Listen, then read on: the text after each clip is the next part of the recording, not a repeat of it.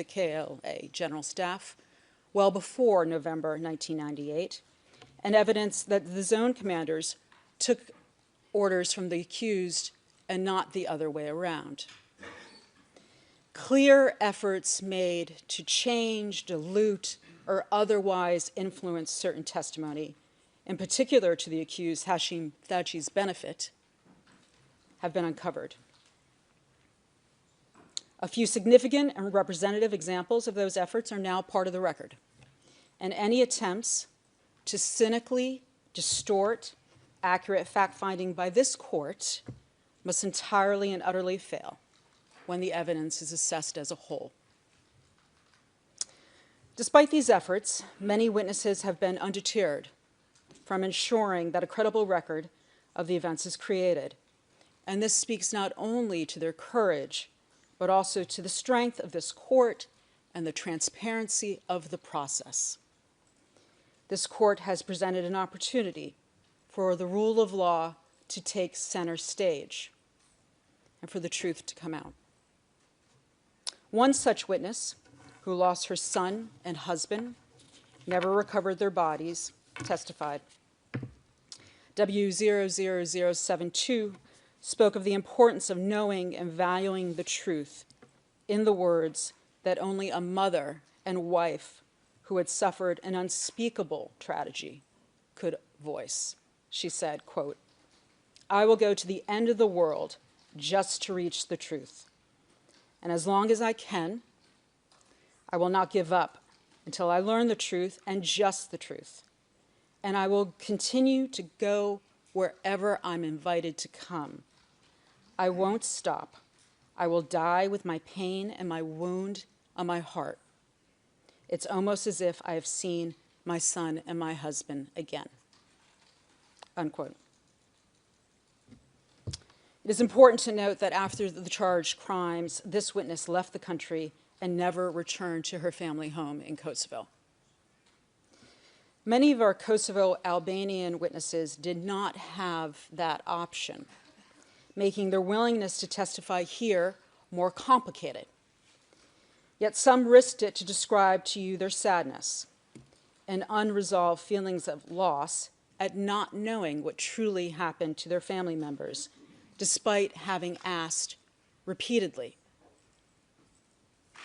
W04811 explained, quote, 25 years with no answer. And we don't know, and that is what kills you the most, unquote. W04368 gave evidence that after one of his relatives was taken away by the KLA for questioning, the family never saw the relative again. The family repeatedly asked the KLA for information, but were denied any answers. He testified, quote, "This has been very difficult for me and for all my family. I don't know. We don't know why they took him away, for what reason. When you take somebody from his or her own home without a reason, there's no explanation for that," unquote. To this day, this family continues to suffer in the absence of closure. The facts of this case and the applicable law support a lengthy term of imprisonment for each of the accused. A full explanation of the relevant factual and legal considerations has been laid out in the prosecution's final trial brief, and I will not repeat all the factors here. While my colleagues will shortly highlight certain evidence in their presentations and address certain defense arguments, we rest on our brief, which more comprehensively outlines our case. However, it is important that the SBO's position is well understood. A conviction and sentence are not sought against the General Staff, nor against the KLA. Equally, no conviction is sought and no sentence can be imposed on the sole basis of being a member of the General Staff or of the KLA. Rather, the SBO has requested convictions on all 10 counts and the imposition of a single sentence of 45 years based on the individual contributions to the crimes, which are charged in the indictment, made by each of Hashim Thaci, Kadri Vaseli, Recep Salimi, and Jakub Krasniqi. These crimes are war crimes and crimes against humanity and are grave in nature. And the gravity of the charges has not diminished with the passage of time. For the remainder of the prosecution's time, my colleagues will discuss the responsibility of the accused for the charged crimes. First, Mr. Teager and Ms. Lawson will discuss the accused's plan to gain and exercise control over all of Kosovo and the criminal steps they took to eliminate opponents and achieve their goal. Mr. Potch will then summarize the pattern of crimes, including persecution, cruel treatment, arbitrary detention, torture, murder, and enforced disappearances, which occurred under the accused's authority and pursuant to their common criminal purpose. Mr. Quick will then discuss the structure and functioning of the general staff and the KLA during the indictment period. Mr. Quick will also speak about the PGOK's creation and how it provided the accused with an additional parallel vehicle by which to execute and accomplish their common criminal plan. Finally, Mr. Howling will discuss the remaining elements for individual criminal responsibility. Thank you, Your Honors.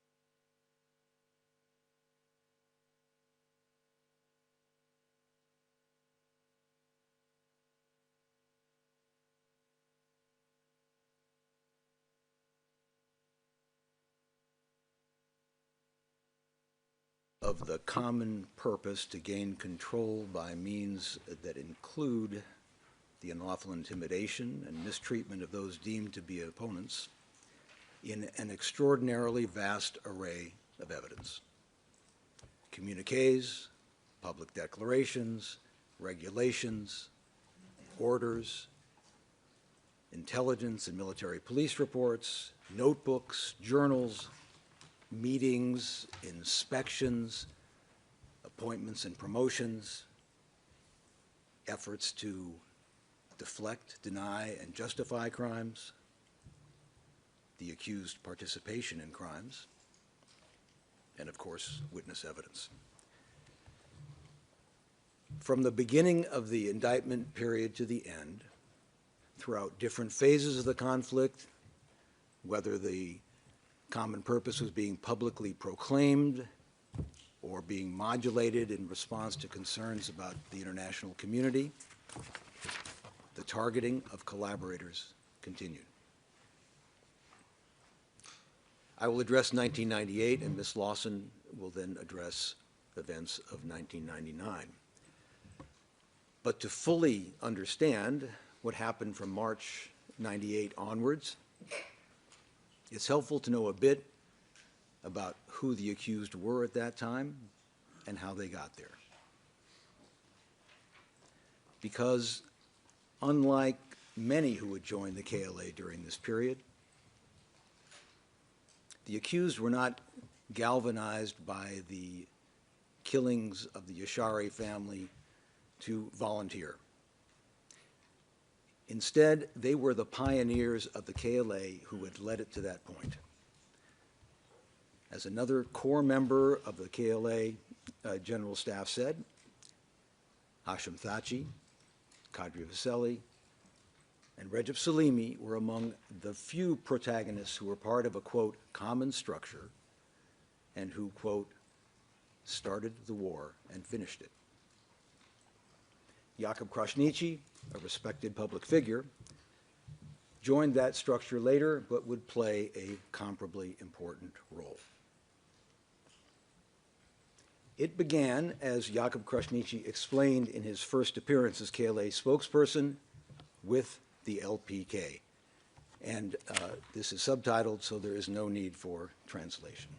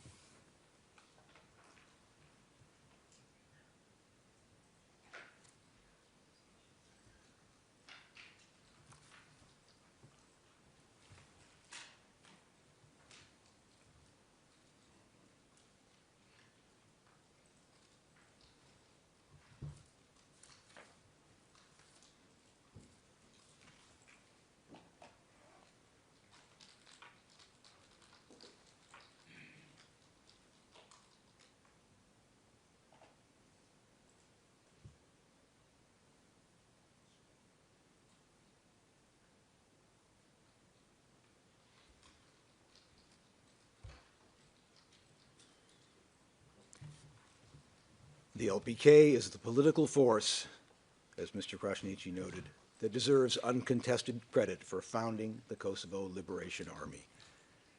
As Azim Sula said in P. 1875, the KLA could be regarded as a creation of the military wing of the LPK.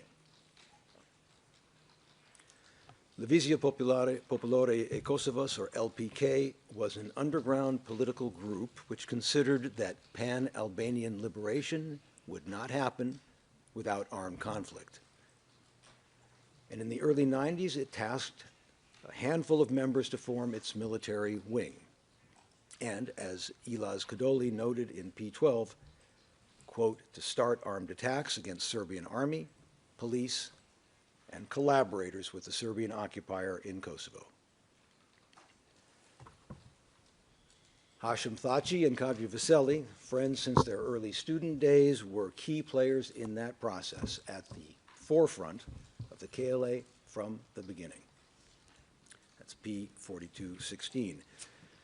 As Mr. Thaci explained in his SPO interview, echoing what he had also told the ICTY, quote, when we started our activity in 1992-93, we were a small group of people. We were patriots. We were from Drenica. I was one of the people that established it, one of the founders, and this is well known.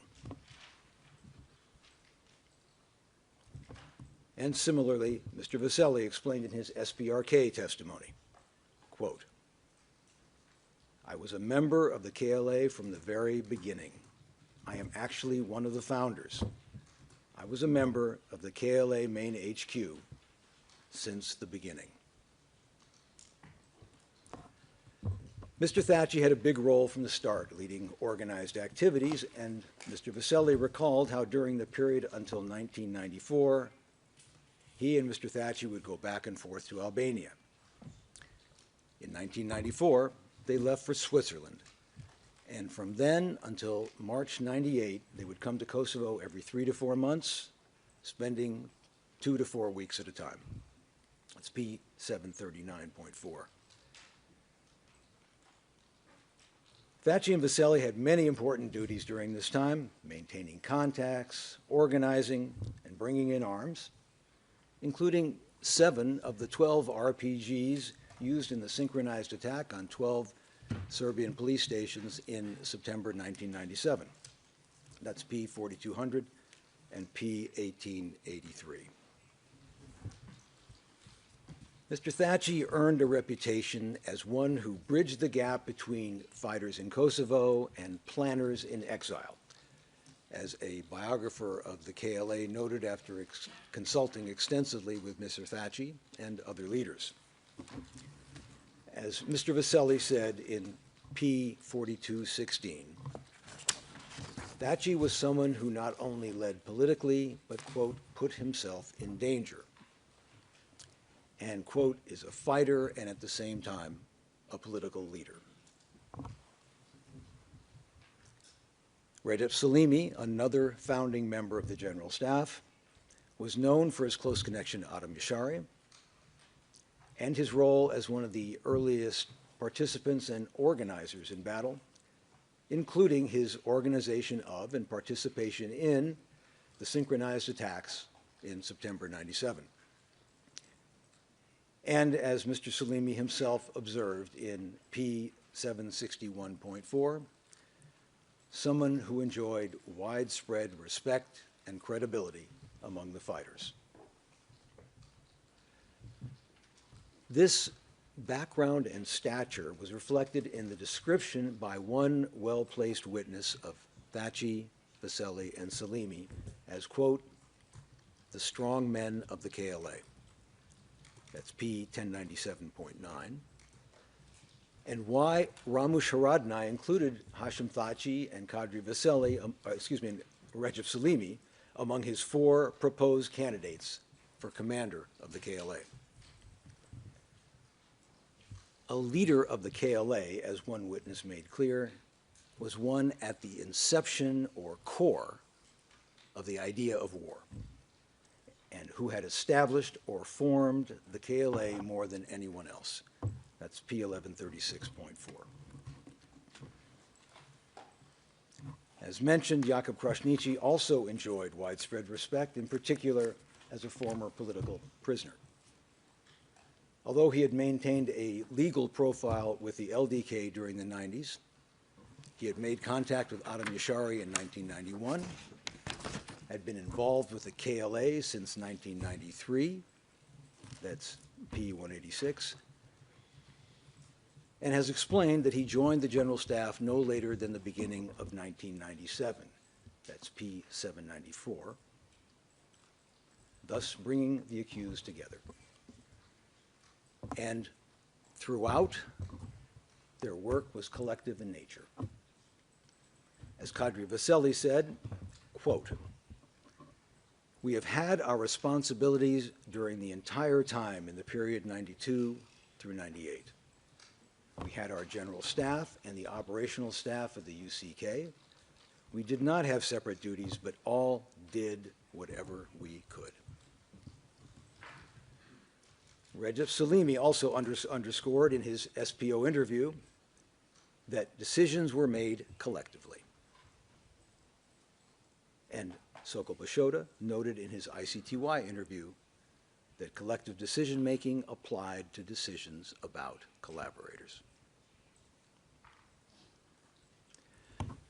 The period from the mid-90s to March 1998 was marked by increased organization and armed attacks, as well as determined efforts to ensure that the world knew what the KLA was doing and to magnify the intimidating impact of armed attacks to the full. General or central staff communiques over the next 3 to 4 years disseminated a consistent message. The General Staff sought the independence of Kosovo. It would continue until final victory. Political parties who considered signing for autonomy would be, quote, punished as a traitor. It was only the KLA General Staff which had the right to govern and lead in Kosovo, and those now on, quote, the other side must support their struggle or receive their, quote, deserved punishment. The occupiers' collaborators would be dealt with mercilessly, and armed units were carrying out attacks on those collaborators. And I refer your honors, for example, to P269, ET.1, 2, 5, 6, 8, and 9, 15, P274, P277, and P279, as well as P4290.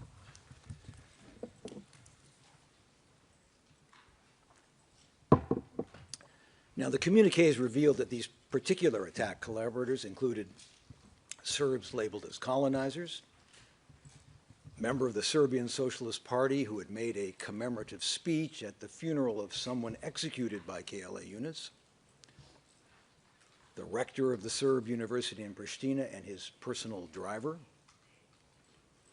persons allegedly known for open collaboration with the occupiers' bodies or for other unspecified anti-nationalist activity. These targets were in line with the extremely broad scope of collaboration as communicated by the General Staff. For example, those who, quote, blindly serve the foreign enslavers, or, quote, undermine and jeopardize the fate of our liberation war. That's P269.15.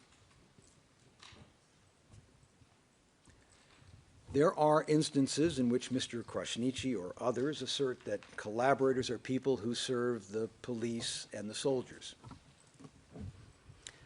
Now, first, even this false limitation cannot serve to justify the crimes, as you'll hear later from Mr. Thaci. But second, the evidence, as always, must be assessed as a whole, and there are many more communications and statements that make clear that collaborators included all who were deemed to serve or bow to the occupier.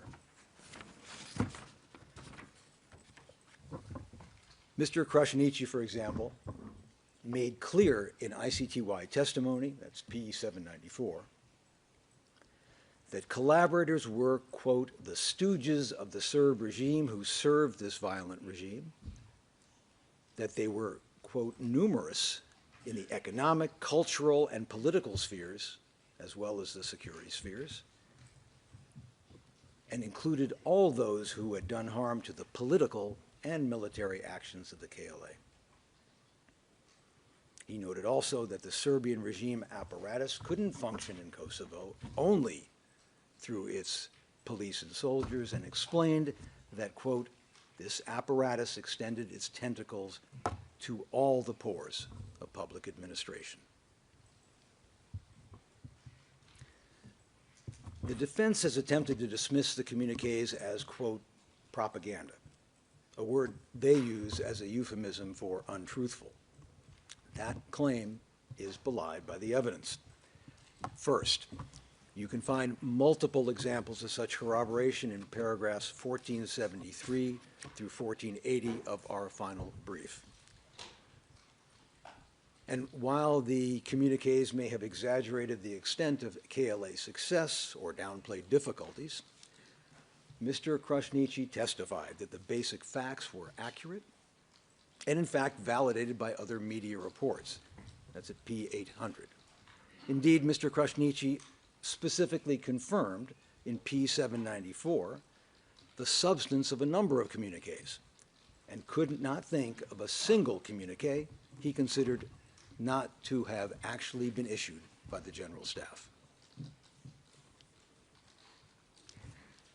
As Mr. Krasniqi agreed when testifying before the ICTY at P795, page 3420, propaganda is, quote, an organizational program of publicity or selected information to propagate a doctrine or practice. And that is exactly what the communiques did. Further corroboration of the communiques is found in the ICTY evidence of Sokol Bashota at P 1870.3. Asked the simple question how collaborators were dealt with, he explained that, quote, by a decision of the General Staff, measures were taken against them, unquote, which were, quote, intended to convey the message that no one should behave this way again. And he continued, quote, and the General Staff in the communiques would announce that other people who behaved in the same way should take care not to do so. Collaborators, he explained, were given a warning, and only if they failed to stop, punitive measures were taken.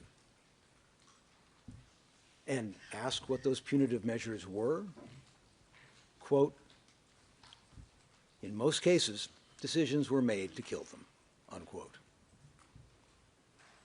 And you can see an example of precisely that in Communique 28.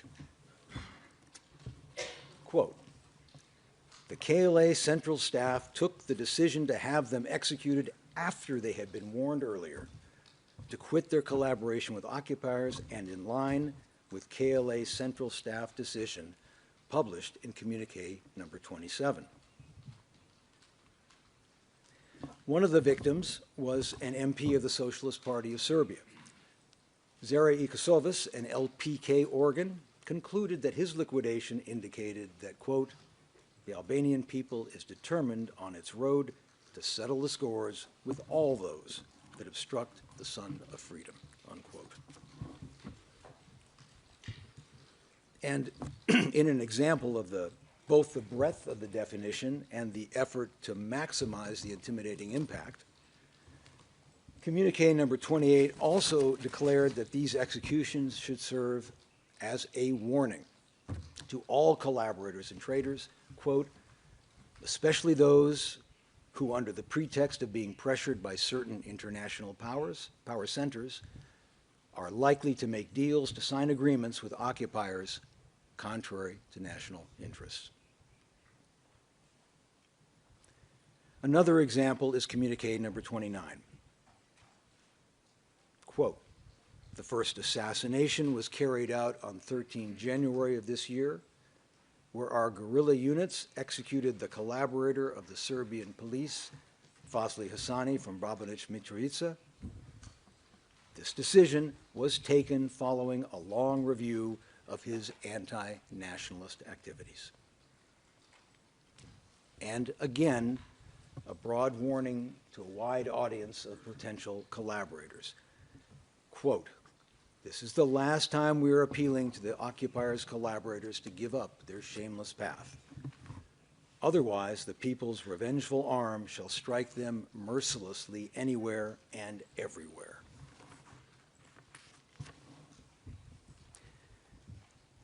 The defense has emphasized that Bashota told this court that he was only speaking hypothetically, only musing.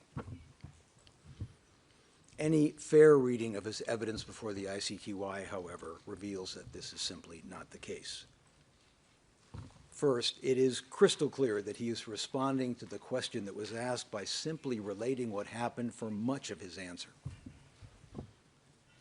And even after the moment to which the defense points as evidence of hypothesizing, Bashota stated flatly about collaborators who were warned, quote, "And some of these people respected the warnings, and some no," unquote. And that's at page 19 of P1870.3.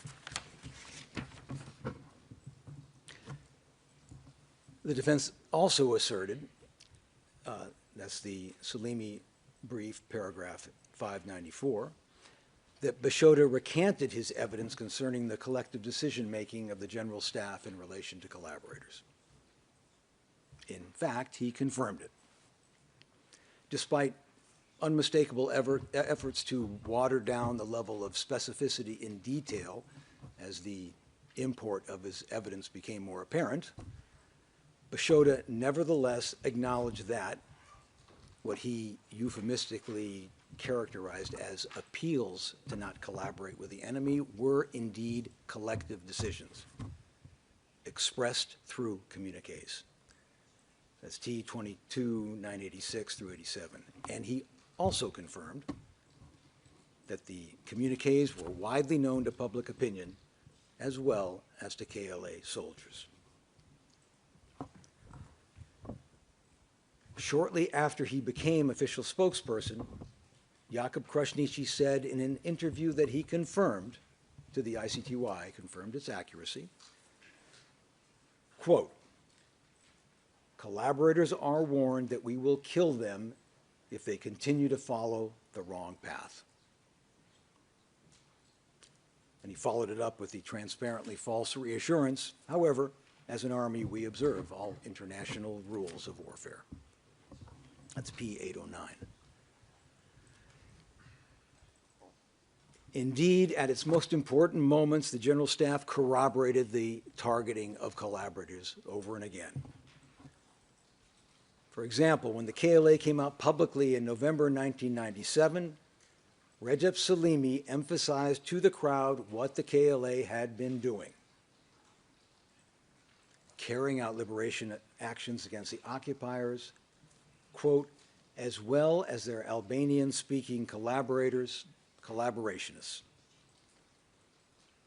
He also noted that those who take pacifist positions, quote, "denigrate our holy war." That's P1878. And when members of the General Staff made their first televised appearance in early March 1998, they made clear that they would not accept autonomy, issued a thinly veiled warning to the Kosovar Albanian government to hand over the funds it had gathered or face full responsibility, and noted that all the actions of the KLA had been directed against the Serb occupier, quote, "and against the collaborators of the oppressor." That's P4217.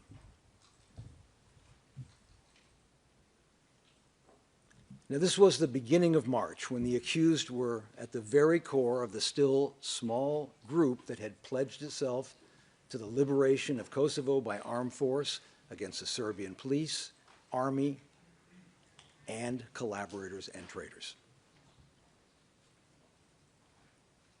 But the beginning of March was also infamously marked by the attack on the Yashari compound and the killing of Adam Yashari and his family, an event that sparked what all parties agree was the beginning of the explosive expansion of the KLA from its guerrilla unit's origins. Now, you'll hear from Mr. Quick in much more detail about the creation and consolidation of units by the General Staff during this time. For now, I'll simply offer a general picture.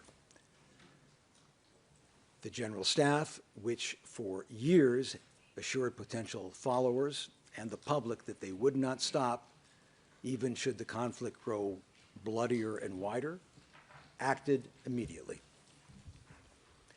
As detailed in our final brief at paragraphs 25 through 27, Hashim Thaci, Kadri Veseli, and a large group of LPK and trusted activists entered Kosovo, where those activists took up positions of leadership, organizing existing units and forming new ones from the flood of volunteers who now wanted to join an army to liberate Kosovo, proud to take an oath to be a loyal soldier and to be punished by death if they violated that oath. At the same time, the General Staff strengthened and formalized existing relationships in such places as Dukajini and Lap, and recruited and vetted professional soldiers to help in training and building the KLA. As Jakub Krasniqi put it in P796, the KLA began to expand from a guerrilla army, and it was the General Staff that, quote, had the responsibility to organize this army. This was indeed a hands-on period for the General Staff. As Bislam Zarapi noted in P605, before the arrival of the military professionals, the KLA General Staff had control of their units, but, quote, the way in which until then the staff exercised control had been a great burden to it, unquote. Now that reflected how active, engaged, and busy the accused and other members of the General Staff were. Zarapi himself had to wait around in Albania for quite some time, even after he was vetted and cleared for Mr. Thaci to arrive from Kosovo and take him in. And you can see more reflections of that in P1265. Now, this is not for public broadcast. This is a notebook seized from Recep Salimi.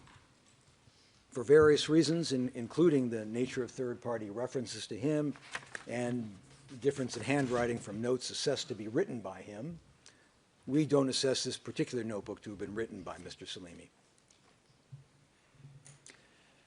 Now, P1265 records various events from the 12th of May in the vicinity of Umira and Likots.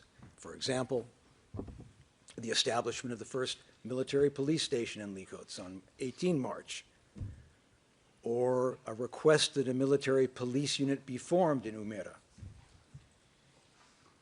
or 2 posts of Suhareka converging to the base Cheliku, or Nui Batici asking to report on aid supply and family life.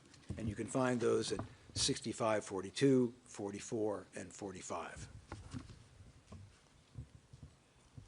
And the notebook reflects throughout Mr. Salimi's presence, importance, and involvement, including at page 6541, motivation came for training, meeting with 10.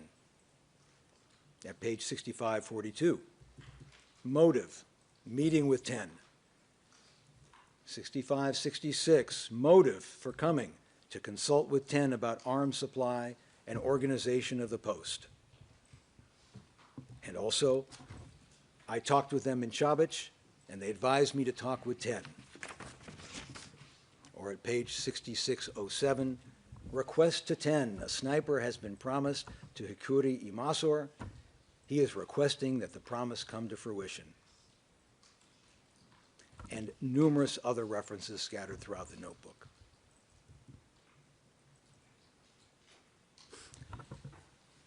And just one more reflection of what Mr. Serapi was referring to, bearing in mind that you'll hear much more on this subject from Mr. Quick. Think of significant battles or events during this period.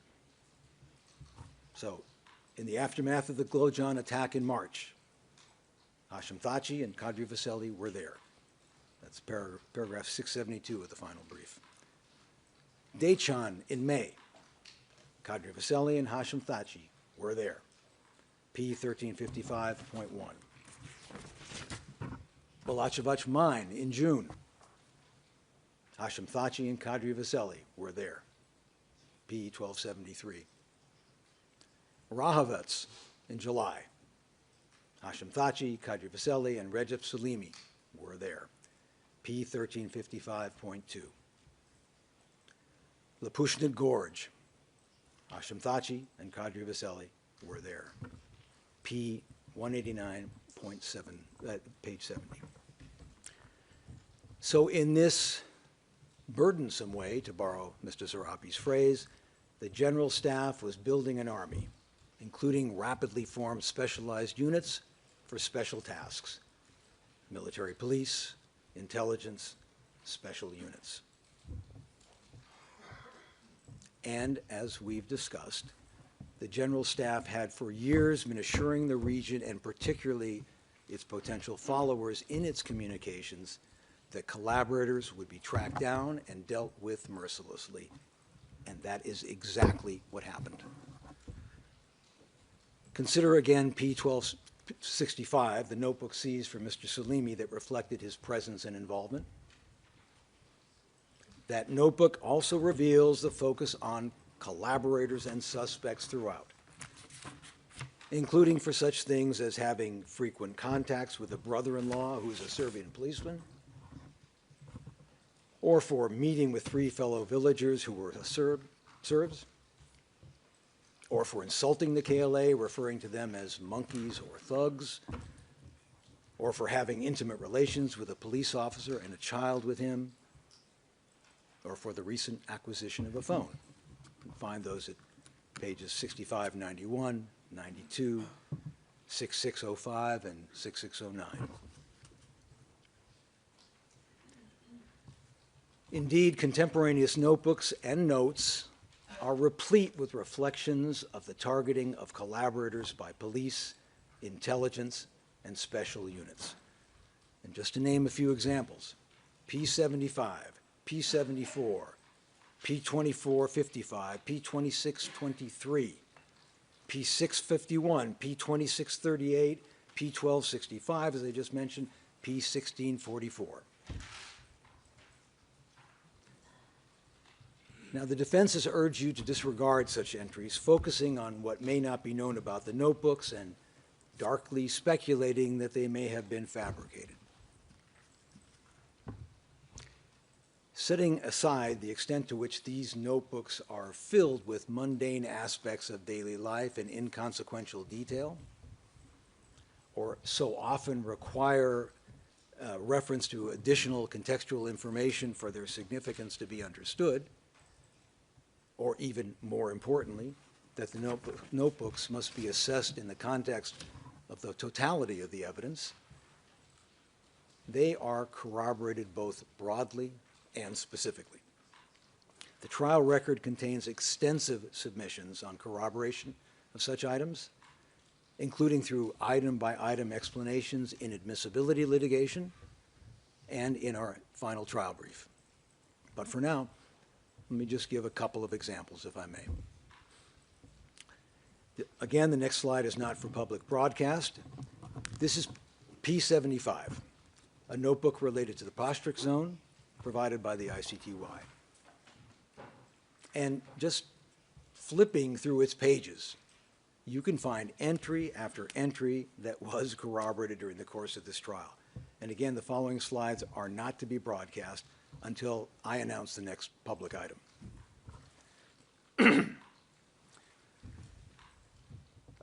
Page 9244. The highlighted references were corroborated by witness 3873 at transcript T22578 through 79. 9253 and 9256. Highlighted portions corroborated by W4371 at transcript 15-253 and 254 and 258 through 259. 9254. The date was corroborated by AF467. 9270. Highlighted section is corroborated by P1381, which was seized from Jakub Krasniqi and confirmed by W4752 at T17355.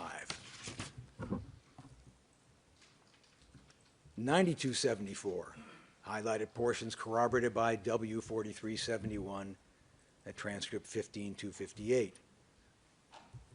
9278.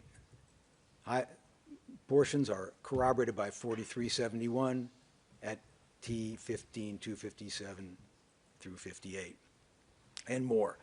9291.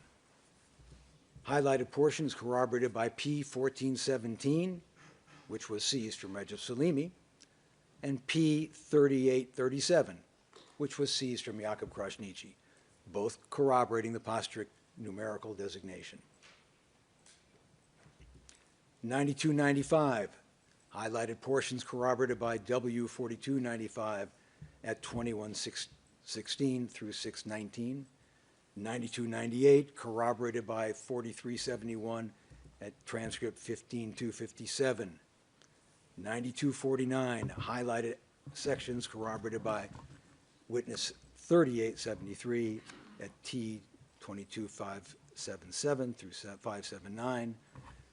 9301, Ducagini zone code is corroborated by P1417 and P319, seized from Mr. Krasniqi and Mr. Salimi. And one more, 9269. Here we see Adrenat's victim as corroborated by W4489 at transcript 11772 through 774. That victim also appears in P74, another notebook. And here he appears under, quote, notes about Ardit's information, unquote, which concerns suspicious persons and collaborators. And we know that from the evidence that Ardit or Arditi was a member of the Vrin local staff intelligence who was indeed tasked with what P74 reveals him to be doing, the identification of suspected collaborators. And there also, we see highlighted the name of another suspected collaborator. That's in the middle of the page to the left.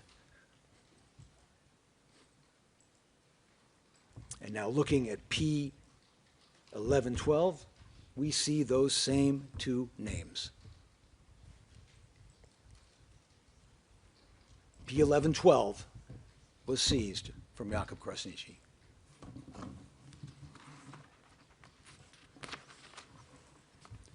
Or perhaps instead of a notebook, let's look at collected notes, also not for public broadcast.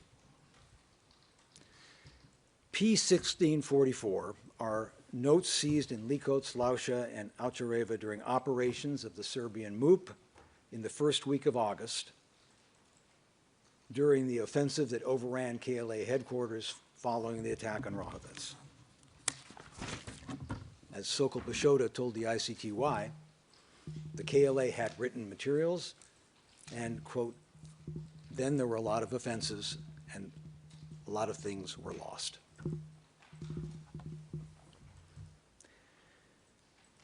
And we see on 098615 through 98619, the information on these pages, Your Honors, was corroborated by W4337 at transcript 5310 through 19 and by P283.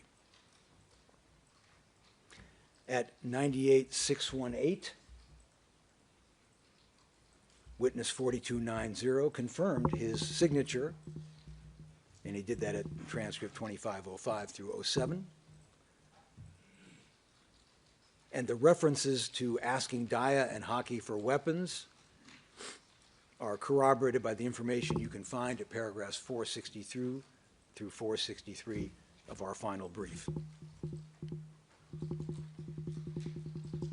At page 98, 621,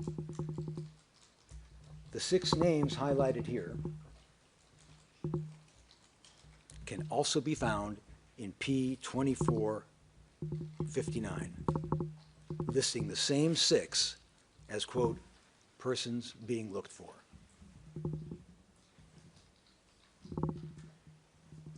It's your microphone against the... Thank you.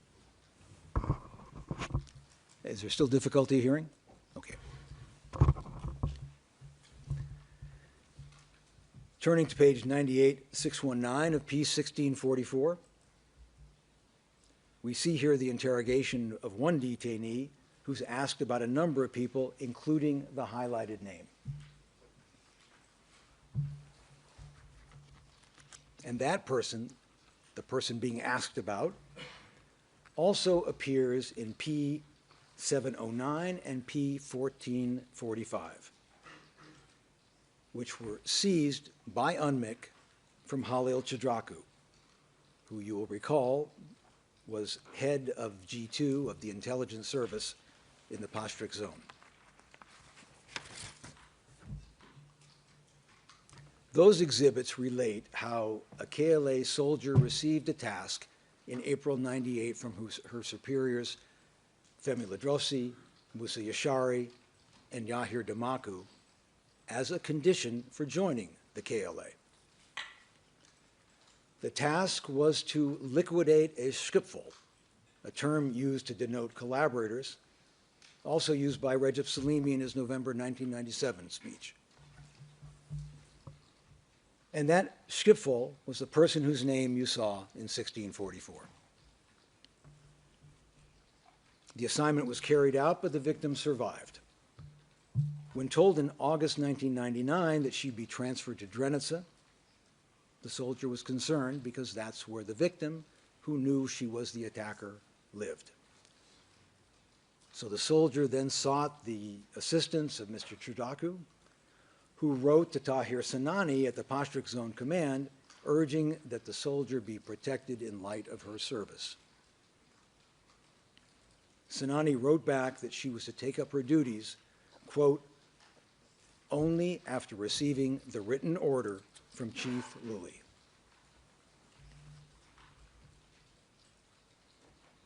And continuing with P1644, 98623 to 6225 are 3 pages.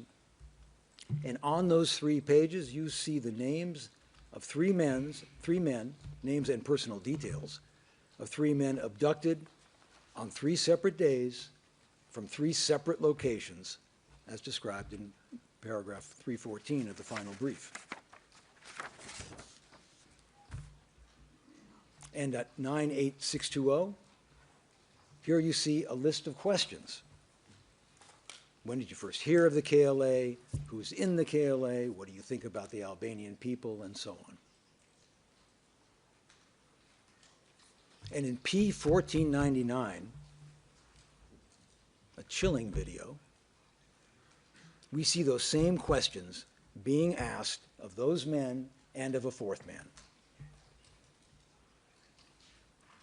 That video gives you a small insight into the despair and helplessness of being detained and fearing, or even worse, knowing what awaits.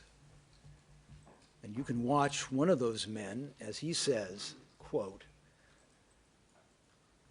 I am destroyed, a living destroyed man. Just the thought that your little children are waiting and that I cannot bring up my children through life tomorrow.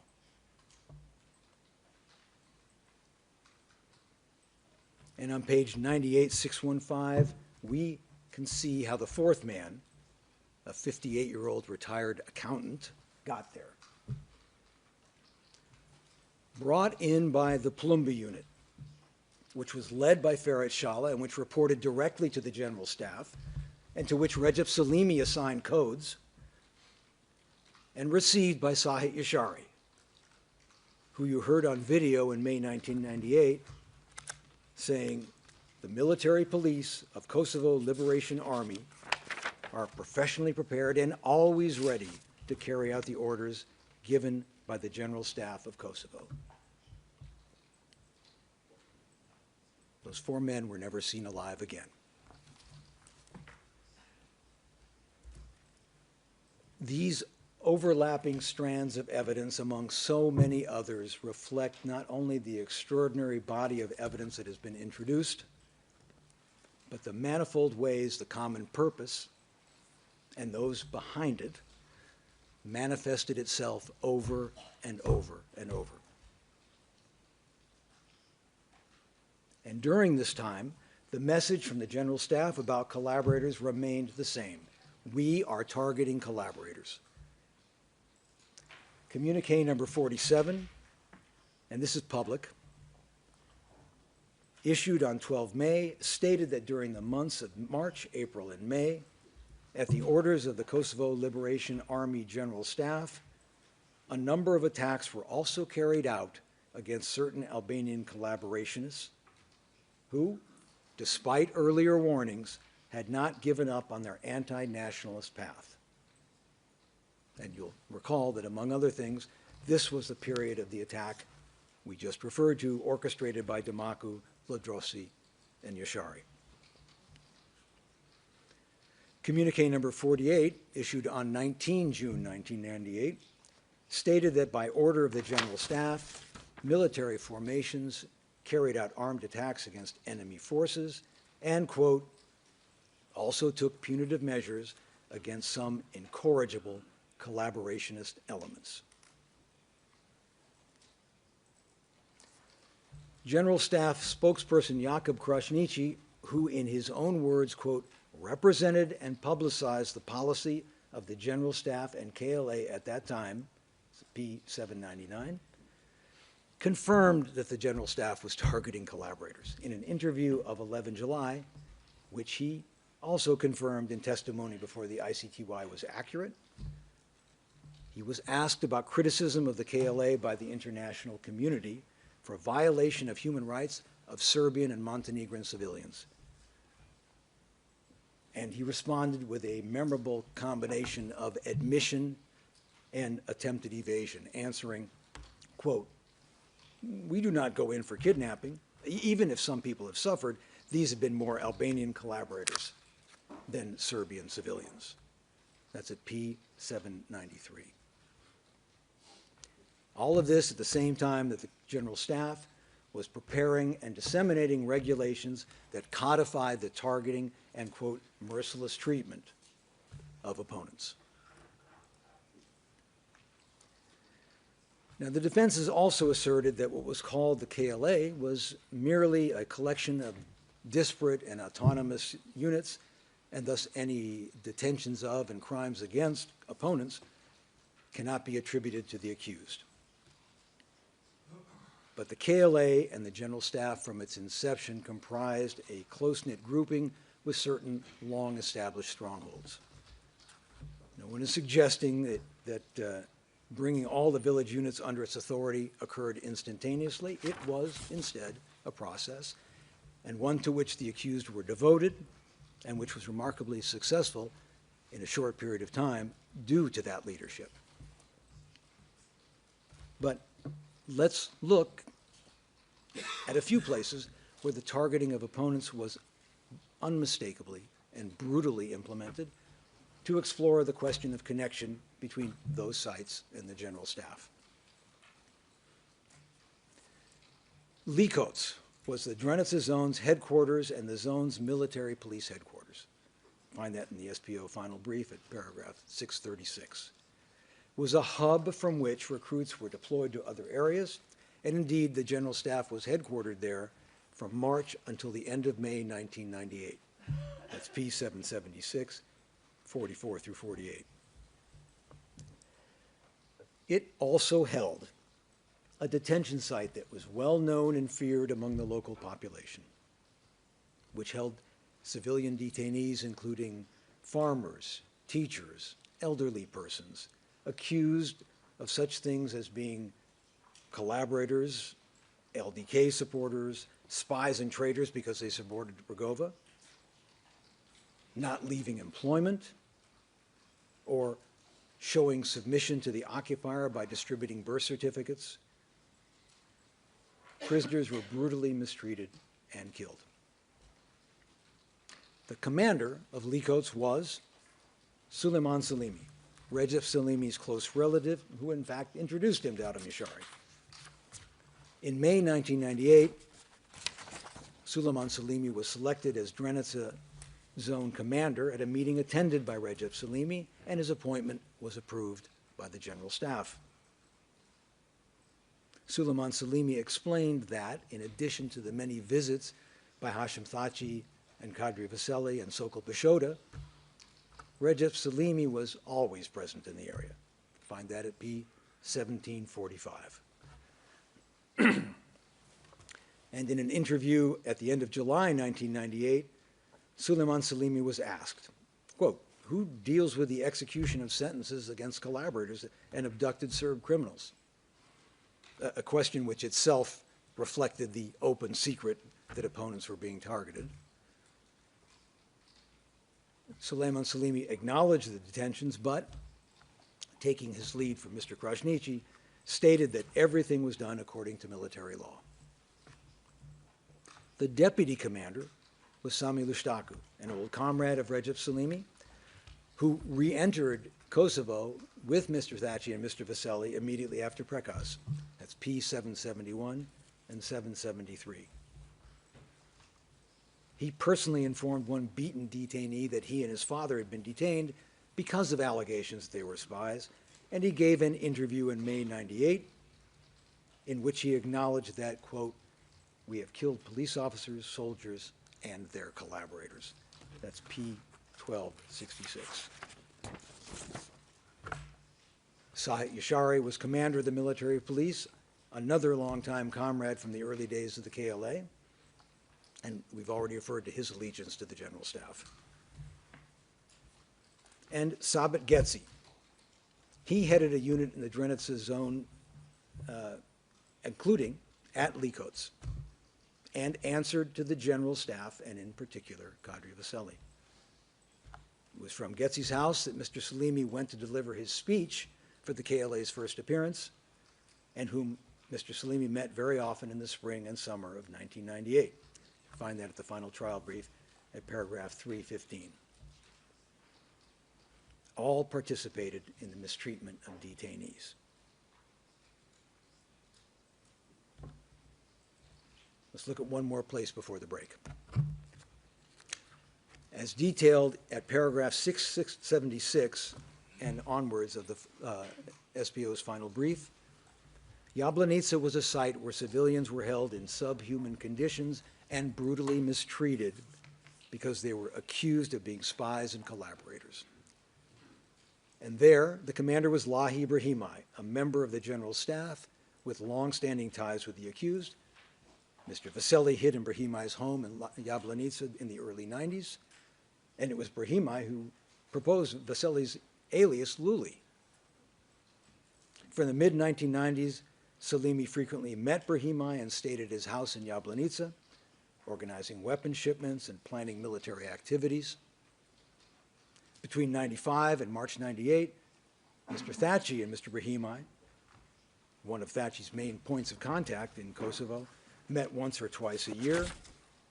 Brahimai was also present at a meeting of the Dukagini Command, which adopted rules providing for the execution of collaborators with the enemy. When a group of village elders came to plead for the release of a prisoner, Brahimai refused them and asked them why they were not fighting, declaring Rugova a traitor and a supporter of Serbian authorities. And on another occasion, he accused a detainee and others from his village of being, quote, LDK supporters and, quote, traitors because they had fled an attack by Serbian forces. Brahimai himself took part in the arrests and mistreatment of detainees.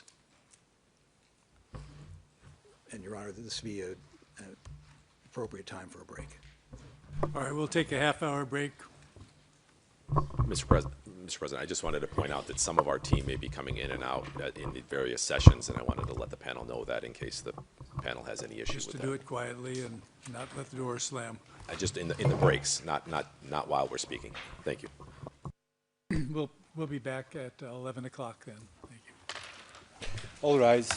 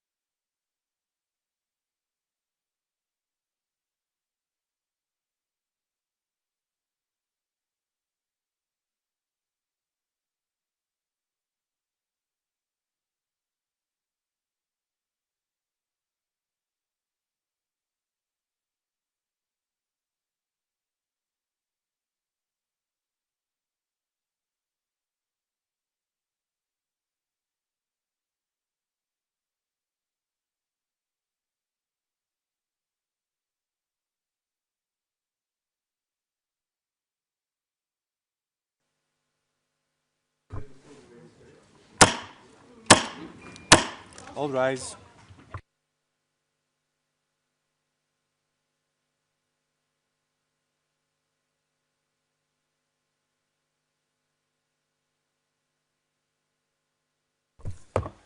Be seated.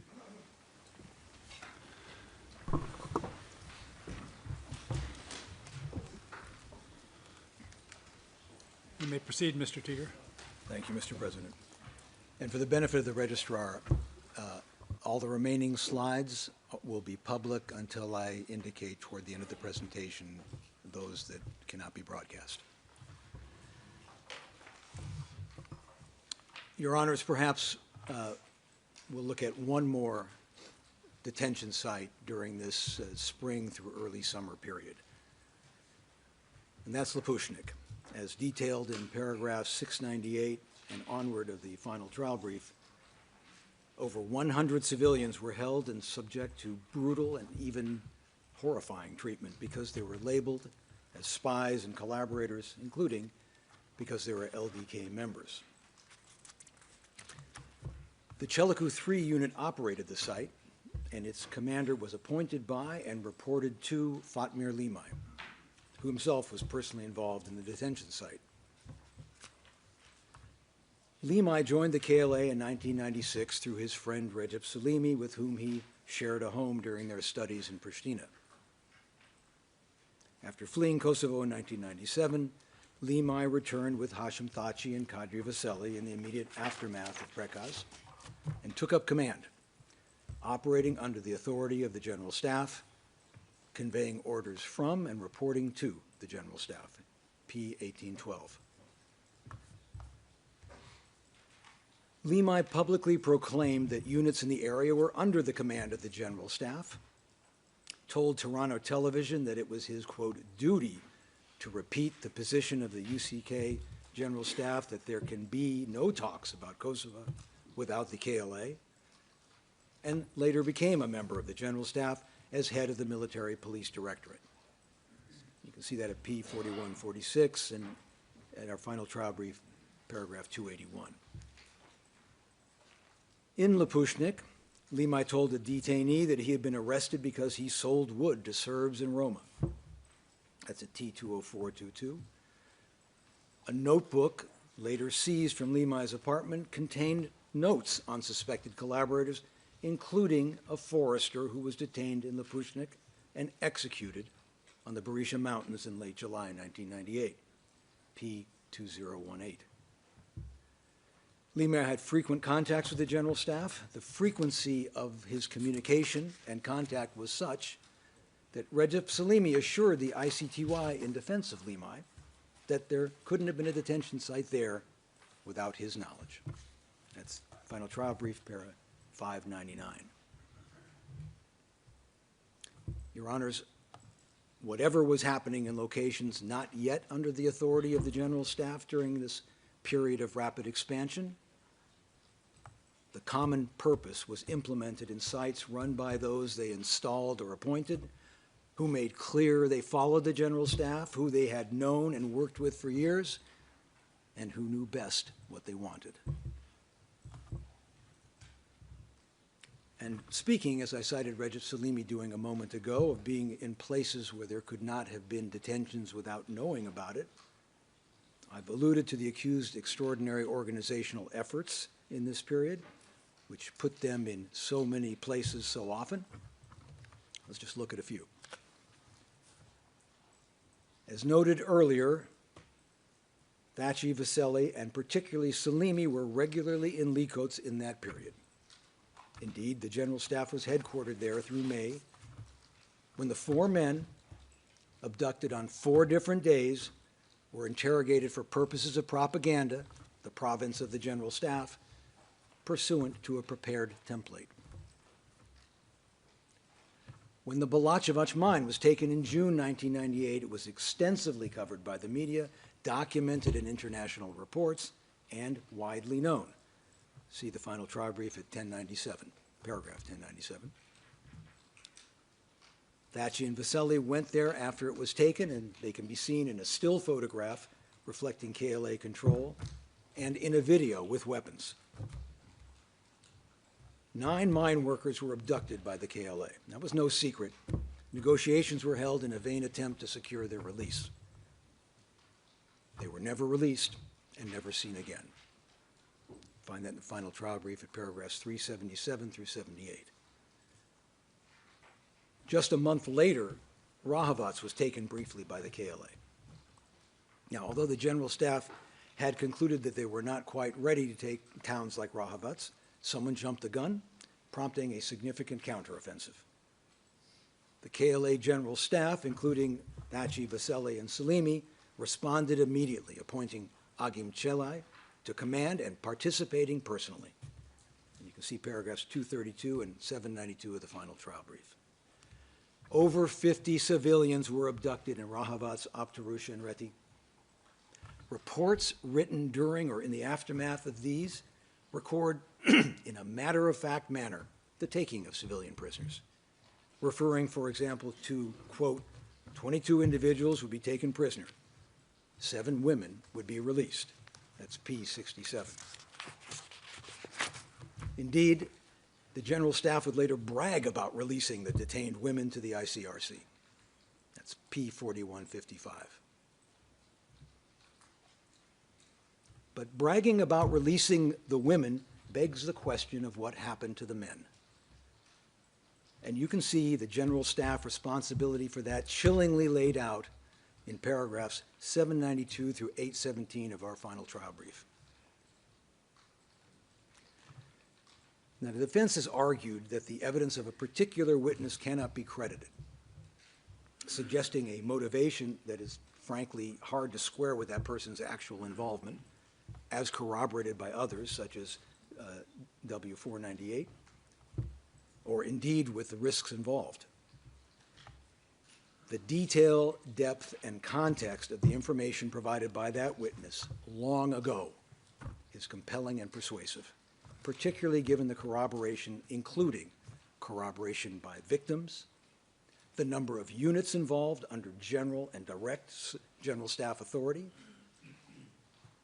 2 separate KLA reports, P67 and P1329, recording in a matter-of-fact way the taking of civilian prisoners, that between the 2 major executions and discarding of bodies in the same area, an international who had heard from the ICRC in Malasheva about abductions raised the general issue of abductions and ICRC access to Mr. Thaci and Mr. Vaseli, with the still living prisoners in the police station close by. Mr. Thaci and Mr. Vaseli did not say, "What detentions? What are you talking about?" Instead, they blithely assured the representative, the international, that the KLA would respect the Geneva Conventions. And later, as mentioned, bragging about having released the women. Throughout the period I've discussed, spring and summer 1998, the targeting and mistreatment of opponents, which had been a hallmark of General Staff efforts even before March 98, was evident everywhere they went and everywhere they installed their most trusted subordinates, as well as in their statements, communiques, and regulations.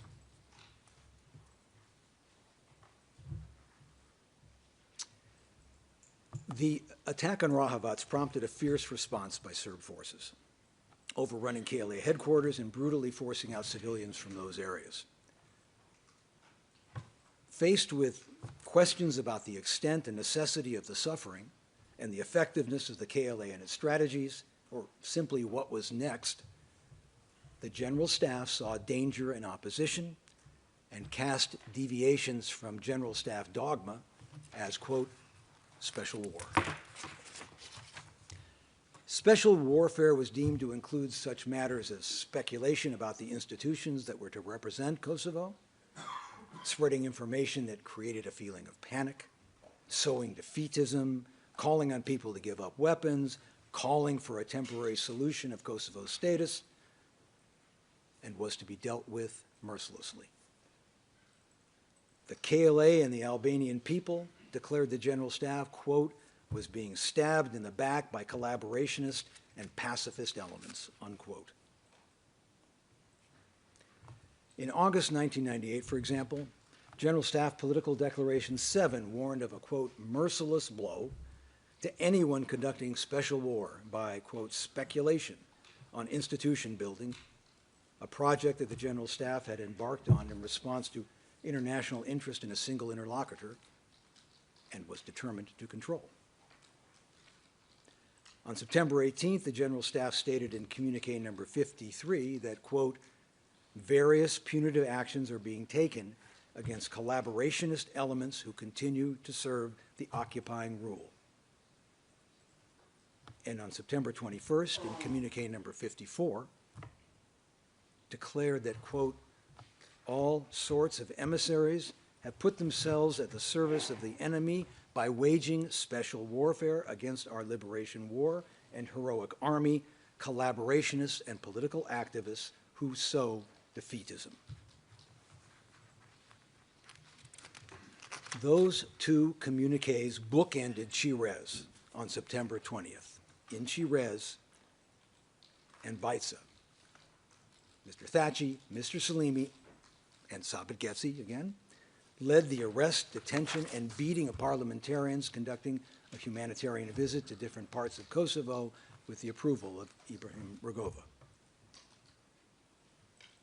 As explained in a KLA military police press release, quote, based on information from the KLA Intelligence Service on 20 September 1998 at about 12:15, the KLA military police arrested 13 syndicalist, institutionalist party representatives in the village of Chirez, Drenica, for their divisive, partisan, schismatic, institutionalist, anti-liberation war propaganda, for handing over weapons, and for a temporary solution of Kosovo's status, and noted that investigations were continuing against 3.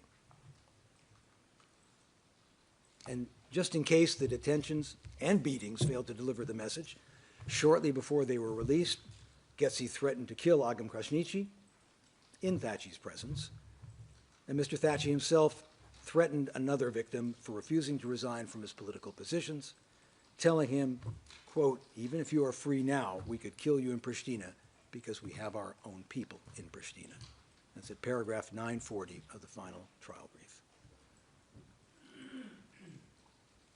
The General Staff continued its focus on opponents viewed as engaging in special war.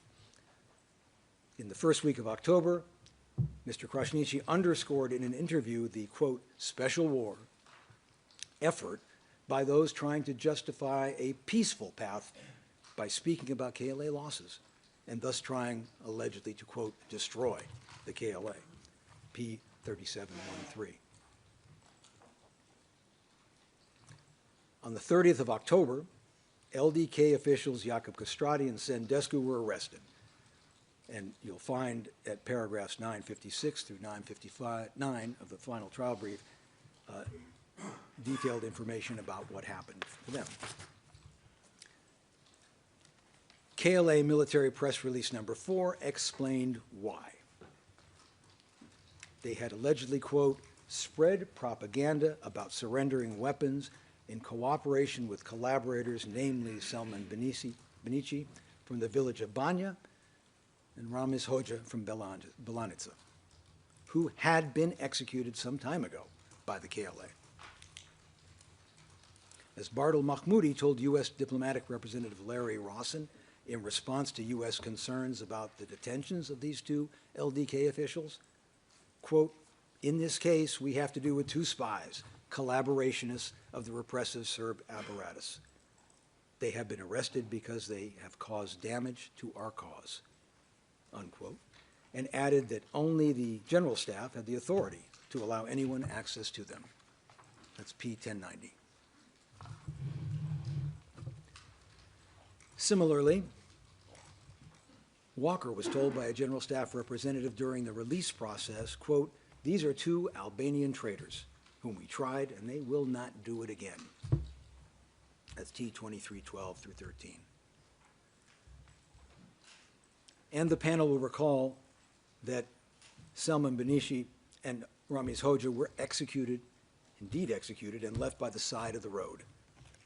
A handwritten, quote, execution order issued by the KLA Secret Police Service attached to Hoxha's body read, quote, for collaborating with the occupier and spreading anti-Albanian propaganda, causing fear, panic, and hatred in the name of the Albanian people and in the name of our war of liberation, Ramiz Hoxha from Balanica is sentenced to death as a traitor of the nation. Such a fate awaits any other traitor. And that's the final trial brief at paragraphs 88 through 89.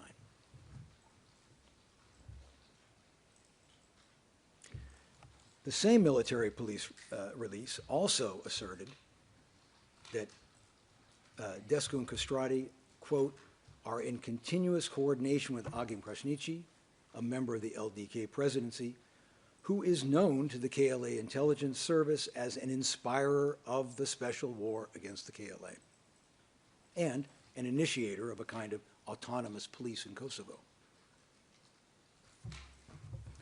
That special war justification for the arrest of Descu and Kostrati was echoed in P1250, a decision of the, quote, KLA military court justice judge based on information by the KLA intelligence service. Information that Kostrati and Descu, since the beginning of the enemy offensive, had, quote, carried out a special warfare against the KLA and our people's war for freedom and independence. And how had they done that? Quote, they defended the wretched position of the party they belong to, which has always obstructed our people's commitment in the war for freedom. They spread insecurity and defeatism. They did not help the Kosovo Liberation Army. On the contrary, they hindered and sabotaged its just war.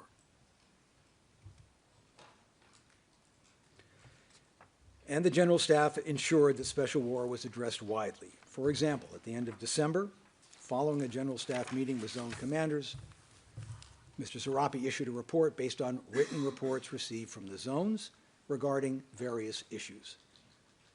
With respect to defense and safety, the report noted, quote, special units and military police provide special help by successfully facing the enemy's special war and its extended hand. That's at P228. Now, this intensification of the opponent policy with the KLA coincided with the KLA's heightened engagement with the international community in the second half of 1998. Now, this was a much sought-after breakthrough for the KLA and the General Staff, but it brought with it uncomfortable scrutiny that threatened this newly achieved status. So in July 1998, as noted earlier, W2144 met with Mr. Thaci and Mr. Vaselli, reminding them of allegations about detentions and abductions and about the need for ICRC access.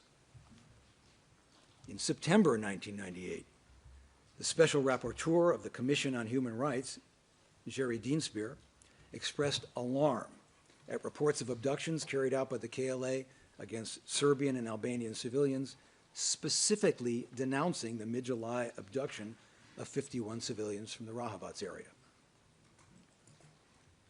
And in Political Declaration number 16 from October 1998, the General Staff, which was, quote, closely following Kosovo-related political and diplomatic activities,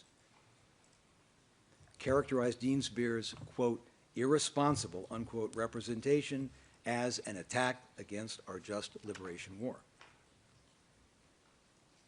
And in November, early November, representatives of Human Rights Watch met with Mr. Thaci and Mr. Limai to discuss specifically the arrest of 2 Serb journalists and more generally concerns about allegations of violations by the KLA, including harassment, intimidation, and killings.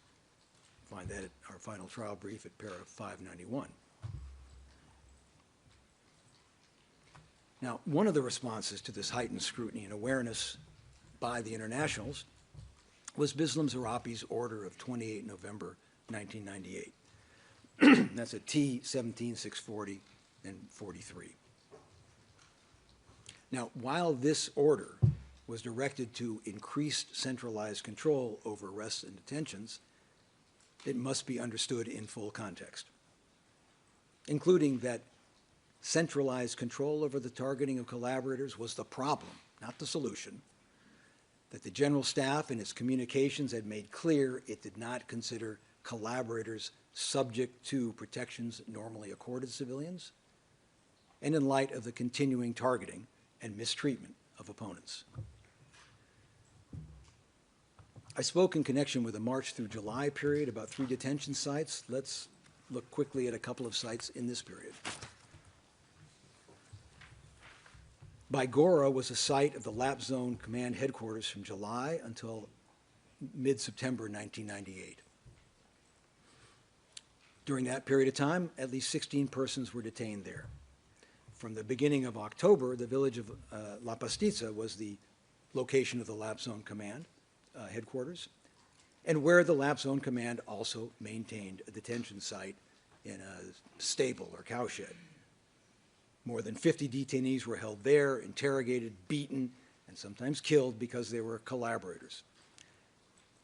Accused for various reasons, including being too friendly with Serbs, selling wood, failing to shut down a local LDK branch, being a forester, and you can find that at the final trial brief at 880 through 910. The commander of the Lap Zone was Rustam Mustafa, Remy, a close associate of Recep Salimi's, and who in fact was with Mr. Salimi and Adam Yashari just before the fatal assault on the Yashari compound. Latif was regularly present in these locations, both these locations, directing the beatings of detainees and personally participating as well. Interpreters note the counsel is kindly asked to slow down when reading for the purposes of interpretation. Thank you. To the interpreters. Those beatings were savage, and you'll hear more about that from Mr. Potch. You've also received evidence of Gashi's interrogation philosophy, reflected when he instructs an interlocutor in March 1999 that he should, quote, interrogate in 3-hour sessions, beating him up all the time, slowly and thoroughly. That's P3551. These facilities were established and operated under General Staff authorization and direction. Remy established Baigora on the basis of the communiques, referring to what is otherwise blindingly obvious to anyone, that the General Staff condemned collaborators and opponents and called for the harshest measures in dealing with them. And Remy further explained, however reluctantly, that after that he received from the General Staff an order to detain collaborators that was a result of the special needs after the summer offensive. Quote, the giving of an order was done at that time where there were special needs after the summer offensives. P693 on page 6. And as we've just seen, the General Staff indeed responded fiercely to the risk of eroded support in the aftermath of the summer offensive, labeling any alternatives to General Staff positions as special war, a traitorous offense. That message was personally delivered in Lap.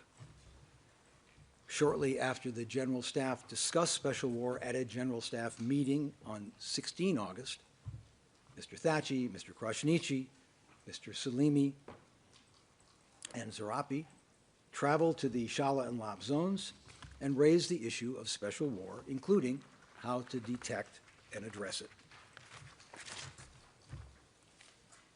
Among other responses, the Lap zone produced a special war brochure at the end of November, which explained that special war was, among other things, quote, calls for dialogue and a political solution, or indeed, quote, any strengthening of pacifism, unquote, because that, quote, might result in the KLA factor being ignored by the international community. That's P164. After that visit to LAP in August, General Staff members returned in late October, including Mr. Thaci, Mr. Krasniqi, and Mr. Salimi, among others. That's P189, pages 8863 through 66 and 67, and P1264 at SPOE 128742. Notes seized from Recep Salimi's house and admitted as P181 reveal some of what was discussed on that occasion. Again, there was discussion about special war, which Remy assured was under control. Quote, special war and propaganda not present. The notes then reflect a discussion with Latif Ghashi, who referred to one former detainee who had been released after discussions with Mr.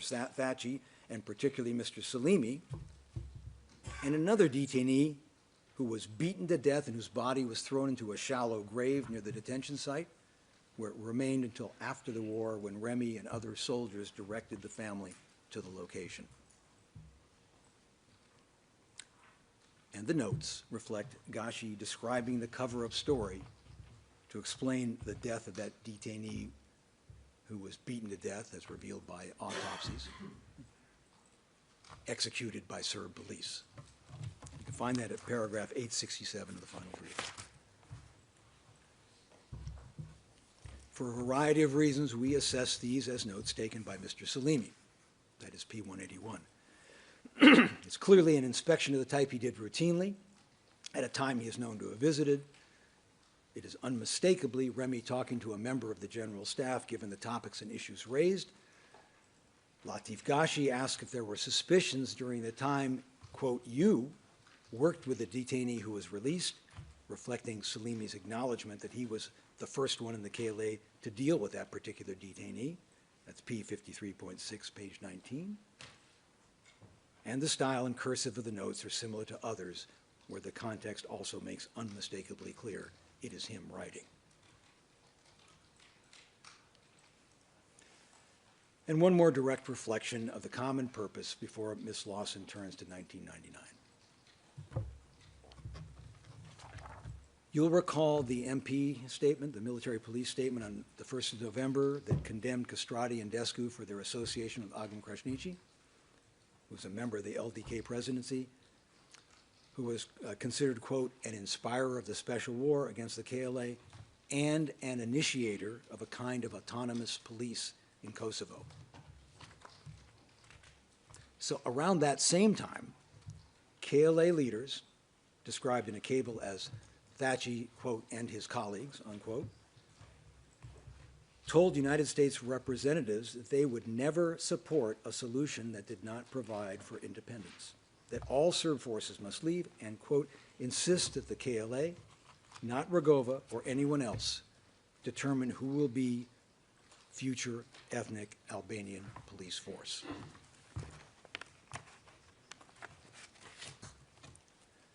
Mr. Thaci and Mr. Krasniqi met with United States representatives again on the 6th of November, when Hill's draft document for an interim resolution of the crisis was presented. And they rejected out of hand the concept of a new Kosovo local police force that would reflect the ethnic balance of the province, insisting that, quote, there's only one Kosovo police force, and that is the KLA's police, unquote, adding that any Albanian member of a new police force would be considered a, quote, Serbian policeman. That's at P1068. That position was echoed in the General Staff's assessment of Ambassador Hill's draft solution, seized from Mr. Krasniqi's home, which states, quote, no police force shall be set up in Kosovo that derives outside of the KLA police units. That's P3760. And so, on December 2nd, Mr. Krasniqi gave an order which reflected exactly the position that Mr. Thaci and Mr. Krasniqi had told the U.S., that local police would be considered Serbian police and an act of disloyalty that was treasonous. KLA zone commands were instructed to issue orders to the KLA military police to arrest those people who, by showing loyalty to the occupiers, put on the uniform of the Serb police, quote, thus committing an act of treason towards the Albanian people. The Krasniqi defense has argued at paragraphs 542 through 48 of their brief that this order was not related to Hill's proposal because he was unable to recall any aspect of his plan relating to the local police, and that in any case, Hill's proposed plan never came into effect because it was superseded by Rambouillet, and that Krasniqi's order of 2 December instead, quote, refers solely to combatants who took active part in hostilities. That Hill's plan was ultimately superseded is patently irrelevant to efforts before that to keep it from getting traction. And more importantly, Mr. Hill testified that while he didn't specifically recall elements of his plan, he was, quote, sure that policing was part of it, recalled talking about it in the context of, quote, an autonomous Kosovo, and that there was concern when we talked, concern about local police, that the, quote, organization that controls police will control Kosovo, unquote. And he noted these were people who believed in full independence. That's at T 227, 736 through 38. Hill's actual testimony confirms the contemporaneous cables to which I referred earlier, which made clear that KLA concerns about local police were that they threatened independence in favor of a kind of autonomy. Further, in making the claim that the 2 December order refers solely to combatants who took part in hostilities, the defense is forced to argue that many months and many battles into the conflict, the deputy commander issued an order that combatants, whom they had previously felt free to kill, should now be arrested. Not because they engaged in combat, but because, quote, they are showing loyalty to the occupier. It is patently clear that the disloyalty they are showing, and that is somehow necessary to point out to zone commands, is that local police are people who have chosen to become part of, quote, a solution that did not explicitly provide for independence. Mr. Krasniqi's 2 December order was aggressively implemented, and the next slides are not for public broadcast. This, Your Honor, is a report dated 9 March 1999 from the intelligence sector of the Dukagin operational zone. It lists well over 200 alleged suspected collaborators, including about 40 simply listed as, quote, local police officer. One of those is this man highlighted.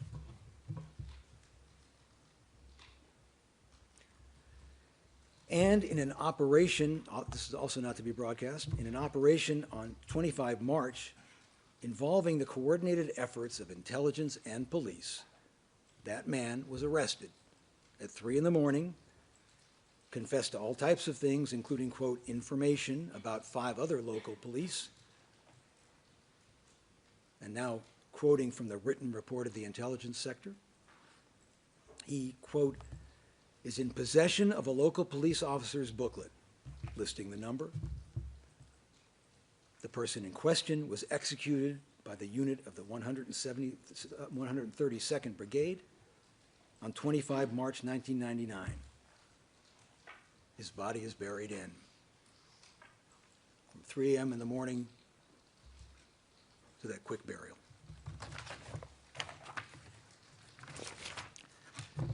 And you can see another intelligence report at that time for a further reflection of focus on local police, a March intelligence report expressing concerns about the leaking of information about KLA arrests and KLA executions. That's P3195.4. Mr. Salimi's notes reveal a meeting earlier that month at the Ducagini Zone Command during which developments around each zone were discussed, as well as the political situation. Additionally, the status of the military police and of the intelligence and counterintelligence sector was reviewed with the determination that, quote, intelligence and counterintelligence are functioning at satisfactory level, unquote. And in particular, there was discussion of, quote, data on local policemen. That's at P3206.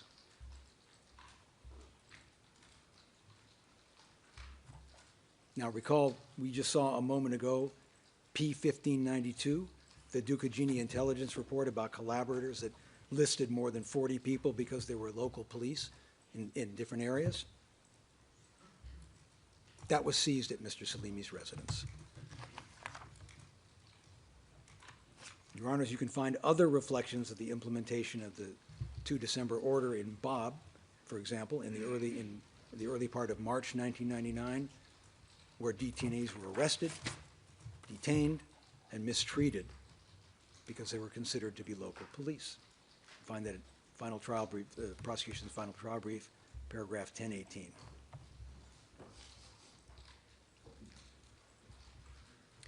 As just reviewed, Your Honors, the common purpose and the accused's deep commitment to it was revealed over and over and over again during 1998.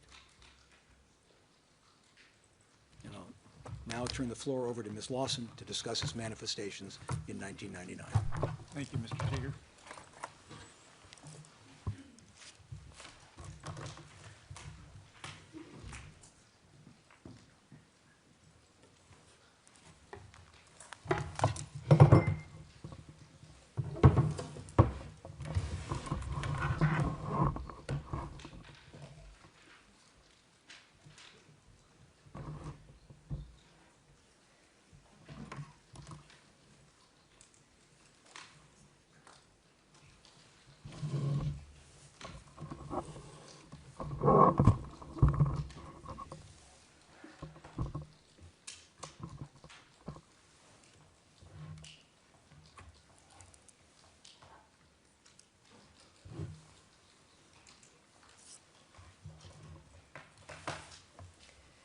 You've just heard about the development of the openly articulated and actively implemented opponent policy pursued by the JCE members.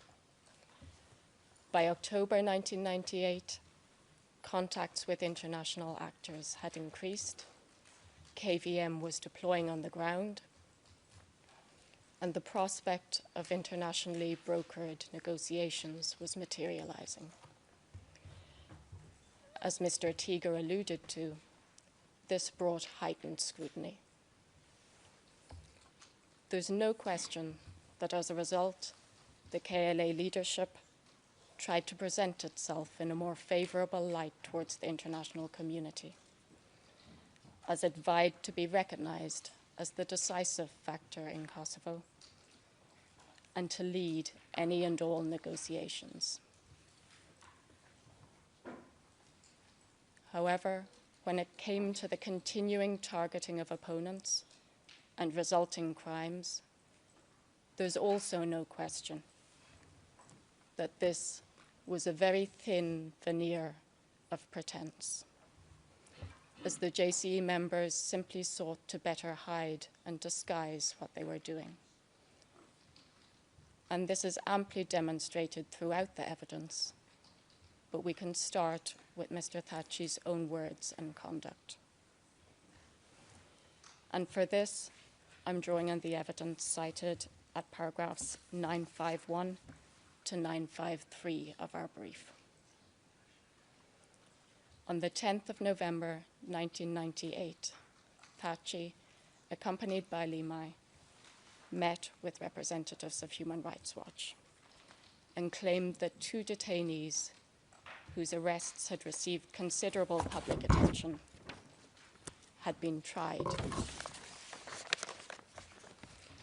in absentia and without legal representation, and were now serving a prison sentence. When advised that the detainees should be released, they even represented to Human Rights Watch that they could not intervene in judicial proceedings or, quote, civilian judicial authorities, end quote. That's at transcript 7323. This meeting followed a press release by the KLA Military Police Directorate announcing the arrests, and one by a KLA Justice Directorate containing the purported verdict of the military court. When these detainees were eventually released, pursuant to a supposed amnesty to coincide with Flag Day, General Staff Communique 63 announced that the release proved the KLA's recognition of international conventions of war and its respect for the international community. That's at paragraph 962 of our brief. Defense attempts to cast doubt on the authenticity of public statements issued in the name of the military, police, and justice directorates, primarily on the basis that no such formal directorates existed at the time, fail to persuade. Not only do such press releases address contemporaneously significant factual developments about which certain of the accused had direct knowledge, including the detentions at Jerez and the individuals held at Sedlare. And not only do they do so in terms which reflect the accused's own representations about those events, but there's additional uncontestable support for their authenticity. For example, taking the military police press release, that's P270.10, which incidentally was published in Coheditore on the same page with General Staff Political Declaration 16. A hand-annotated draft version of this same military police directorate press release was seized from Jakub Krasnici's house. That's P586. Similarly, in respect of the Justice Directorate press release, P378, not only do we have Fatmir Limay, a law graduate, contemporaneously being introduced to Human Rights Watch as the head of the KLA Judicial Directorate, but seized from Jakub Krasnici's house, we have a decision of the purported Justice Directorate issued during that same time period in respect of 2 detainees held at that same location, P1250. While, even as described, the purported trial of the 2 detainees discussed at the meeting failed to meet applicable international standards, the idea that there had been a trial before any court was, quite simply, a lie. As Thaci himself admitted to the ICTY in 2004, he knew that in reality the detainees had not been sentenced. And in his later SPO interview, an extract of which is on screen now, when asked specifically about this incident, Thaci confirmed the KLA didn't have any judicial or legal process, adding that, quote, "This is something that has been made up," end quote. That the statements made by Thaci and Limay in that meeting with Human Rights Watch were direct lies is supported by a multitude of other evidence, similarly confirming that no KLA court existed at the time. And that can be found at paragraphs 66, 246, and 953 of our brief. Similarly, in the LAP zone, when members of the OSCE met with detainees at the start of, requested to meet with detainees at the start of February 1999, they were presented with a small number of pre-selected, healthier-looking individuals who had exceptionally been permitted to clean themselves and had been instructed on what to say. The military police commander there explained the supposed trial process for detainees to the OSCE representatives in elaborate detail. Again, a false depiction of reality to placate the international community. As Zone Commander Rustam Mustafa testified before this court, there was, quote, no process whatsoever, end quote, for detainees in the LAP zone. They were just detained. That's at transcript 5572 to 5573. Such deception not only demonstrates intent and knowledge, it also demonstrates the active steps taken to mislead international actors, something which each of the defense briefs are at pains to claim could not possibly have occurred. But additionally, and importantly, it reflected endorsement of the crimes by providing cover for their continuation. As described in our brief, a legal sector and military court were eventually established at the end of 1998, motivated in large part by the need of the KLA leadership to legitimize themselves in front of the international community.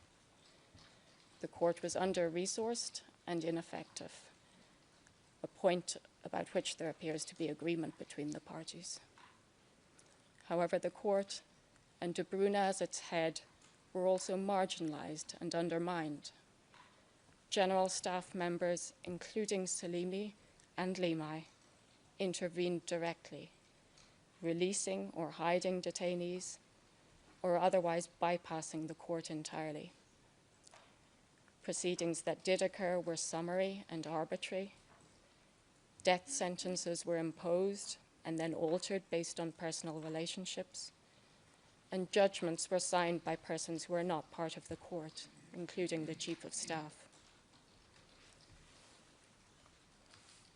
But with what limited resources the court did have, it did not investigate anyone for the widely known abductions, mistreatments, and killings that had occurred up until that point.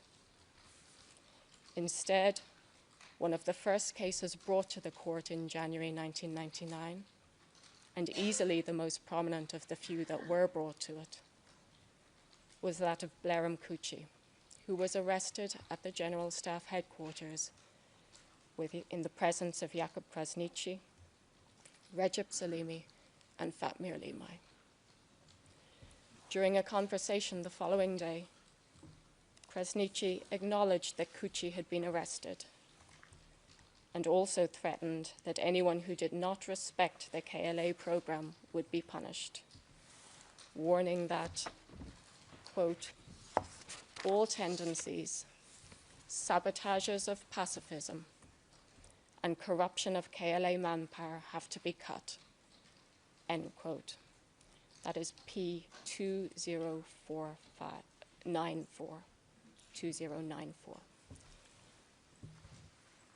A document seized from Krasniqi's house entitled The Pacifist and Farcist Movements for Undermining the Kosovo Liberation Army and its Objectives of Securing Liberation, and it was seized in multiple versions,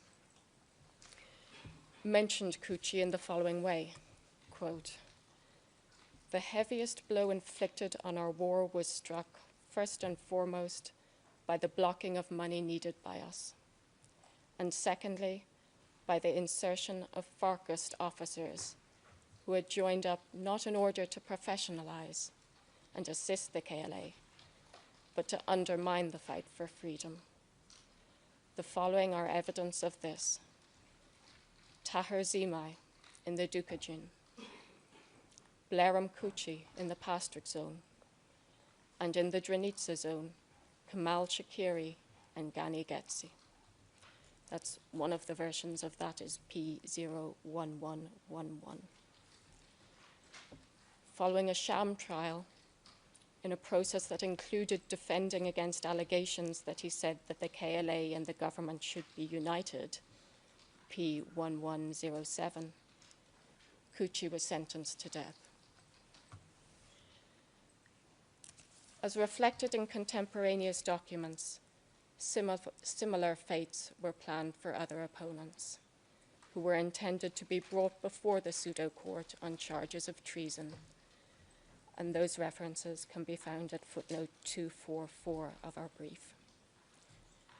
As such, the court served simultaneously as a fig leaf to place a false veneer of legitimacy over ongoing criminal activity, and was used by the JCE members as a further tool to be leveraged against opponents. The court was also reliant on the referral of cases to it, in particular by the military police or intelligence sector, paragraphs 251 and 264 of our brief. The absurdity with which this was applied is exemplified in the case of the Savage brothers, whose abduction attracted a high degree of international attention. Both brothers were beaten in KLA custody, with one dying as a result. Sokol de Bruyne went personally to the detention site and discussed the case with other general staff members, yet failed to ensure the initiation of any investigation into the matter, and simply ignored the direct evidence in front of him on the basis that no criminal allegation had been submitted. Both Bleram Kuchi and the Savage brothers were detained at a site in between the village of Klečka and the village of Divjak, where the KLA General Staff was headquartered. And from late 1998 until the 22nd of June 1999, this site served as the designated detention facility of the General Staff and was operated by the military police. The detainees, which included both Serbian and Albanian civilians, were held for periods of time ranging from a few days to several weeks.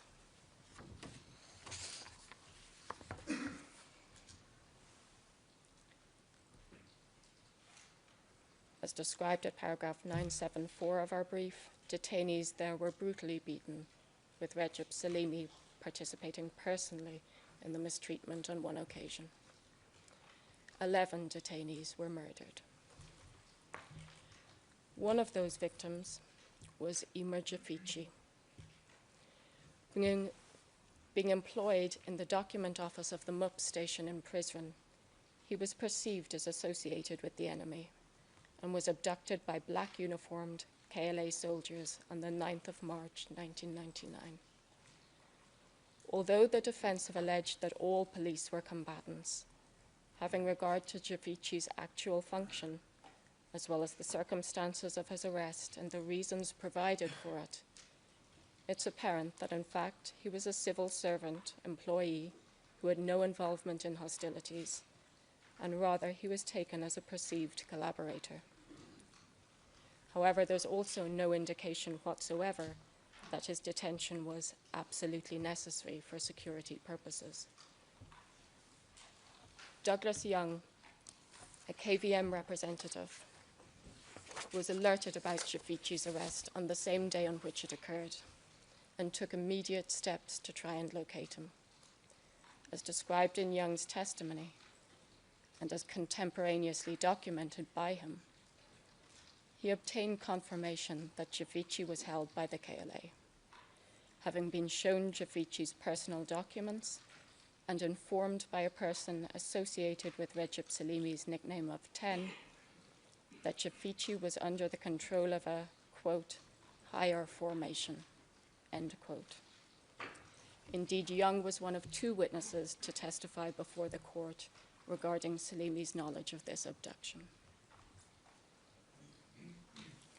And as detailed in our brief, in addition to Krasniqi, Salimi, and De Bruyne, others with direct knowledge of and/or involvement in the detention site at Klečka included Veseli and Limaj, as well as at least 5 other general staff members.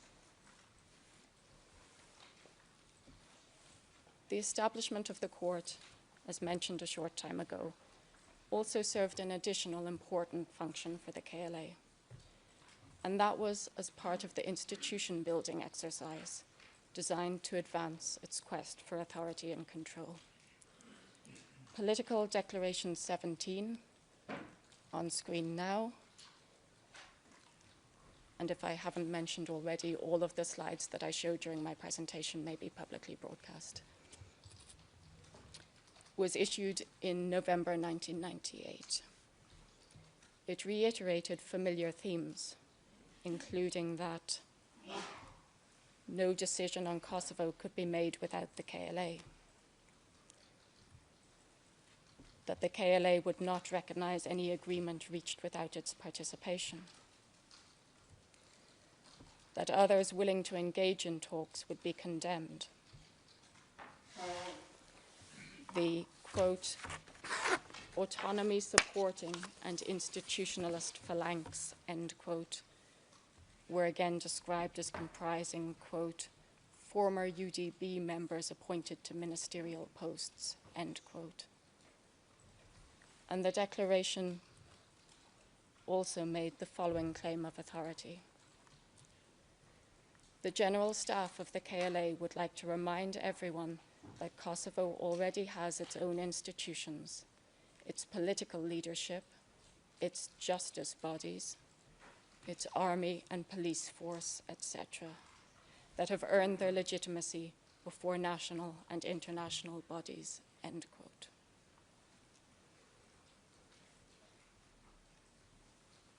On the 18th of January, 1999, a public statement, an extract of which is on screen now, was issued specifically in Thaci's name as the head of the political directorate and confirmed that the KLA General Staff was building state institutions.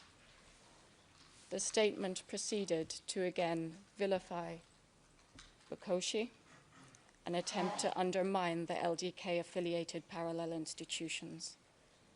Having accused Bokoshi of, amongst other things, fratricide, Thaci proceeded to claim that, quote, Bokoshi has financed the assassination and the assassination attempts of KLA commanders. His file includes plans for the liquidation of the general staff of the KLA and some distinguished personalities in Kosovo, end quote. While the agreement for creation of the PGOK, signed at Rambouillet on the 23rd of February 1999, indeed provided for the participation of the LDK, it came in the atmosphere of vitriol and incendiary allegations just described. Other evidence also contextualizes the conditions of complete subjugation under which the KLA leadership were demanding that such participation would occur. This is perhaps best exemplified by Krasniqi's own words. On screen now. In negotiations with the Bokoshi government representatives that occurred around the end of March 1999, Krasniqi had made the conditions for participation clear, as he himself described, quote, in the end, I submitted some requests to him, and he told me that he would consider them with Bokoshi. The requests were as follows. A, to recognize the KLA program. B, to recognize PGOK and to submit to the command of the KLA General Staff. C, to respect KLA regulations. D, to enter Kosovo, and E, his headquarters in Tirana to be handed over to the Ministry of Defense of the PGOK, end quote.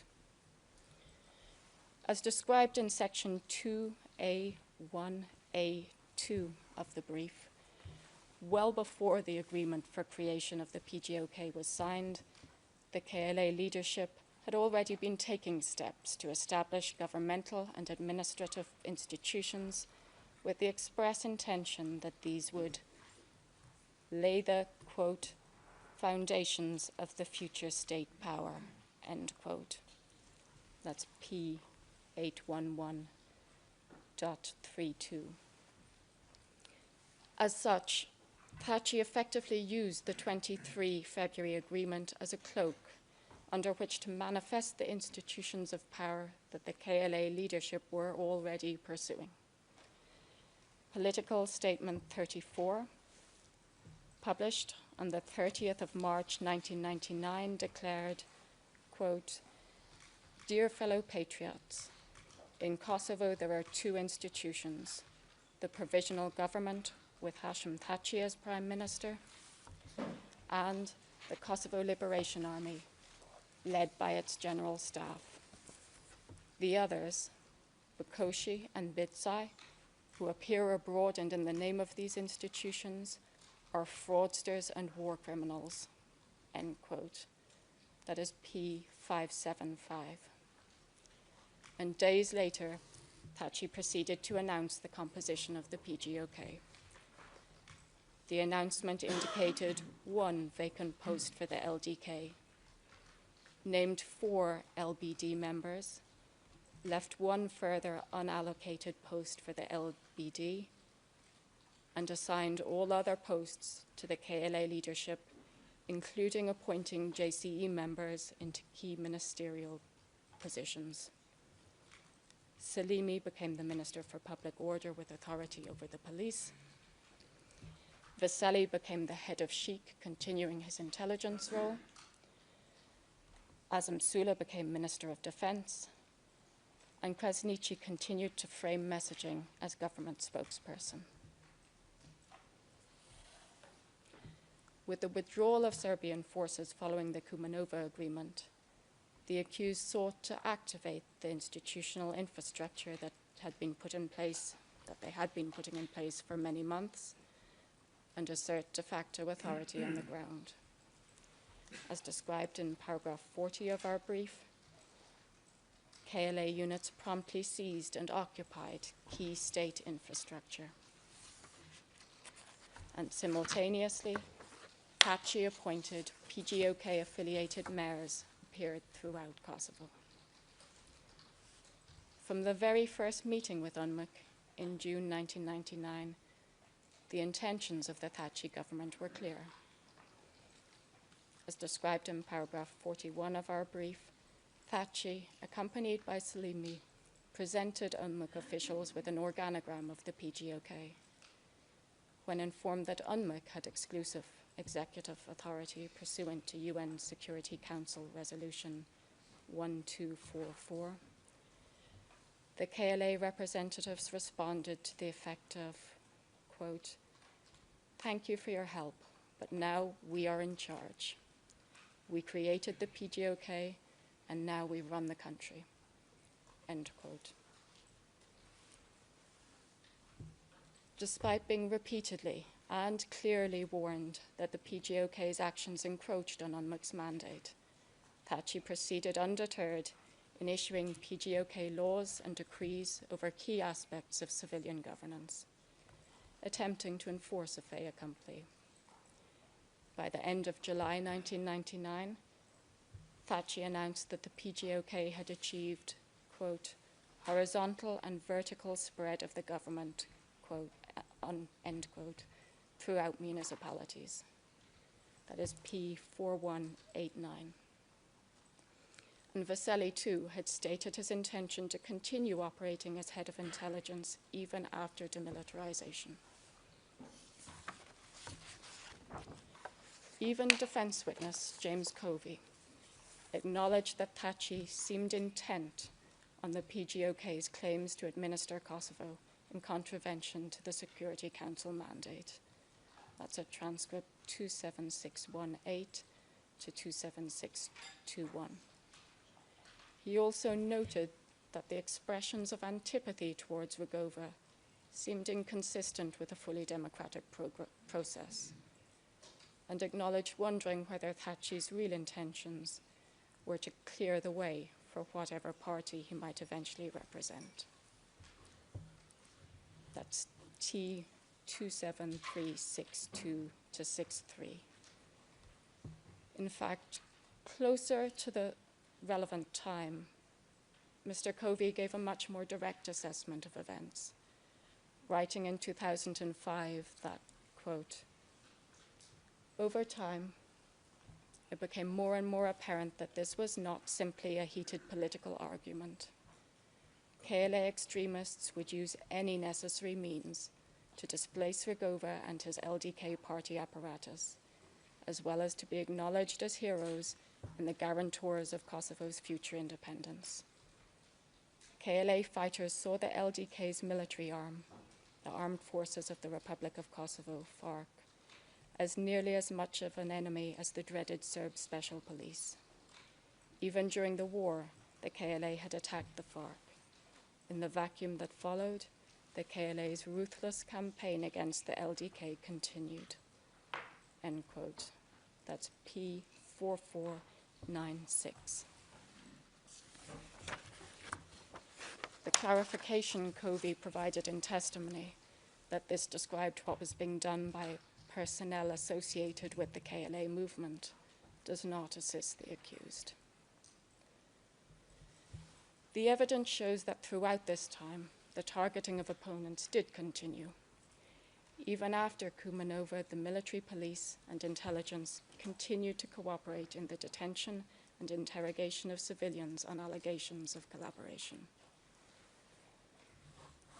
That's P1097.9 at pages 18 to 20. In fact, a communique issued by Agam Ceku on behalf of the KLA General Staff on the 23rd of June 1999 announced the identification of 3 alleged collaborators based on information from the intelligence services and the subsequent killing of 2 of them by the military police, indicating that the 3rd person who had escaped remained wanted. That's P1752. While the communique claimed that these deaths were the result of resisting arrest, the evidence shows that one of the victims was in fact murdered in the hospital where he'd been brought after being wounded in the initial attack. And that's described at paragraph 324 of our brief.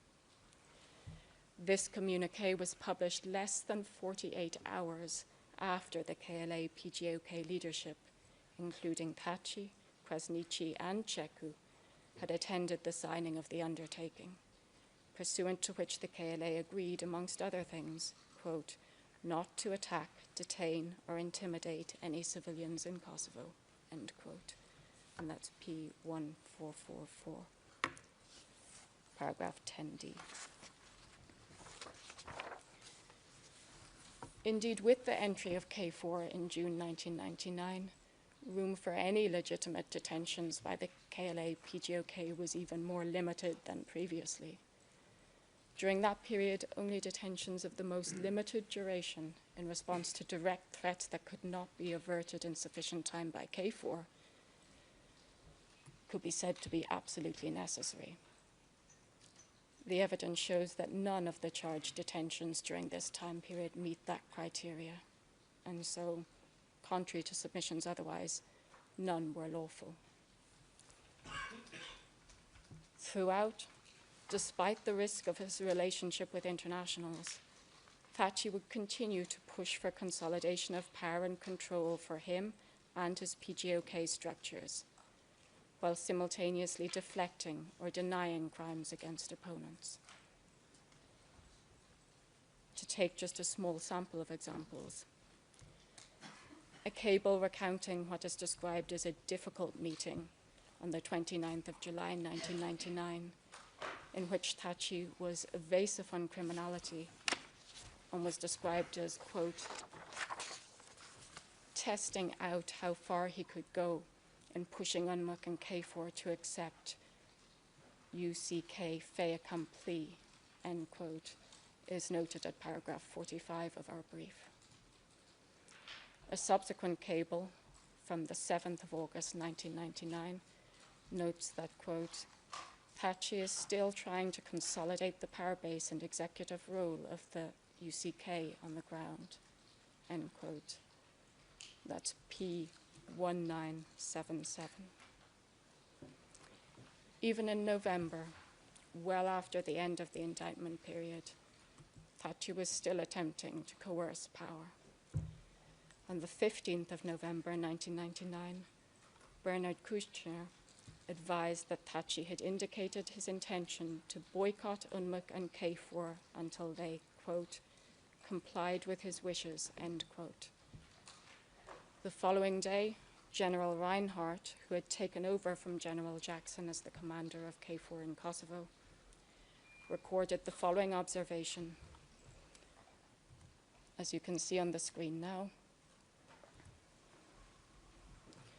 Quote, Thaci is boycotting today's KTC meeting. His refusal to cooperate shows his contempt for the institution and the other members of the KTC. He is behaving like a child who sulks when it does not get its favorite toy.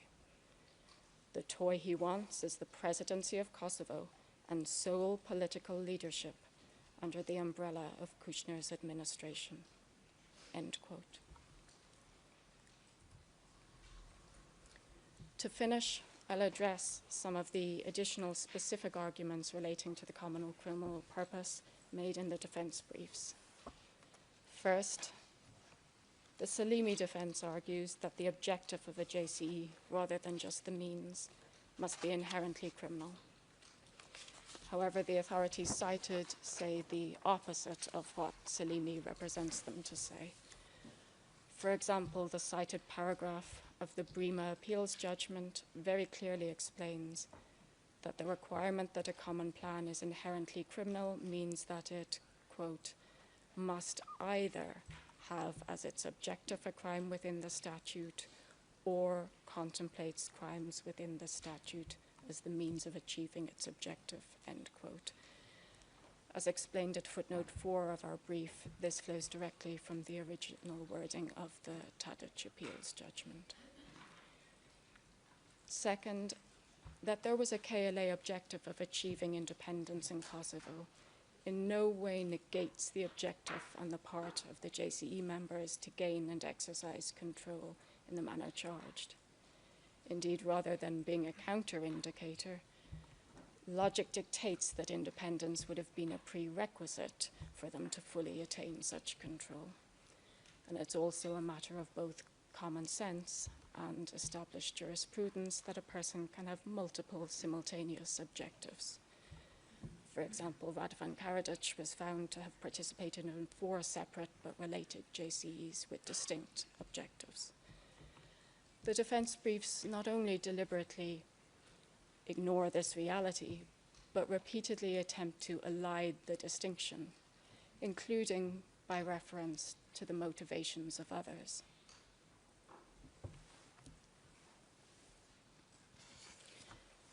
However, the motivations of ordinary soldiers for joining the KLA are in no way probative of the intent of the accused. W03165 is, for example, one of the witnesses relied upon for this purpose by both the Thaci and Krasniqi defenses. That he personally joined the KLA in order to protect his country is not probative of the charges in this case. What is probative, and even more poignant in light of his service, is that less than 3 months later, his father was taken by black-clothed KLA soldiers, murdered, and falsely branded as a traitor to the nation. Third, the defense briefs claim that no direct evidence of the common criminal purpose was presented, and then proceed to make a range of arguments as to why one cannot be inferred. we've summarized in our brief and here today the wide range of both direct and circumstantial evidence demonstrating the existence of the common plan. A signed contract among JCE members is not required. But if the multiple contemporaneous public communications of the General Staff, as described in Section 2A1 of our brief, are accepted for what they clearly are, that's direct evidence of the common criminal purpose. If the contemporaneous public statements of the official General Staff spokesperson are accepted for what they clearly are, that's direct evidence of the common criminal purpose. If eyewitness accounts of the words and actions of the accused and other JCE members at multiple detention sites are accepted for what they are, that is direct evidence of the common criminal purpose. And this wealth of evidence is corroborated by other contemporaneous documentation, the manner in which structures and organizations were created and used by the accused, the regulatory framework put in place, the failure of the JCE members to prevent or punish crimes, and by the pattern of the charged crimes. The submissions that have been made simply don't displace the overwhelming volume of evidence proving the existence of the common criminal purpose beyond reasonable doubt. With regard specifically to personal motivations of direct perpetrators, while this may be a relevant consideration where there's an absence of other evidence connecting a particular crime to the common purpose, the mere existence of such motivations do not negate the common purpose, or even necessarily remove any particular crime from its scope.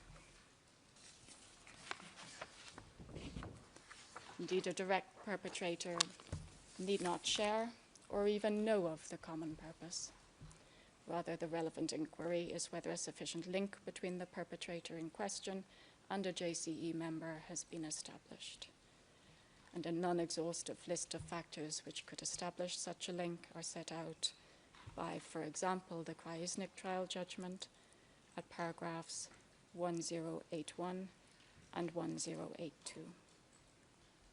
In fact, in making these arguments about personal motivation, in particular with reference to the evidence of international witnesses regarding the atmosphere of revenge in the summer of 1999, the defense are largely seeking to create a straw man and responding to a case which has not been charged. The accused are not on trial for random criminality occurring during that period, or for the wave of general violence and house burning unleashed at that time against Serb civilians. The crimes charged are those committed by the accused subordinates and consistent with and in continuation of the long-standing opponent policy. Notably, one of the examples used by the Thaci defense in an effort to argue that perpetrators were not real KLA is W02951's disbelief that members of the, quote, real KLA who fought for freedom, end quote, would have done to him what they did. Not only does this again disingenuously attempt to play on the distinction between the KLA's fight for liberation and the unlawful violence endorsed and pursued by individuals within the KLA, but it carries no weight at all when placed in the context of the concrete location where this witness was mistreated. As set out in our brief, there's extensive evidence, including contemporaneous video evidence, demonstrating that the perpetrators there were indeed real members of the KLA. Similarly, reliance on W02652's testimony to argue that there was no general policy to target LDK members typifies both the distortion of evidence and disingenuousness of the points being made. We invite the panel to read the cited transcript pages. The witness is very clear in saying that, quote, the KLA as a term, end quote, did not have a problem with LDK members, but rather individuals within the KLA were opposed to the LDK did the bad things and refused to hold themselves accountable. And when given an opportunity on redirect examination to indicate the individuals being referred to, the witness specified that it was the KLA leadership at the main headquarters who pursued this opposition against the LDK. Moreover, contrary to speculative theories put forward in the defense briefs, for example, in the Thaci brief at paragraphs 41 to 51, and the Krasniqi brief at paragraphs 165 to 169, the factual and legal questions before this panel do not require a dissection of various incentives or disincentives on the part of the accused to participate in the common purpose. Rather, the facts and conduct speak for themselves. As one of my colleagues will address in further detail later in our presentation, the accused did contribute, and with the requisite intent. Whether that was a rational choice, whether it was in their interests to do so or not, is beside the point. And finally, in relation to the pattern arguments raised. First, as already highlighted, the pattern of crimes committed is just one of multiple factors in this case, leading to the inescapable conclusion that the crimes were committed pursuant to a common criminal purpose.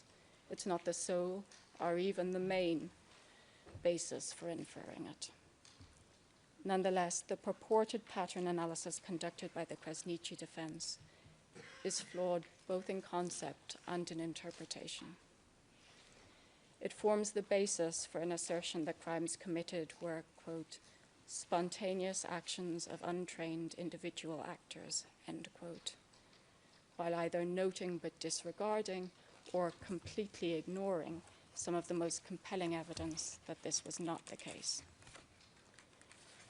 Such as, just to take a few examples, the fact that crimes occurred not in random locations, but in and around KLA-run detention facilities, that many of these locations were major zone and regional headquarters, and even the General Staff's own official detention facility, that detainees were transferred between such facilities in an organized manner, requiring the participation of multiple personnel, the commonality of personnel, in particular military, police, and intelligence members involved in the crimes, the involvement of senior command-level personnel,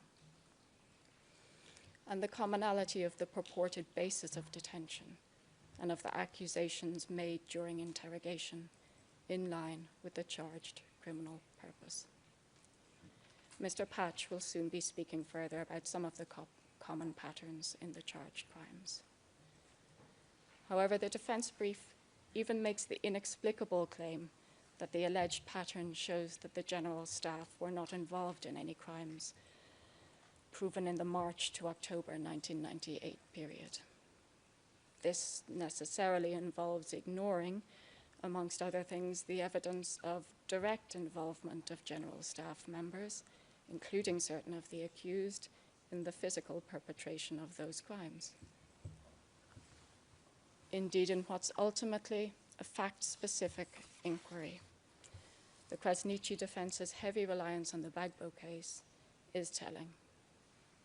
There, in contrast to this case, crimes were primarily committed during demonstrations or attacks on neighborhoods, which frequently made it hard to tell the circumstances in which the violence broke out, and also involved quite disparate crimes committed by disparate groups and individuals.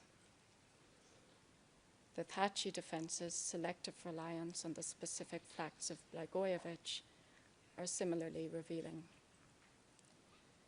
and ignore the wide array of indicators from which a common purpose has been inferred, including, amongst others, a discernible pattern of crimes, that is, crimes not committed in a random or unorchestrated manner, and as with the charged crimes in this case, which were committed in and around detention facilities. Common circumstantial elements of crimes, some of which Mr. Patch will shortly touch upon. use of diplomatic negotiations to regroup, as corresponds to the reorganization occurring in this case following the October 1998 ceasefire. Replacing members who impede the execution of the common plan, that is, people of independent judgment, with yes men who are willing to advance its aims, as well as promoting such people, as described in this case at paragraph 617 of our brief. Coordination amongst different units involved in arrest, detention, and interrogation, with the support of administrative decisions and orders that provide the legal, political, and social framework for the JCE. As described in detail throughout section 3 of our brief, including the involvement of military police, intelligence, and the transfer of detainees between sites. Statements of the JCE members which correspond to subsequent attacks or crimes on the ground. As described in respect of this case, throughout section 2A1 of our brief, and clandestine operations to conceal crimes from international observers, including with the direct involvement of JCE members, such as actively covering up inhumane treatment at detention centers, precisely as described as this case at the start of my presentation. And for those factors, I was drawing there from, amongst others, the Sejnovic appeals judgment, the Simic trial judgment, the Martic trial judgment, and the Krajisnik trial judgment. And I will now hand over to Mr. Patch, who will further describe the pattern of crimes committed. Thank you. Thank you, Councillor.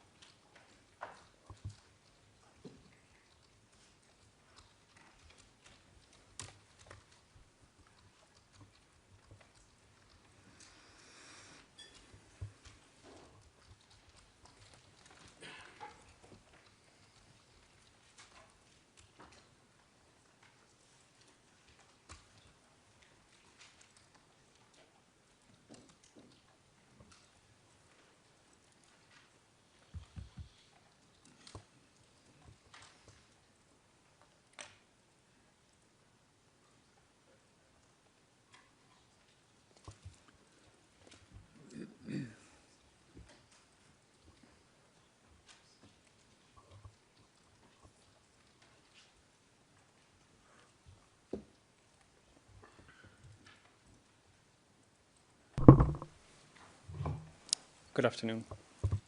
Good afternoon, Mr. Patch. You may proceed when ready. Thank you. Earlier, my colleague set out how the accused formulated and shared the common purpose to gain and exercise control over all of Kosovo by means including unlawfully intimidating, mistreating, committing violence against, and removing those deemed to be opponents. I will be addressing the manifestation of those means, the charged crimes which took place in and around detention sites across Kosovo and parts of northern Albania. Each of these sites is represented by a black dot on the map appearing on your screens. Throughout my presentation, unless noted otherwise, slides are for public broadcast. The locations represented on your screens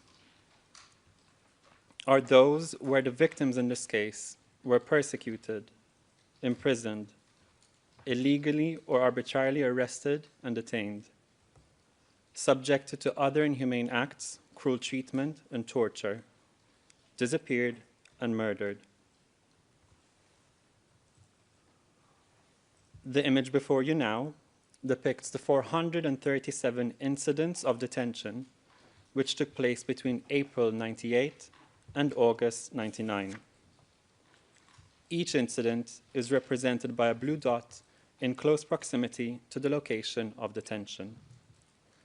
While the number I provided includes persons detained at multiple sites, as noted in Schedule A to the indictment, what we provided there is a minimum number in terms of the incidents. Most of the victims were civilians not taking part in hostilities at the time of their arrests. As is clear from the plain meaning of its language, Article 14(1)(c) of the law, which reflects Common Article 3(1) of the Geneva Conventions, applies to all persons taking no active part in hostilities in all circumstances and without any adverse distinction. This therefore includes both detained members of opposing forces and members of one's own group. In this regard, I refer, for example, to paragraphs 711 and 722 of the Mustafa trial judgment and paragraph 547 of the ICRC's 2016 commentary to Geneva Convention 1.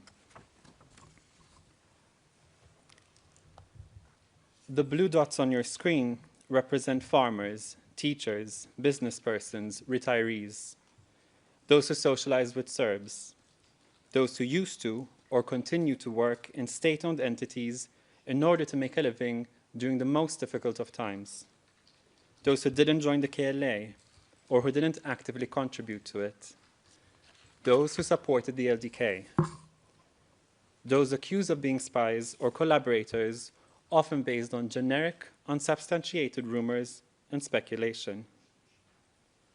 Kosovo Albanian, Serb, Roma, Montenegrin, Bosnian, Macedonian.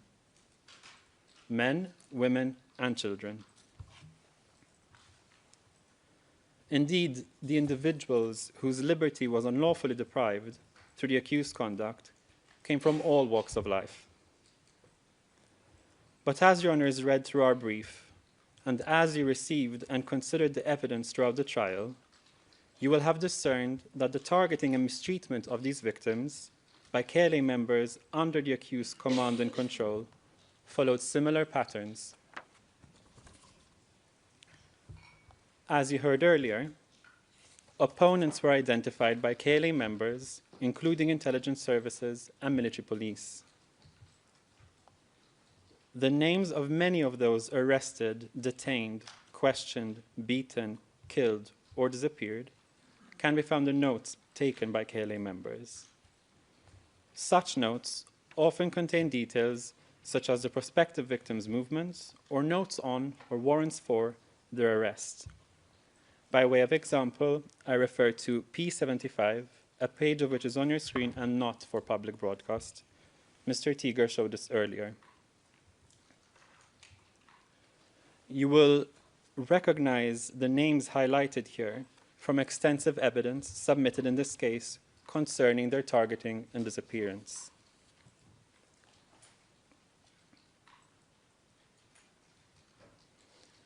Another example is P651, pages from which are on your screen now and also not for public broadcast. Here, you see an example of an arrest warrant for an opponent who was detained and mistreated in Yeshkova. You also see notes indicating that surveillance was being undertaken in relation to the same individual.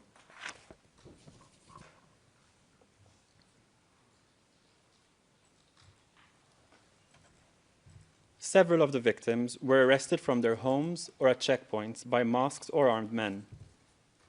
In most instances, KLA members failed to provide detainees with reasons for their arrest beyond inadequate generic assertions or allegations. Some were arrested after being ordered or summoned to attend KLA headquarters. For example, as you can see in the order on your screen from P1105, which can be publicly broadcast, Jakub Krasniqi, in his capacity as Deputy Commander of the General Staff, ordered KLA member Blerim Kuchi to report to the General Staff on 16 January 1999. On the date indicated in this order, Thaci was arrested at General Staff Headquarters in the presence of Krasniqi, Recep Selimi, and Fatmir Limay. You heard further details of this incident in earlier presentations.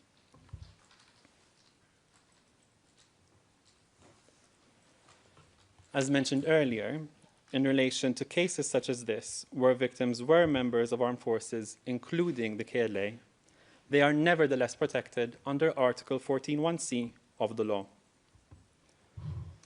On a related note, when it comes to assessing whether a victim was protected, it's their activity at the time of the commission of the crime which is relevant. As set out in paragraph 602 of the 2025 commentary to Geneva Convention 4, quote, "There is no place for retribution under international humanitarian law," end quote. Thaci defense submissions on the status of certain victims show a misplaced focus on former positions they may have occupied, rather than those they occupied at the time of their arrest or detention. Some such submissions are additionally also plainly inaccurate or misleading. For example, while the Thaci defense mentions that 1338 worked for the police when he was abducted, no mention is made of his specific capacity, which is a relevant consideration. I invite you to look at paragraph 1121 of our brief in that regard. While 1605 had worked as a police officer, he was no longer doing so at the time he was arrested.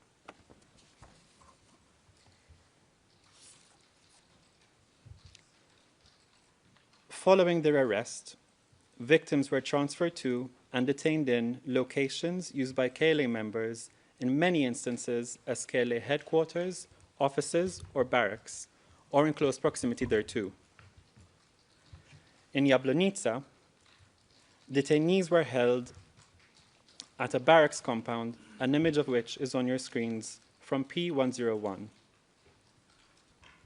This location was a short walk from the local KLA headquarters at Lahi Brahimai's house.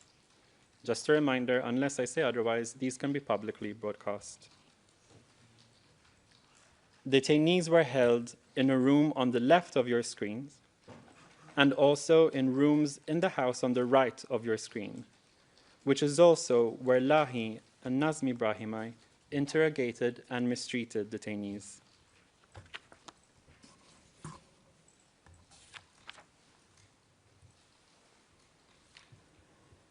Victims across the various sites were detained for various periods of time, ranging from hours to days, weeks, and multiple months.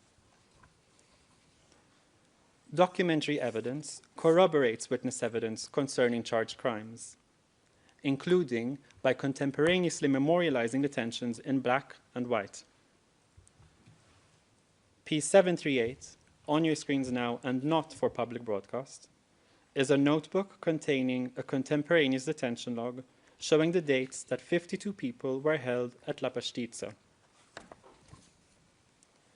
As you can see on this page alone, several detentions lasted for weeks or months.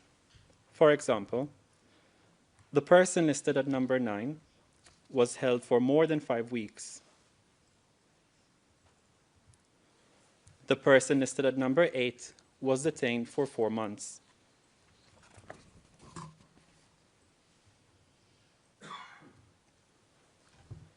Your Honors have received evidence that many of the detainees were restrained and/or blindfolded while they were being transferred or detained.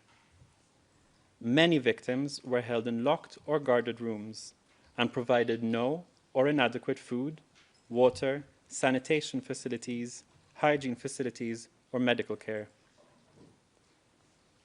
In Bari, a victim spent 20 days of his 56-day detention in a dark, windowless, 1 by 2 meter room.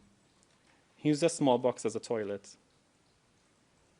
While this same victim was detained at another location, KLA members told him that they would kill him when he was as thin as a finger. He was rarely given water or food while detained, losing 38 kilograms over the course of his almost 2-month-long detention. In Lapushnik, detainees were held in inhumane conditions, including in both the storage room and the cowshed. One of the detainees described the conditions of detention as so dire that he thought death would have been a better option. Another detainee in Lapushnik hanged himself while he was detained there.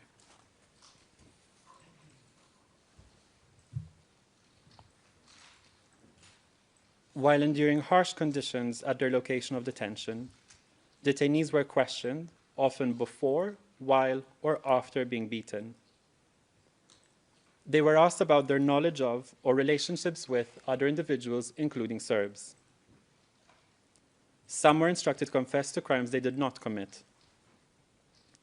Many were accused of being spies, collaborators, or traitors.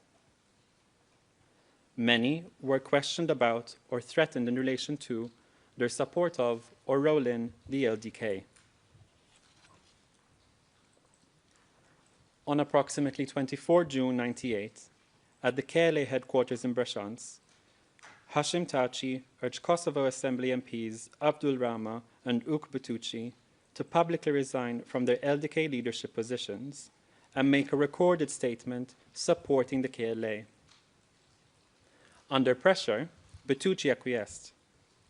Rama was threatened and mistreated by Thaci when he defied Thaci's demands. The Thaci defense's characterization of the evidence concerning Hashim Thaci's role in this incident fails to undermine the relevant, mutually corroborative evidence on record, including that relied on paragraphs 394 to 395 of our brief. Thaci defense submissions concerning this incident ignore, in particular, relevant excerpts from the redirect examination of the witness mentioned, for example, at paragraphs 350 to 351 of their brief. The Thaci defense submissions also ignore the plain meaning of relevant evidence, such as that from 4410's book, where, as you can see on your screen, he wrote, for example, Hashim Thaci insisted that Uka give more powerful and decisive opinions on the KLA, but he had his own reservations. He wanted to say it in his own way, not for someone to impose it on him.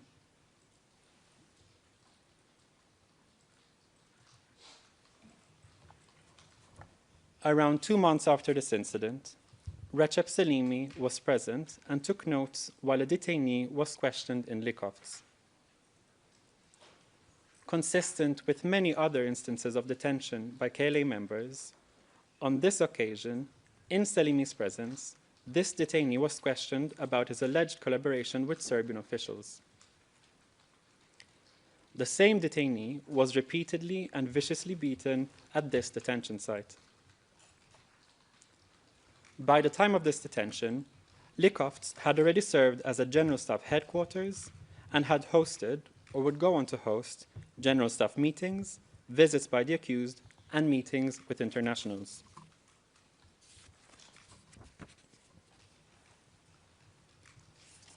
The following month, September 1998, both Recep Selimi and Hashim Thaci were involved in another incident during which detainees were questioned and mistreated. Thaci and Selimi arrived at a local LDK office in Chires, while Kosovo Albanian parliamentary delegation members were detained there by KLA members. Selimi and others transferred 13 of the delegation members to a school building used by the KLA in Bajce. There, a group of masked KLA members severely beat at least 6 of the detainees. Thaci then interrogated the detainees with Sabit Getzi. Thaci referred to the detainees as Rugovans and institutionalists. He demanded they resign from their parliamentary positions and write statements renouncing Ibrahim Rugova as a traitor. Thaci was told that the detainees had been mistreated and saw their injuries himself. Thaci and Sabit Getzi took the detainees to Krasmirovsk, where Getzi, in Thaci's presence, threatened to kill one victim. Thaci himself threatened another victim. The Thaci defense attempt to legally validate the delegation's detention by references to SPO, powers to detain under the law regulating this court, is symptomatic of the illogical nature of defense submissions in relation to this incident. As set out, for example, in the confirmation decision, the deprivation of liberty by KLA members would have had to be justified by criminal proceedings or reasonable grounds to believe that security concerns make it, quote, absolutely necessary, end quote. In the Shala case, a panel of the Court of Appeals Chamber noted that for the detention to qualify as absolutely necessary, there must be serious and legitimate reasons to think that the person concerned, by his activities, knowledge, or qualifications, represents a real threat to the detaining power's present or future security. The Thaci defense's attempts to characterize the detained delegation's intention as being anything other than humanitarian ignores clear evidence and in no way indicate that a detention was absolutely necessary. The Thaci defense attempts are as erroneous as the view Hashim Thaci asserted during his SPO interview concerning the status of the delegation's members, as we can see on our screens now.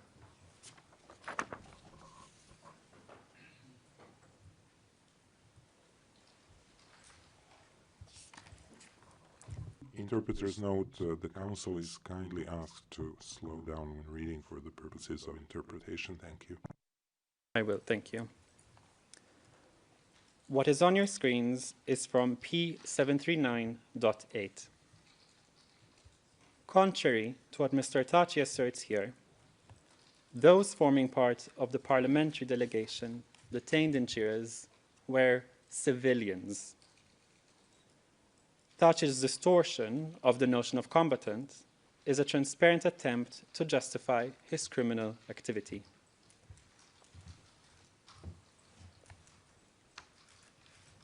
Unlike the Thaci and Salimi defense's selective approach to the evidence concerning the Chiras incident, the panel must consider all evidence in its totality, including documentary evidence such as Military Police Directorate press release P158. In relation to this and other incidents, the panel can and should rely on previous detailed, credible, consistent, and corroborated accounts of relevant witnesses where subsequent courtroom testimony by the same witnesses is transparently fear-driven and implausible. The panel should similarly rely on Thaci's own earlier evidence concerning this incident, rather than his later attempts to walk back the truth.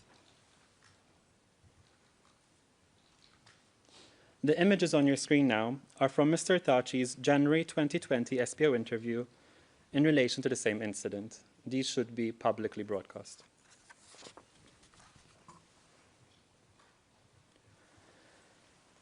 At that time, at Baitse, did you witness any injuries on Mr. Dadai's person? I didn't see it, but I heard that he did, because he was clothed. But I didn't see anything on his face. Did you know at the time that he had been beaten or mistreated? Yes.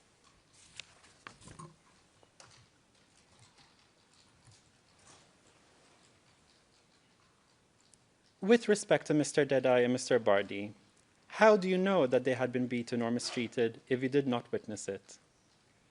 I heard it from the soldiers that were present there. At the time? Yes, before I went to the school in Baitse. You had been made aware by soldiers before you went to Baitse that Mr. Dedai and Mr. Bardi had been mistreated? Yes.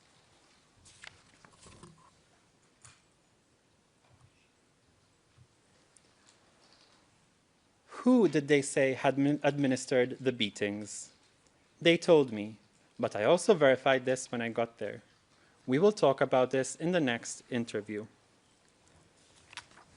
However, at that next interview, only 6 months later, the version of events Mr. Thaci gave was inconsistent and illogical, alleging the injuries he referred to just 6 months before were moral, not physical. I'm here referring to P742.3. Unless he was referring to physical injuries, there is no fathomable reason why Mr. Thaci would have referred in January 2020 to one of the victims being clothed as a reason why he did not see that victim's injuries. Neither would Mr. Thaci have responded by saying, "They told me," when he was asked who did they say had administered the beatings.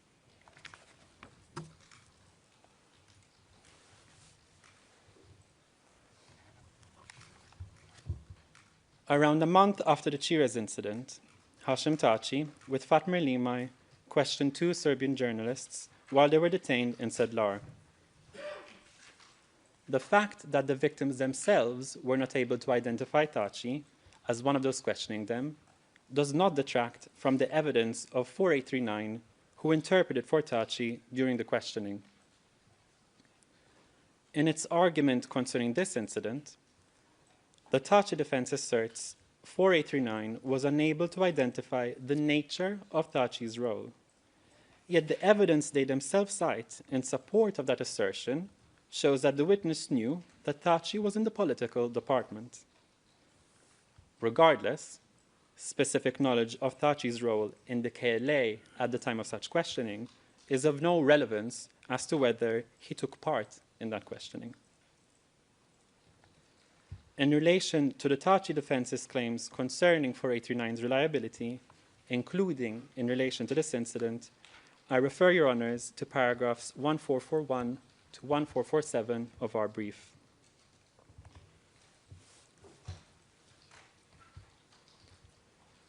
Threats and questioning of detainees by KLA members echoed threats in communiques and other public statements by the General Staff and members thereof.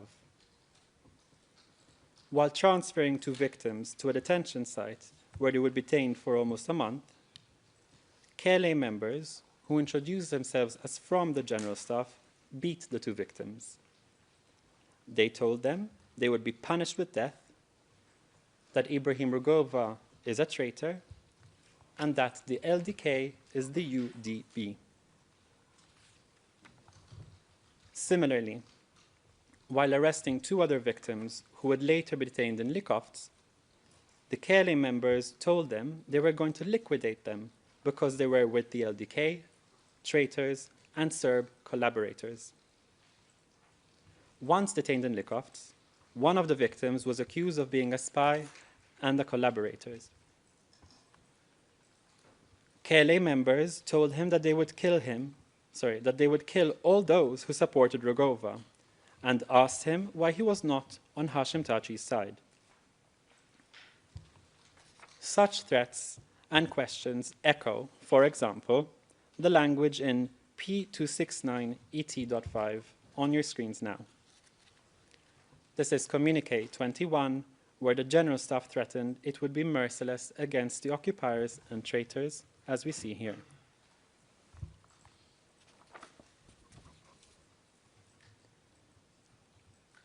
P283 on your screens now, Communique 43, shows, as you can see, the General Staff, after calling on all capable Albanians to join the KLA, threatening death to the enemies and traitors.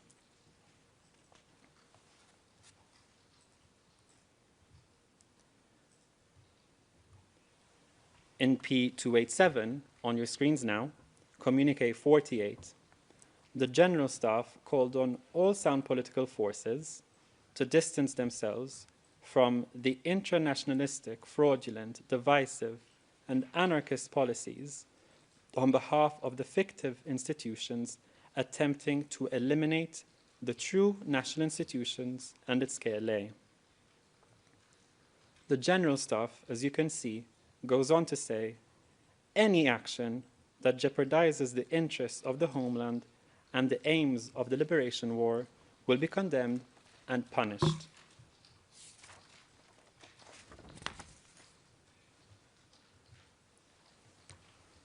The language used by KLA members while they questioned and threatened detainees also echoed, for example, the threatening language used by Jakub Krasniqi, captured in P809, by Hashim Thaci, reflected in P387, and by Recep Selimi, as emerged during testimony on 26 June 2024.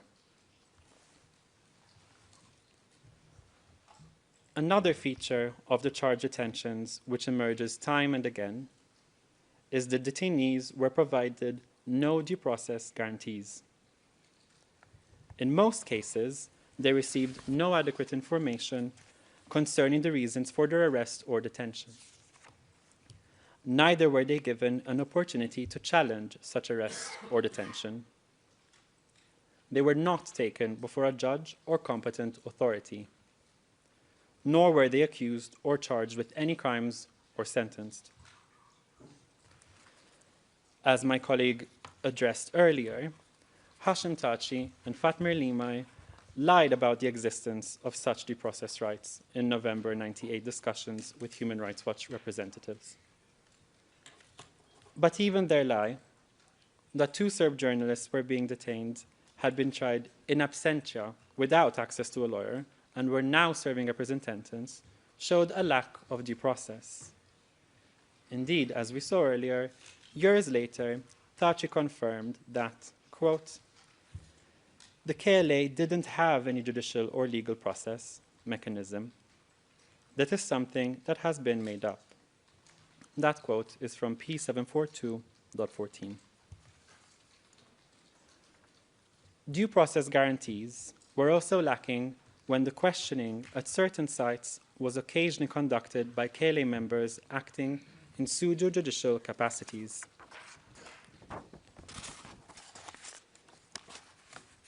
Your Honor, this would be a good time to take the break.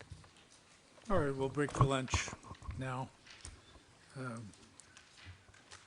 be back here at 2:30. All rise. We're adjourned.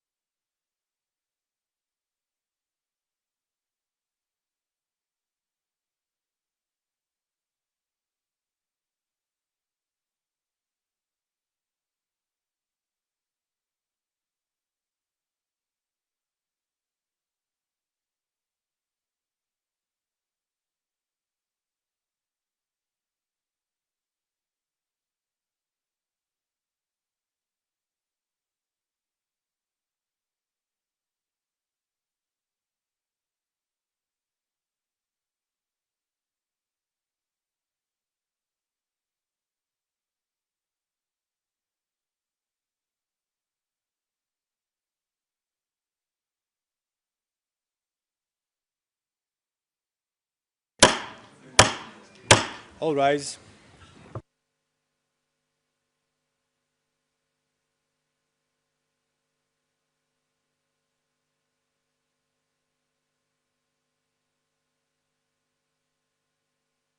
Be seated. For some reason, it's down.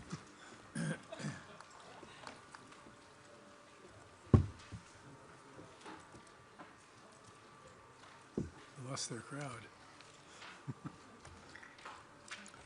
Most of the entire audience. Yeah.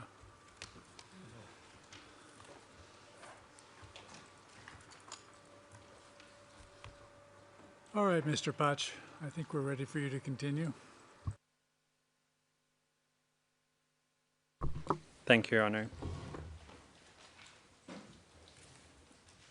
Just before the break, I mentioned that due process guarantees were also lacking when questioning at certain sites.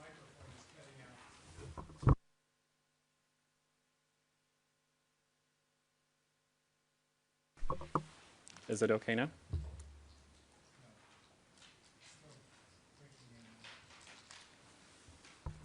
I'm not sure I can fix it.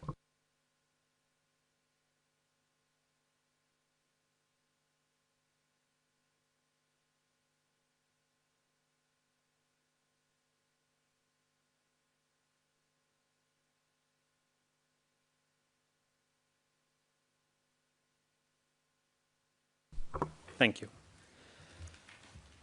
Just before the break, I mentioned that due process guarantees were also lacking when the questioning at certain sites was occasionally conducted by KLA members acting in pseudo-judicial capacities. By way of example, a victim underwent a sham trial at brigade headquarters where he was detained. While being beaten, he was asked questions, including about impeding the war effort and attending meetings with President Rugova. He was then informed of an order for him to be sent to the operational zone to which the relevant brigade reported. When he was transferred, he was subjected to another sham trial, this time on suspicion of, inter alia, spreading propaganda against the KLA. Operational zone staff questioned him on subjects including his involvement with the LDK. No evidence was presented against him, and he was not provided legal representation. Nevertheless, he was told that he was sentenced to several months' imprisonment.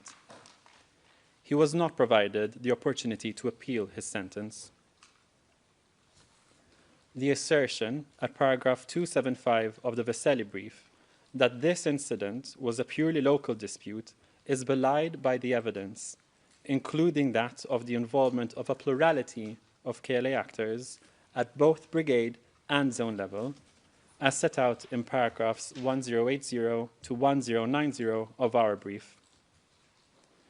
That evidence includes testimony before this court, corroborated by evidence admitted pursuant to Rule 153 and documentary evidence. The obligation to respect the provisions of Common Article 3 is automatic and absolute for state and non-state parties to the conflict alike. Nevertheless, at paragraph 834 of their brief, the Vesely defense refer to an alleged obligation of due process, implying they do not accept that certain due process guarantees subsisted in the conflict. Their brief goes on to assert that any such obligation must be seen against the context within which the KLA operated and the KLA's level of development and tailored accordingly. No support is cited for that assertion. The immediately subsequent sentence of the Vesely brief cites to a footnote in an ICRC opinion paper, which notes that the great majority of non-state armed groups would not be able to provide habeas corpus. That does not assist the Vesely argument. As set out in the same footnote from the opinion paper, quote, there is, however, no doubt that IHL binds non-state armed groups that are a party to a NAIAC as evidenced by the relevant treaty provisions and customary IHL. As the opinion paper acknowledges, while Common Article 3, applicable in NAIAC, does not provide specific judicial guarantees, it's generally accepted that Article 75.4 of Additional Protocol 1 may be taken to reflect customary law applicable in all types of conflict. Among the requirements of Article 75.4 of Additional Protocol 1 are that for the provision of information without delay of the particulars of the offense alleged and all necessary rights and means of defense, as well as the right to be tried in one's own presence. Even if the panel were to consider the KLA circumstances in assessing the applicable due process guarantees, given the KLA's level of organization and the nature of the fundamental and basic due process guarantees at issue, contrary to the Vesely assertion, the law did not require the KLA to do the impossible.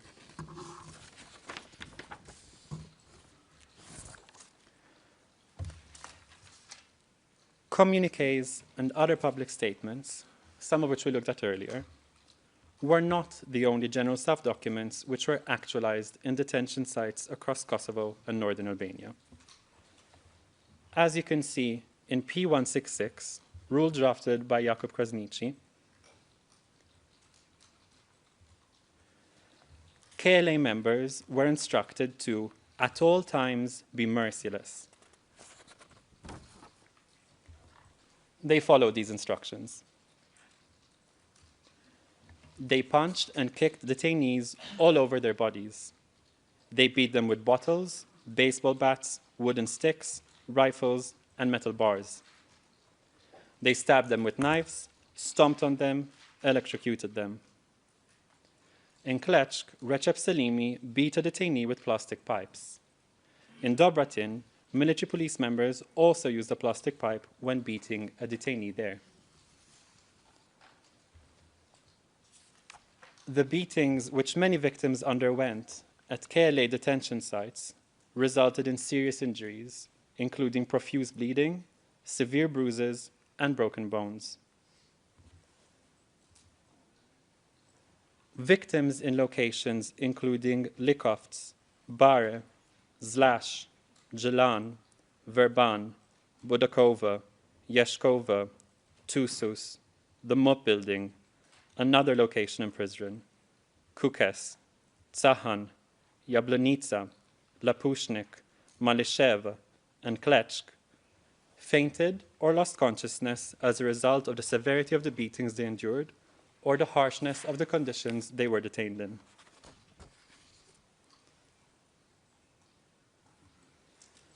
As supported by adjudicated fact 676, the frequency of the beatings in Kukes meant that the detainees lived in a state of perpetual fear of further violence and death. At La Pashtica, detainees stated that he begged his captors to shoot him in the head rather than continue to abuse him. Some victims had their ribs or teeth broken, if not both. Detainees in both Verban and Lapushnik had fingernails pulled out with pliers. For the Lapushnik victim, this was an act of punishment for having helped another detainee whose fingers had been cut off. A number of victims were beaten in each other's presence or ordered to beat one another. Being beaten, often multiple times and with anything in sight, was by no means the only mistreatment or hardship detainees endured. Several detainees' property, including money and vehicles, was taken and never returned. In Bubel, detainees were made to saw wood or timber. In Kukes, detainees were made to unload trucks of supplies for the KLA or to clean rooms and toilets. In Budakova, detainees were forced to dig trenches. In Likovts, detainees were forced to clean blood-covered floors. In Lapushnik, detainees were forced to bury the mutilated bodies of co-detainees. In La Pashtica, detainees were driven to a wooded area. There, they were given a shovel to dig their own grave. Other forms of mistreatment detainees were subjected to further violated their dignity. In Tazlich, detainees were forced to undress and were kept in their underwear. As supported by adjudicated facts, a detainee in Zlash underwent a mock execution. KLA members urinated on another detainee there. In Sedlar, parlous in the circumstances, a detainee removed his trousers and underwear after a KLA soldier ordered him to do so. Detainees also endured other forms of psychological mistreatment. In Verban, KLA members threatened detainees with execution. They also lied to detainees about their relatives having been killed. Many detainees heard screams or sounds of others being mistreated.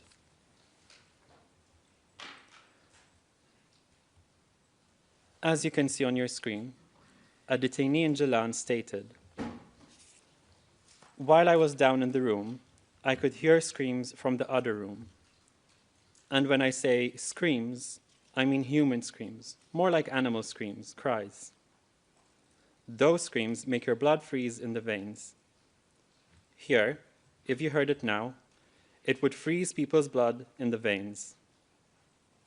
Those screams are unbelievable. And whenever you hear the screams, the one I have just described in particular, he would walk out of the room and go somewhere. And once he would open the door, the screams were even more and more intense."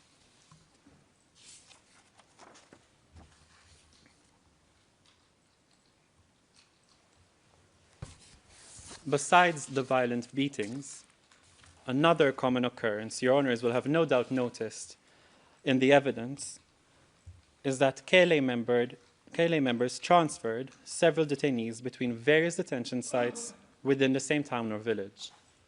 Others were transferred to KLA-run detention sites in other areas, including in other operational zones, and from sites in Albania to sites in Kosovo. The evidence of such transfers and, for instance, the involvement of numerous KLA members in the arrest, transfer, detention, questioning, and mistreatment of an individual detainee is among that which should lead your honors to dismiss defense arguments that the crimes were individual acts of revenge and or the actions of rogue elements. By way of example, witness and documentary evidence, along with adjudicated facts now on your screen, establish that some of the several detainees held in Evaya in March 1999 had been detained in Bob immediately before.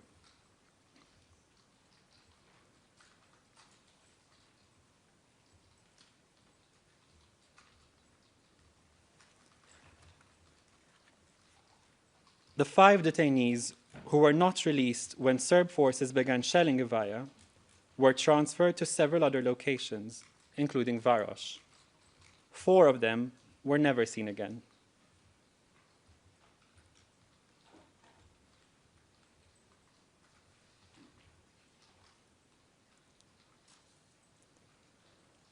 Multiple KLA members engaged in acts of physical brutality and mistreatment against some of the detainees.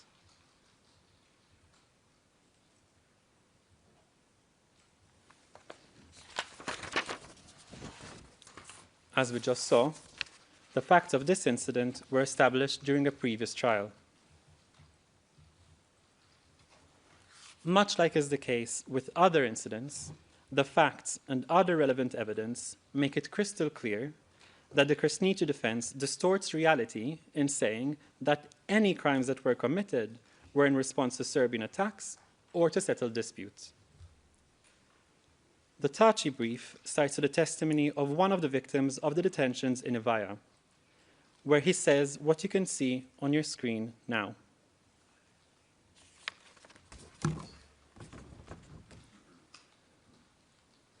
It is the evidence that when he was arrested, he was told, now you have to deal with the KLA, which is of relevance here, not the witness's opinion that his detention was not a KLA matter.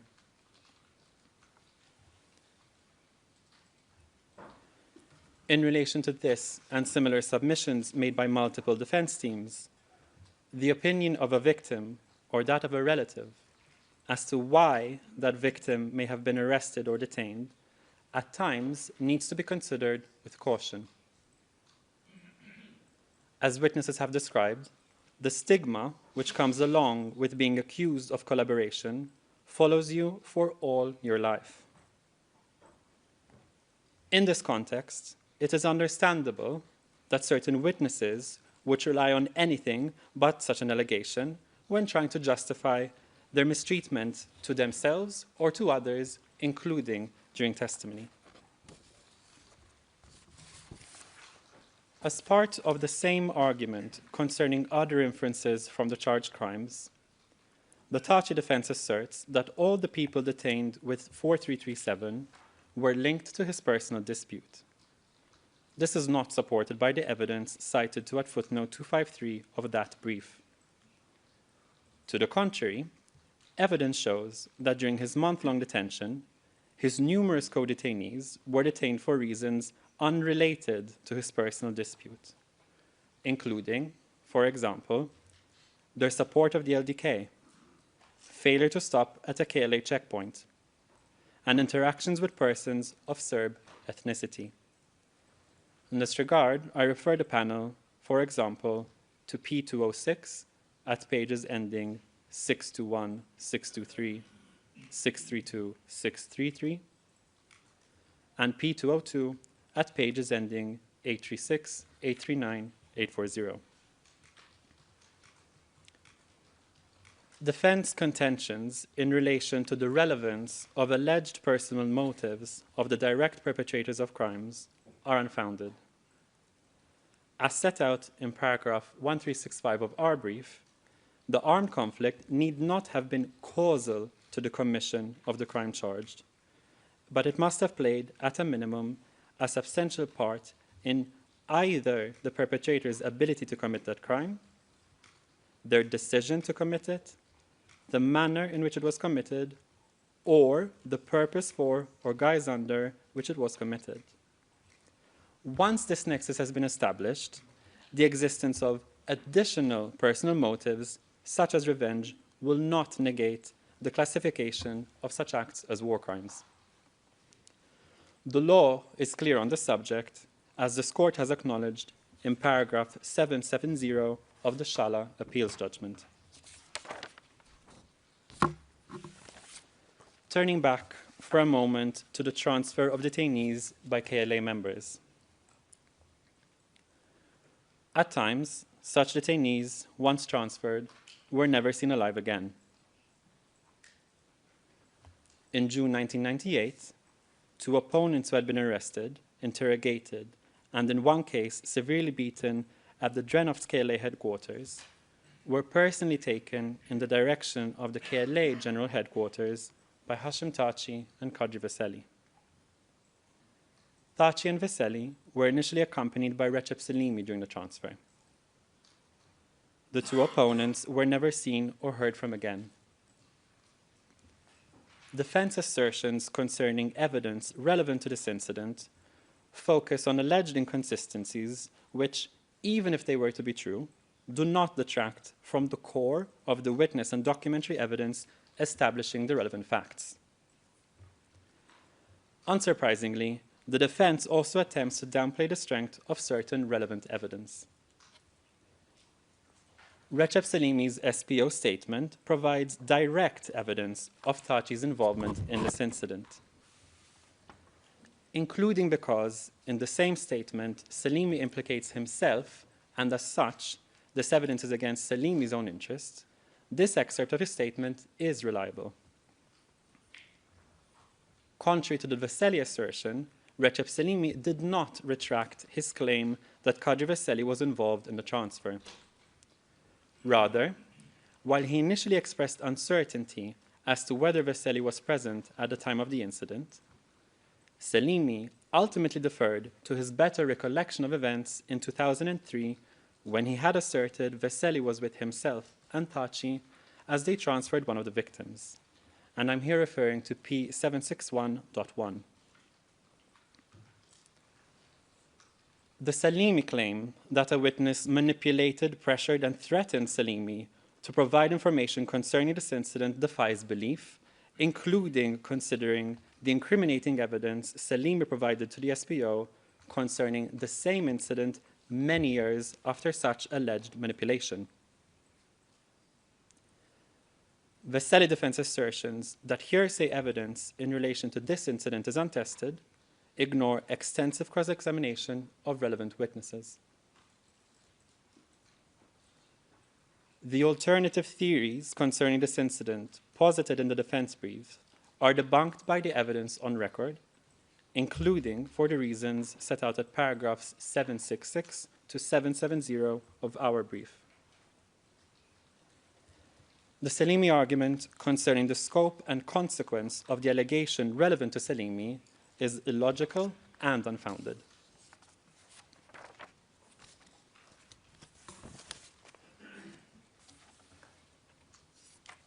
The transfer of these opponents was not the only detainee transfer which Kadri Veseli was involved in. In March 1999, Veseli transferred a detainee from Janitz to Kletsk prison after this detainee had been beaten and detained by KLA members. Another recurring feature of the evidence concerning the charged crimes is that at multiple sites, detainees were only released because of expected or actual Serbian offenses or KFOR raids, and in some cases, only after international pressure was exerted on KLA members, including on certain accused, to release the detainees. KLA members under the accused effective control didn't only treat their direct victims in similar ways. Even their victims' relatives were, in several respects, subjected to common behavioral patterns. They were often not allowed to visit their detained relatives, faced with refusals to acknowledge their relatives' arrest or detention, or not provided information about their fate or whereabouts. At times, they were provided with false information. Sometimes, relatives were themselves threatened, beaten, or detained as they desperately sought to learn of their loved ones' fates. The panel's jurisdiction over the crime of enforced disappearance, just as its jurisdiction over the crime of arbitrary detention, is established for the reasons set out by a panel of the Court of Appeals Chamber, in this case, in decision IA9F30. The SPO relies on the confirmation decision in relation to the elements of both these crimes.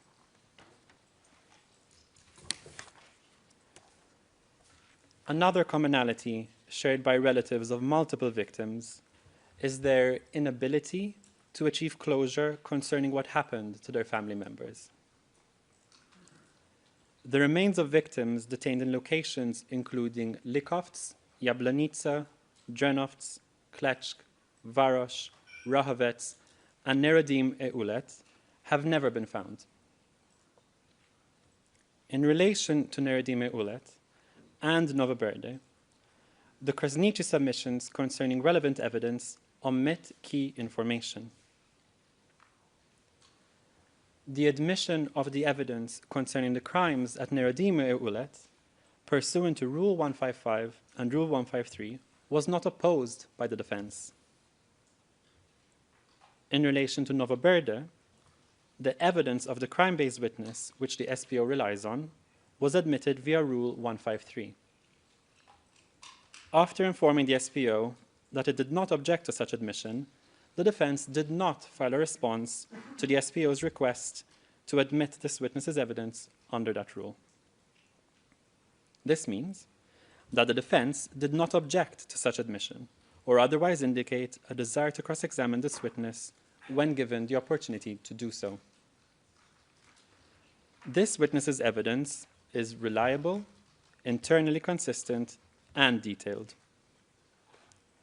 To the extent the witness addresses issues beyond the crime base, such evidence is corroborated by documentary evidence and the evidence of 4868, who testified pursuant to Rule 154. The crimes are also corroborated by, and form part of, consistent evidence of a pattern of conduct in the Karadak zone and more broadly during the time period. In some cases where the bodies of murder victims were found, KLA members had deliberately left them in fields, roads, or other public places. The murder victims in this case are represented by the red dots appearing on your screen. As established by evidence, including autopsy reports, the injuries found on the bodies of some of these murder victims were similar. The bodies of victims detained, for example, in Likovts, Lapushnik, Malisheva, Barem Baigora, La Pashtica, and Kletsk, suffered gunshot wounds, often multiple, including to the head and chest, sharp cuts, or blunt force trauma. The expert evidence of forensic pathologists 4826 and 4874 assists the panel in this regard, as does other witness and documentary evidence. Other forensic evidence admitted in this case confirms the identity of murder victims through DNA testing. 4875's expert evidence assists the panel in relation to such evidence.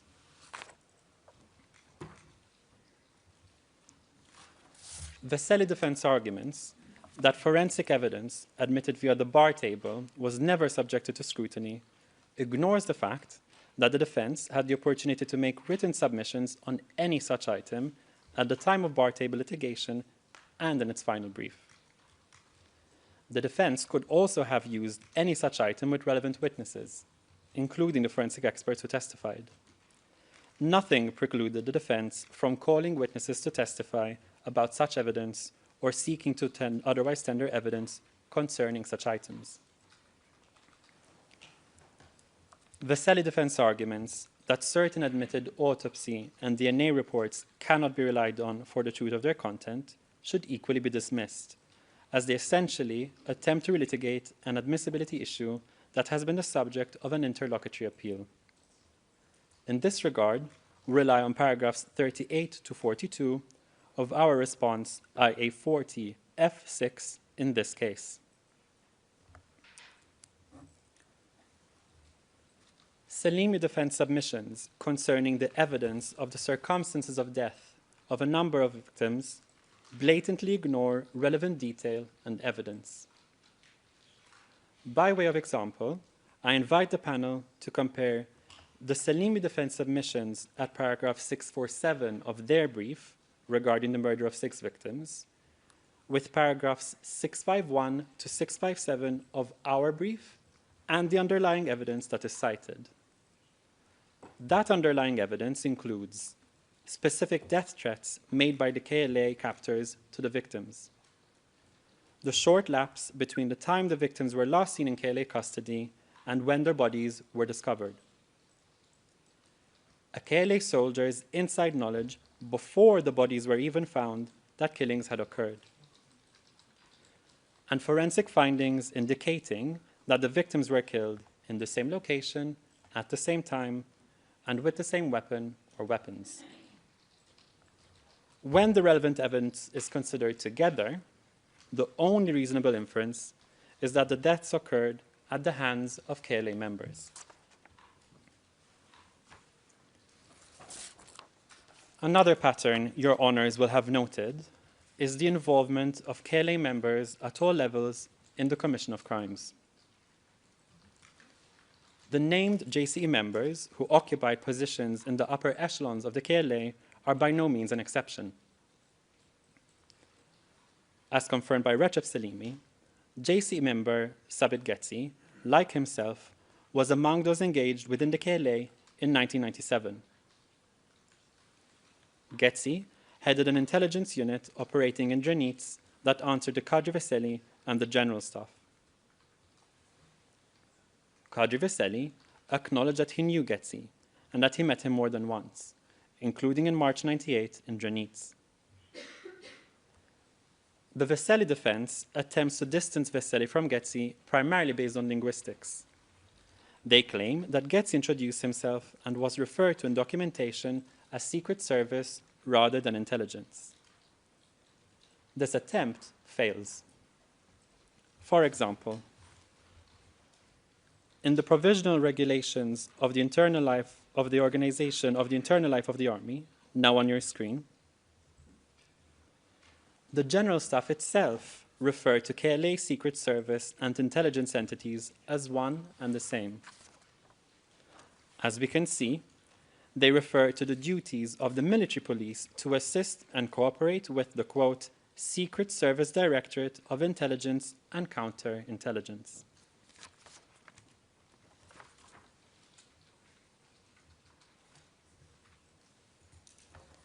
Later in the conflict, Sabit Getzi held a position of authority at the Tsahan and Kukes detention sites and was Chief of Intelligence and Counterintelligence for Albania, reporting directly to the General Staff.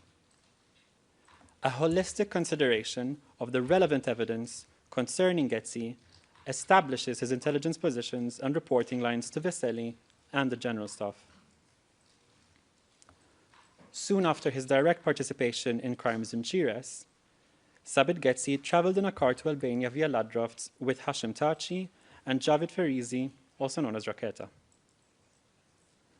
In addition to his involvement in Chires, Getzi took part in interrogations and detentions at Likovts and in arrests, detentions, interrogations, and mistreatment of opponents in Tsahan and Kukes in 1999, physically and psychologically abusing detainees there.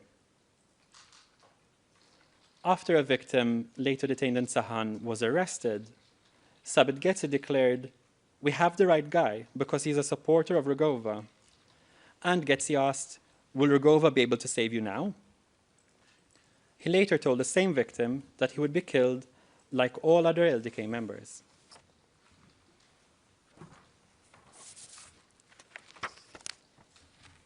Many of the victims who made it out alive continue to suffer in similar ways due to their mistreatment at the hands of KLA members. Unfounded claims by KLA members that victims were spies or collaborators meant that victims and their family members continued to carry a stain which destroyed their reputation. It meant that they were treated as outsiders and were no longer welcome in their village. Victims of charged crimes have had to undergo medical treatment, including surgery. They continue to experience physical and psychological pain. Some were rendered infertile.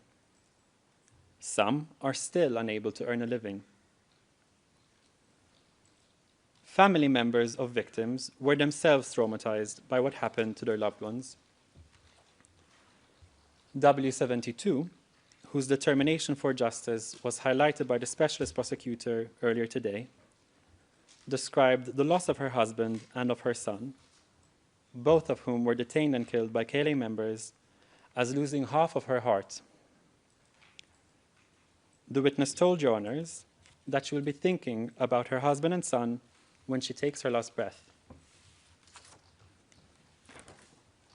4489, a wife whose husband's remains have never been found, said that the silence kills and that it has killed her and others for a second time. 4367, a mother who decades after she last saw her son while he was being detained by KLA members, spends that son's birthday ceaselessly crying.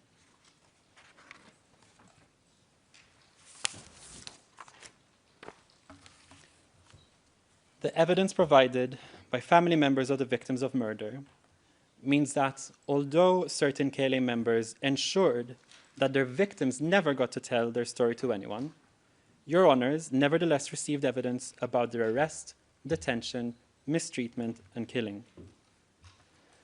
You also received evidence concerning victims of murder through co-detainees and KLA members brave enough to speak up.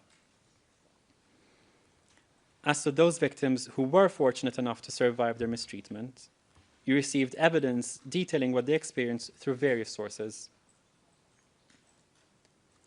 Some such victims, despite fears for their own and their families' lives and well-being, worked up the courage to come to testify before you. In relation to these and other victims, your honors also admitted written statements documenting the crimes in detail, at times without objection by one or more defense teams. The witness evidence concerning charged crimes is supplemented and corroborated by extensive documentary and pattern evidence. While reviewing such evidence, your honor should bear in mind that the violent acts I have mentioned and those detailed in our brief were carried out on political and/or ethnic grounds, satisfying the elements of the charged crime of persecution.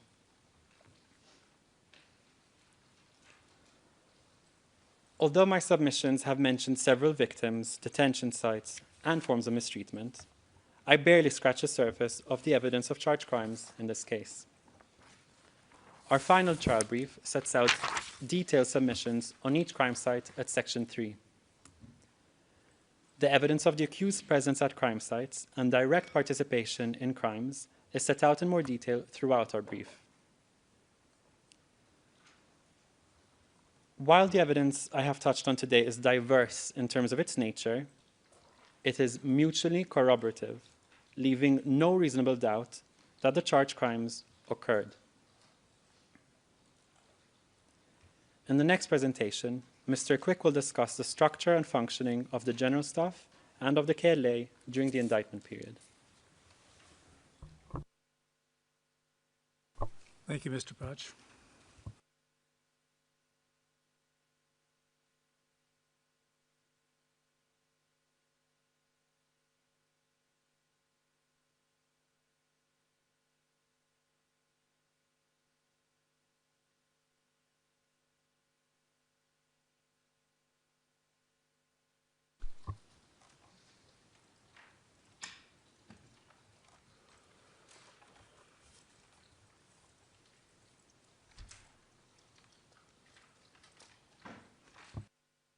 Mr. Quick, you can proceed when you're ready. Thank you, Your Honor. Just one moment.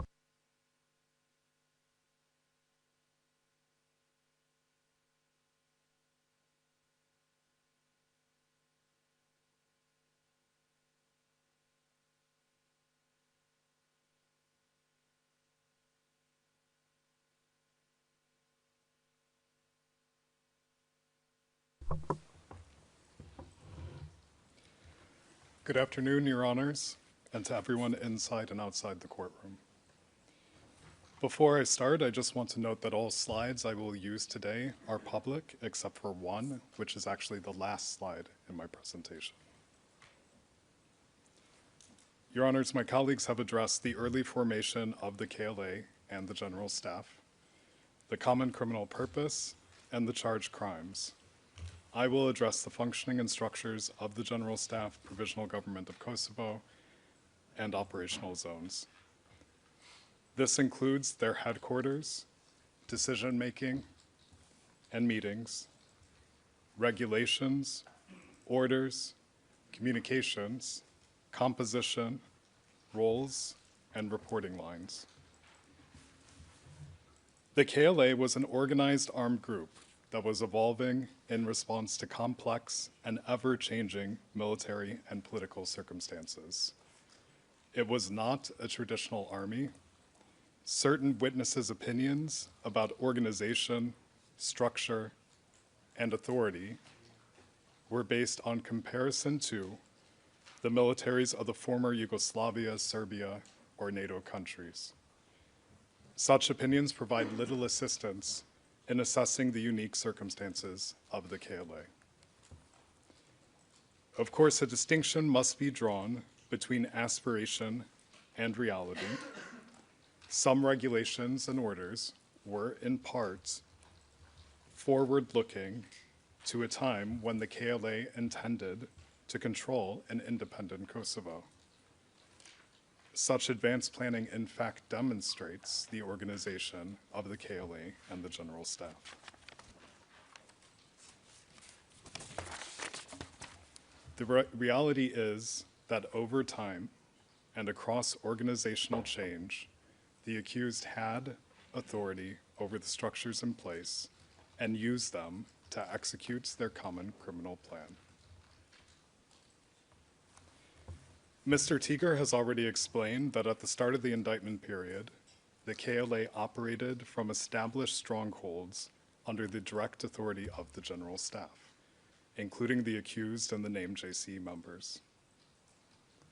The first charged crimes were committed at such strongholds.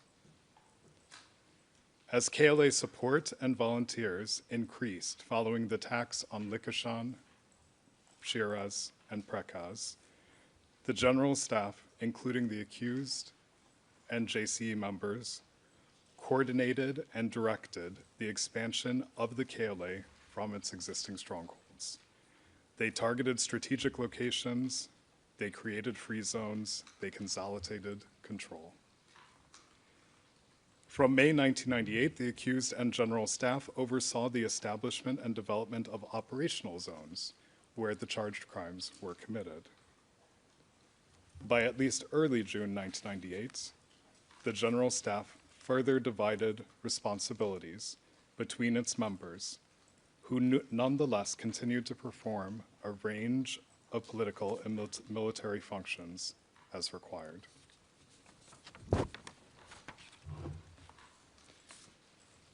Before continuing with the functioning and structures of the General Staff from June 1998, the location of the General Staff's headquarters provide important context.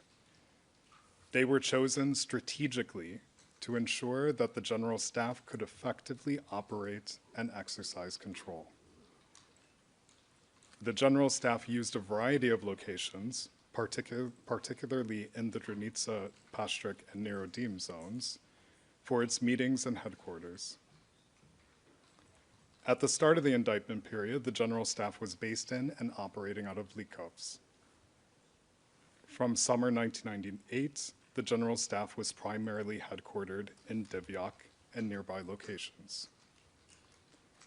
These headquarters in the Berisha Mountains were at the center of Kosovo and the operational zones, facilitating General Staff oversight and communications, as explained by Fatmir Limay in the video P836. There are English subtitles on this video, so it does not need interpretation. I'll play the video now. Të gjitha parakushtet që shtabi përgjithshëm i gjykës, duke marrë parasysh terrenin, I kishte vendin pothuajse më të sigurt vendosjen në këtë pjesë të Kosovës, nga ku do të ndëlidhte veprimet ushtarake dhe komunikimi me të gjitha njësitë ushtarake në kënd Kosovës. Ky ishte pika, si thua, mesi i Kosovës, qendra e Kosovës me të cilën mund të komunikonte me të gjitha anët e Kosovës. Edhe në sistemin e ndëlidhjes, edhe në sistemin e kalimit dhe parakalimit të ushtarëve nga një zonë në zonën tjetër, duhej patjetër të kalojnë për këto male dhe të ndëlidhen me zona tjera. Prandaj edhe ne vendosëm që shtabi I përgjithshëm I gjykës pjesën më të madhe ta kalojnë në këtë pjesë.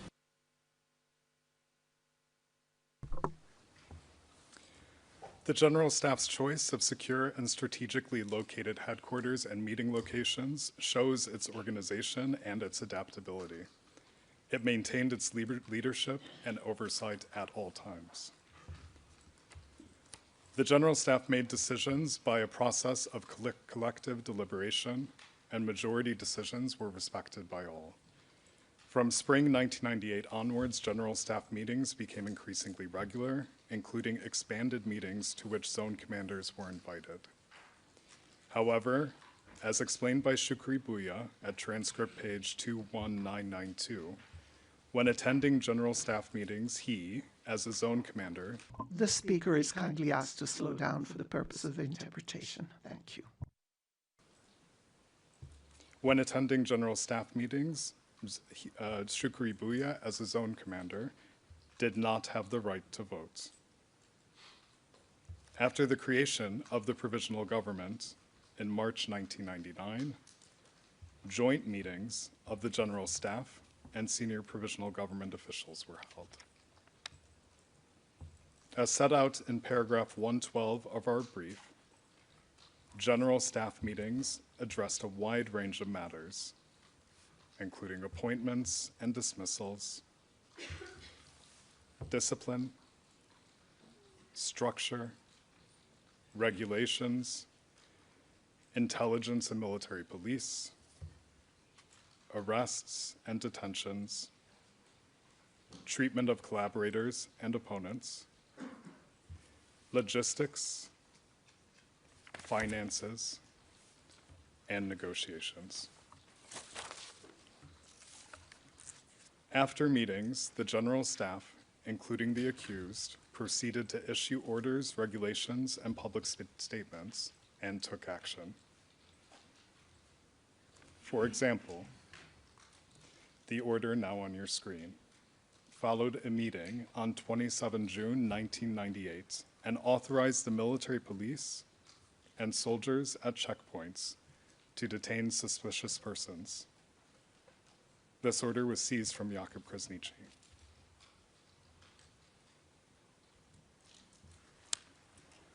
While not every general staff member was present at every meeting, one or more of the accused regularly attended meetings. That Veseli and Thaci were absent from Kosovo during certain periods in the second half of 1998 and early 1999 does not detract from their responsibility, their authority, or the part that they played in the collective decision-making process. All four accused were present in Kosovo for and attended meetings at which critical decisions were made concerning the organization and leadership of the general staff, the provisional government of Kosovo, and the future direction of each. Moreover, absent members were consulted and informed of decisions reached. The evidence demonstrates that there were always the means and the opportunity to do so. Records and meeting minutes were kept. Orders, regulations, and public statements referred to such meetings. Decisions reached related to the roles and activities of the accused. Meetings often followed up or related to matters discussed at previous meetings. The accused and other general staff members closely coordinated, were frequently together, and had various communications means at their disposal. Recep Slimi, in his SPO interview, confirmed that Hashim Thaci and Kadri Veseli were consulted and informed of meeting outcomes when they were abroad. By way of concrete example, during the negotiations on the exchange of 8 captured Serbian soldiers in early January 1999, Jakub Krasniqi was consulting with Hashim Thaci and other general staff members by satellite phone. At this time, as corroborated also by their travel documents, both Thaci and Veseli were traveling and were together. As will be addressed further by Mr. Halling, the evidence demonstrates that they could and did communicate at a moment's notice with the leadership in Kosovo. Beginning in early summer 1998, the General Staff issued regulations governing military organization, discipline, intelligence, public relations, civil administration, guard duty, and the military police. These regulations asserted the sole authority of the General Staff, and they authorized arrests and detentions. Notably, they contained no guarantees of due process or humane treatment. Such regulations were disseminated. Non-compliance could result in disciplinary measures. The provisional regulations of the organization of the internal life of the Army formed the backbone of this regulatory framework. The General Staff also adopted internal regulations explicitly confirming itself as the highest commanding authority of the KLA. General Staff disciplinary regulations empowered superiors at multiple levels to impose a variety of sanctions, including confinement and dismissal. General Staff regulations form the basis for a steady stream of orders and decisions, including at zone and brigade levels. Propisi koje je izdao glavni štab bili su osnov za veliki broj naređenja i odluka, uključujući na nivoima zona i brigada. We are getting your Predsjedavajući, čekamo na prevod vaših reči.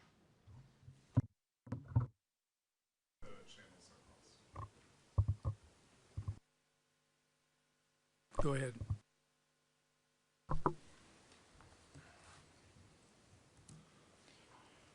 On your screen is the first page of a 3-page General Staff Register of Protocol Documents. This register was seized from Jakub Krasniqi, and it lists orders, decisions, and other General Staff documents. At least 25 of them are admitted exhibits. On the left side of the screen is the English translation, on the right, the Albanian original, and in the middle, the corresponding exhibit numbers. On this first page, you see several admitted orders to the zones, which continue to the next page. This page also includes orders to and concerning specific brigades in Pastrik, Dukajin, Niradim, and the General Staff Reconnaissance Battalion. The orders and decisions on these first 2 pages concern command unity, reporting requirements, appointments, training, logistics, taxation, communications, and authority to conduct arrests and detentions. If we go to the final page, there are 3 more admitted exhibits, including an invitation obliging zone commanders to attend a meeting in January 1999.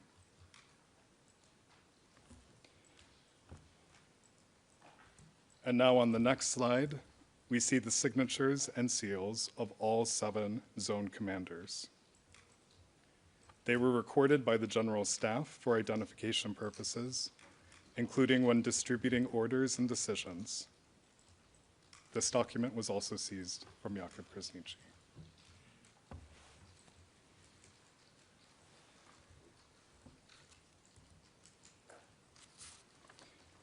The General Staff, including the accused, disseminated orders, received reports, and coordinated internally and externally through in-person meetings, radios, couriers, and mobile and satellite phones. The Thaci defense submits that the KLA had no satellite phones before December 1998, with other defense teams making similar claims. The evidence presented at trial, including as cited in paragraph 219 of our brief, clearly shows otherwise. Indeed, in June 1998, the Dreadnought's headquarters, a charge detention site, had a satellite phone. P1259, read together with P1264, PDF pages 66 to 67, confirm this. Your Honor, this would be a convenient time to break, if that would be okay. All right, we'll take a break until 15:45. Please be back in court at that time. We're adjourned until 15:45. All rise.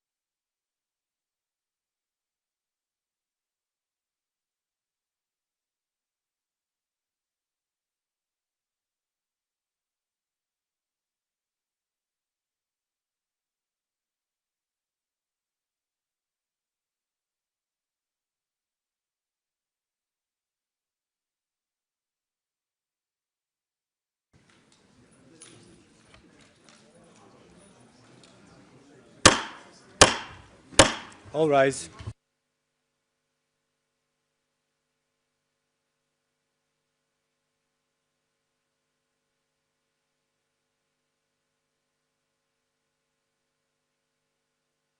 Be seated.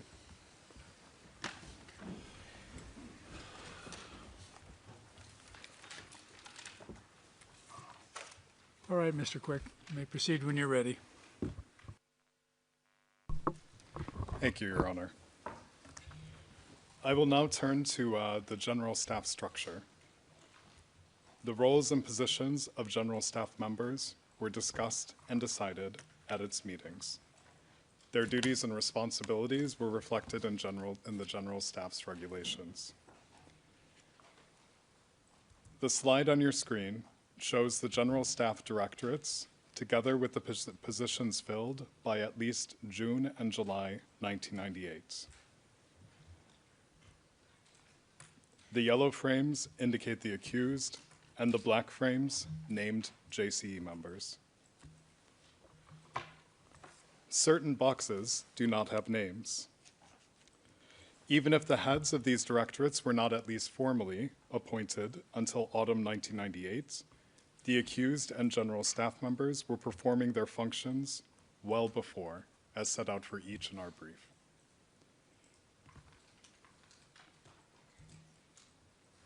On your screen now are the positions in the general staff that existed from at least late 1998. As with the last slide, yellow frames indicate the accused and black frames name JCE members. The general staff composition throughout demonstrates the control the accused and JCE members, together with their trusted persons, over general staff decision-making.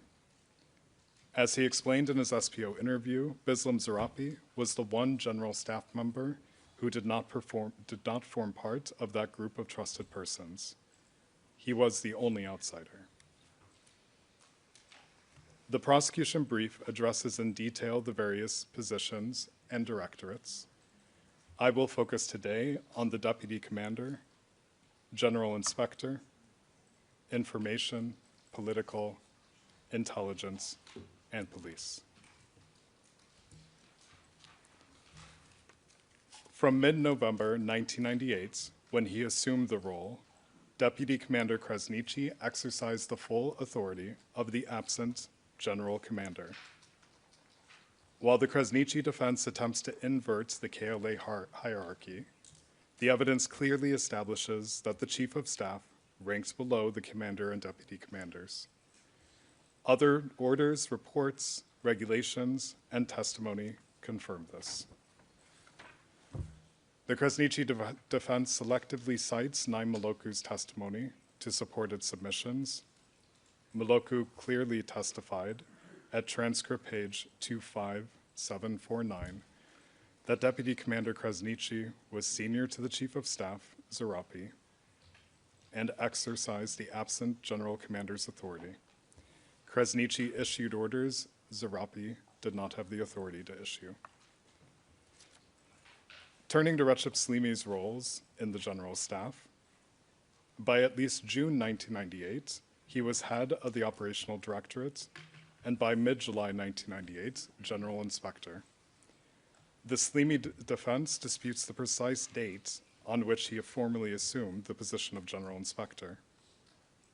It notes that Salimi himself previously indicated he was in the position by August or September, but was unsure. While the evidence clearly establishes that Salimi had this position by mid-July 1998, his role, authority, and activities remained largely the same before and after his formal appointment. As General Inspector, Salimi operated at the level of the General Commander. His function was operational, supervisory, and disciplinary.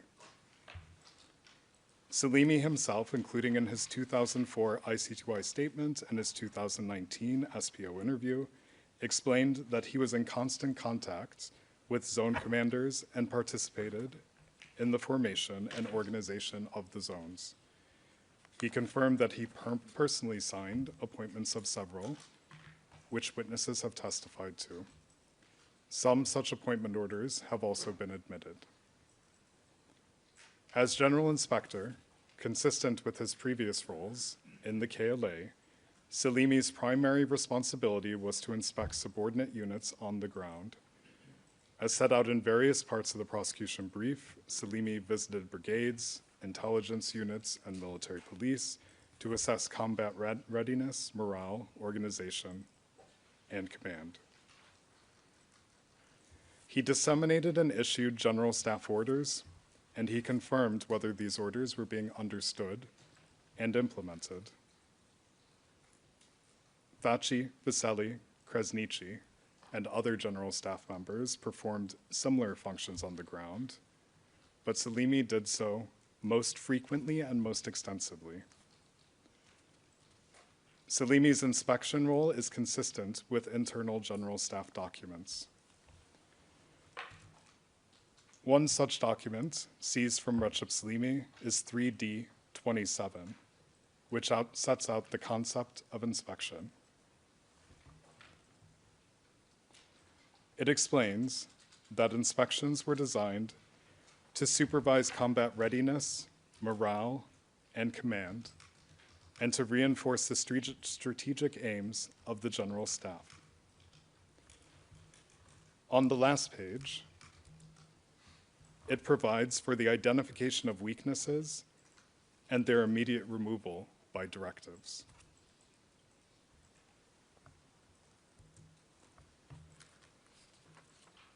Salimi conveyed the information he collected during his inspections to the general staff. He reported at its meetings and submitted written inspection reports. One such report, P2924 from January 1999, summarizes his inspections in the Nerodim and Pastrik zones and of a general staff special unit. Salimi's authority is further illustrated by his appointment as chair of a general staff commission tasked with defining the boundaries of operational zones. Within days of its formation, the commission submitted a written report, which is Exhibit P1108, signed by Salimi, explaining how the boundaries between the Nerodim and Pastrik zones were determined based on the general staff's strategic platform and inspections on the ground. The defense tries to downplay the importance of this commission and Salimi's role in it. However, that the general staff collectively decided it should be Salimi to resolve such issues between zones is indeed indicative of his role and authority on the ground and the importance of the matter. The same applies to the selection of Salimi and the other accused for the Personnel Council. It was responsible for analyzing and making recommendations on command appointments at the general staff and lower levels. This council is addressed at paragraphs 178 to 179 of the prosecution brief. Taken together, the evidence shows that Recep Salimi moved continuously between the general staff and the operational zones while the charged crimes were ongoing there. He disseminated and issued orders on behalf of the general staff, ensuring that policies and orders were implemented, and that information about events on the ground reached the general staff. Next, the Information and Political Directorates. Thaci, Veseli, and Kresnici, in addition to their other responsibilities on the general staff, exercise continuous political authority.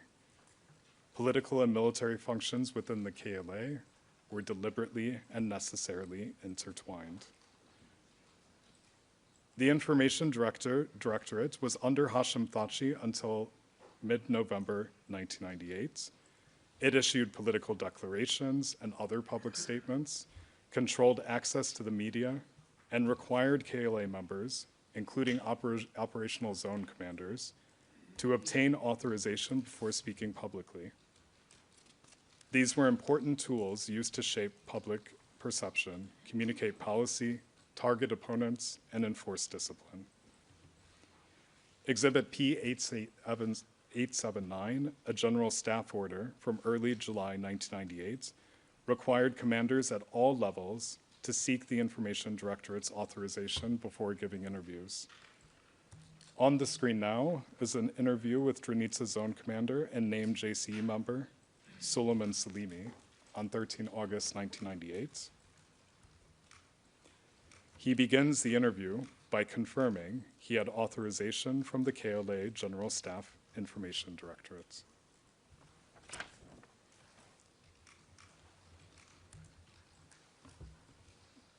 By at least June 1998, Thaci was also head of the political directorate, which included Kadri Veseli and Jakub Krasniqi, the latter also being the KLA spokesperson. Contrary to defense submissions, the political directorate existed and functioned with Thaci at its head and with Kadri Veseli and Krasniqi as members well before mid-November 1998. That conclusion is supported by multiple independent sources, including as set out in the prosecution's final brief at paragraph 224. In both P790, an unmixed statement from 2003, and P787, an SPRK statement from 2011, Veseli confirmed his role in the political directorate. On page 2 of P787, which Mr. Tiger has already shown, Veseli states, quote, "I was a member of the KLA main HQ since the beginning. More precisely, I was as well a member of the political directorate. For some years, I lived in Switzerland, where I worked closely with Hashim Thaci for a long time," unquote. Other evidence also undermines the defense positions. These include a 2006 media interview with Recep Salimi and his 2019 SPO interview, both confirming Thaci as the directorate's head by June 1998. On your screen now, there's Thaci's official biography from the Kosovo government website. It states that he was head of the political directorate since 1997. Further supporting the directorate's functioning, a record of meetings on 16 and 26 June 1998 between representatives authorized by the political directorate and internationals was seized from Jakub Krasniqi. That's P3734, and on page 7 it states that the political directorate leads the struggle and deals with its political aspect. From at least July 1998, Thaci and Veseli were carrying out political functions and meeting international representatives and other Kosovo armed and political groups on the ground. In early August 1998, the General Staff Political Directorate issued a political declaration, Exhibit 1D50, identifying its political representatives, while at the same time threatening those allegedly engaged in a special war with a merciless blow. Further, before the 12 and 13 November meeting, when the defense claims Thaci was first appointed, he gave his first public statement as head of the political directorate in late October. The evidence on that is cited in paragraph 55 of the prosecution brief. The Thaci defense claims that as late as 10 November, Thaci was introduced only as a political representative during a meeting with Frederick Abrahams. However, Abrahams was unequivocal, quote, "My testimony is that he introduced himself as head of the political directorate," unquote. That's at transcript page 7602. Following the mid-November 1998 meetings, Thaci retained leadership of the political directorate. As seen in the report on your screen, zone commanders look to the political directorate for guidance on agitation, propaganda, morale building, and political preventive measures to stop divisive and traitorous elements. The Thaci defense makes the bewildering claim in paragraph 307 of its brief that the SPO has failed to prove that this report refers to Thaci and not Adam Damaci. First, it refers to the General Staff Directorate, headed by Thaci, not Damaci.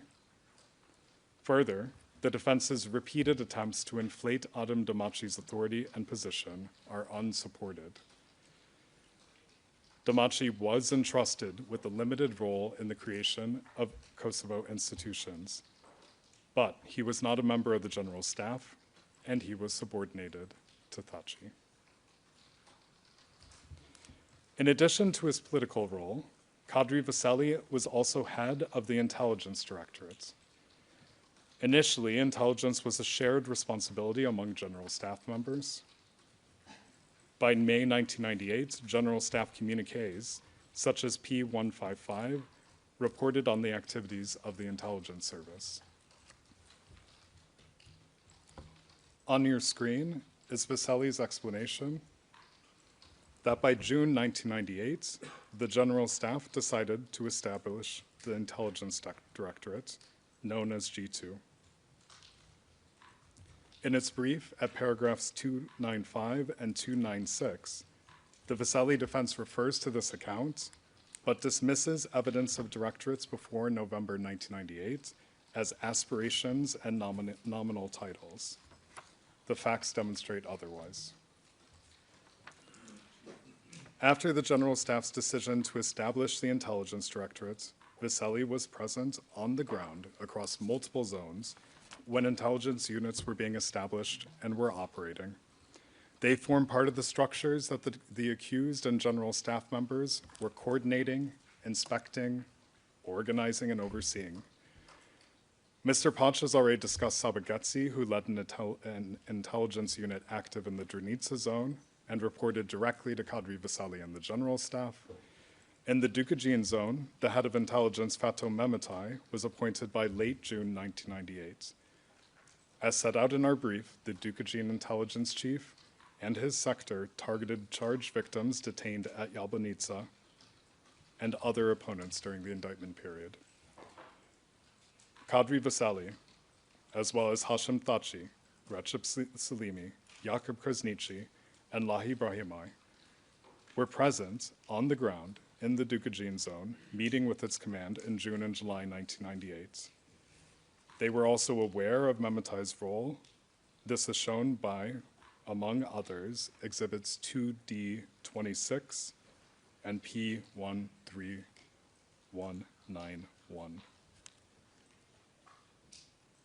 In early August 1998, mirroring Veseli's own dual intelligence and political roles, the Political Directorate publicly announced Mehmetai as a political representative, alongside Thaci and Krasniqi. That's exhibit 1D50. Less than a month later, the General Staff, in an order signed by Recep Salimi, appointed Mehmetai head of public information in the Dukagin zone. The appointment is exhibit P1947. Like in Drenica and Dukagin, intelligence personnel were involved in targeting opponents and charged detention sites across zones and in northern Albania. That pattern is entirely consistent with regulations such as Exhibit P890, which set out intelligence duties. Those duties included identifying individuals important to the enemy, domestically and abroad, and enforcement powers such as kidnapping or killing such individuals. The involvement of the intelligence sector is also consistent with the document on your screen now.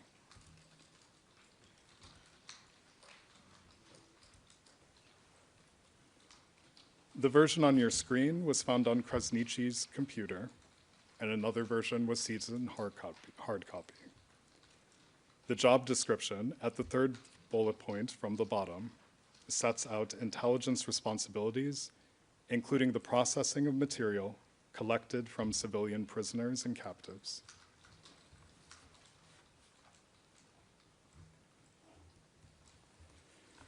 Within the zones, intelligence reports were produced regularly.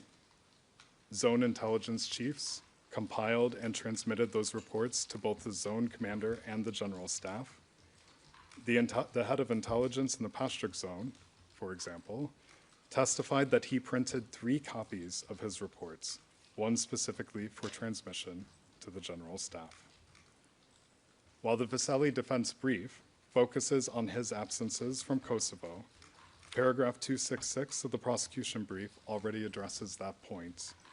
During such absences in early 1999, others, including as installed by Veseli, exercised intelligence functions at the General Staff level.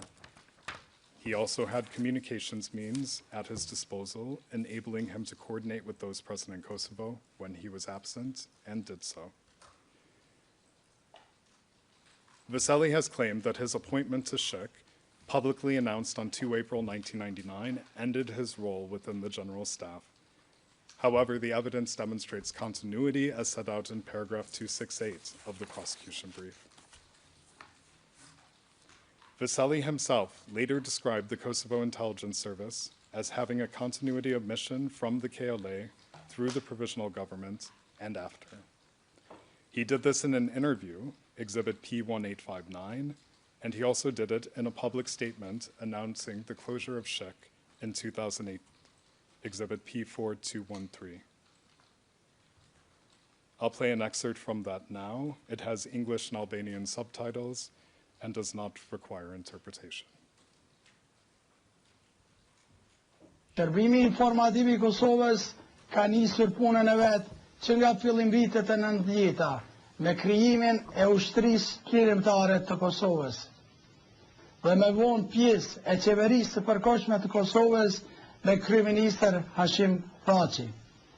Në të gjitha periudhat e veprimtarisë së vet, Shërbimi informativ I Kosovës ka punuar me mision legjitim për çlirimin e vendit dhe krijimin e shtetit të Kosovës. Pas çlirimit të vendit, në vitin 1999, Shërbimi informativ I Kosovës ka ruajtur vazhdimsinë e misionit të vet.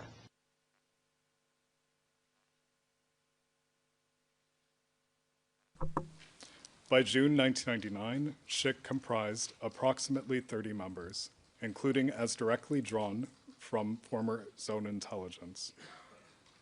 For example, despite his previous and repeated direct involvement in crimes when he was head of intelligence in the LAP zone, Latif Gashi was the Shik general director. Taken together, the evidence demonstrates a continuous, structured intelligence system under Veseli's authority.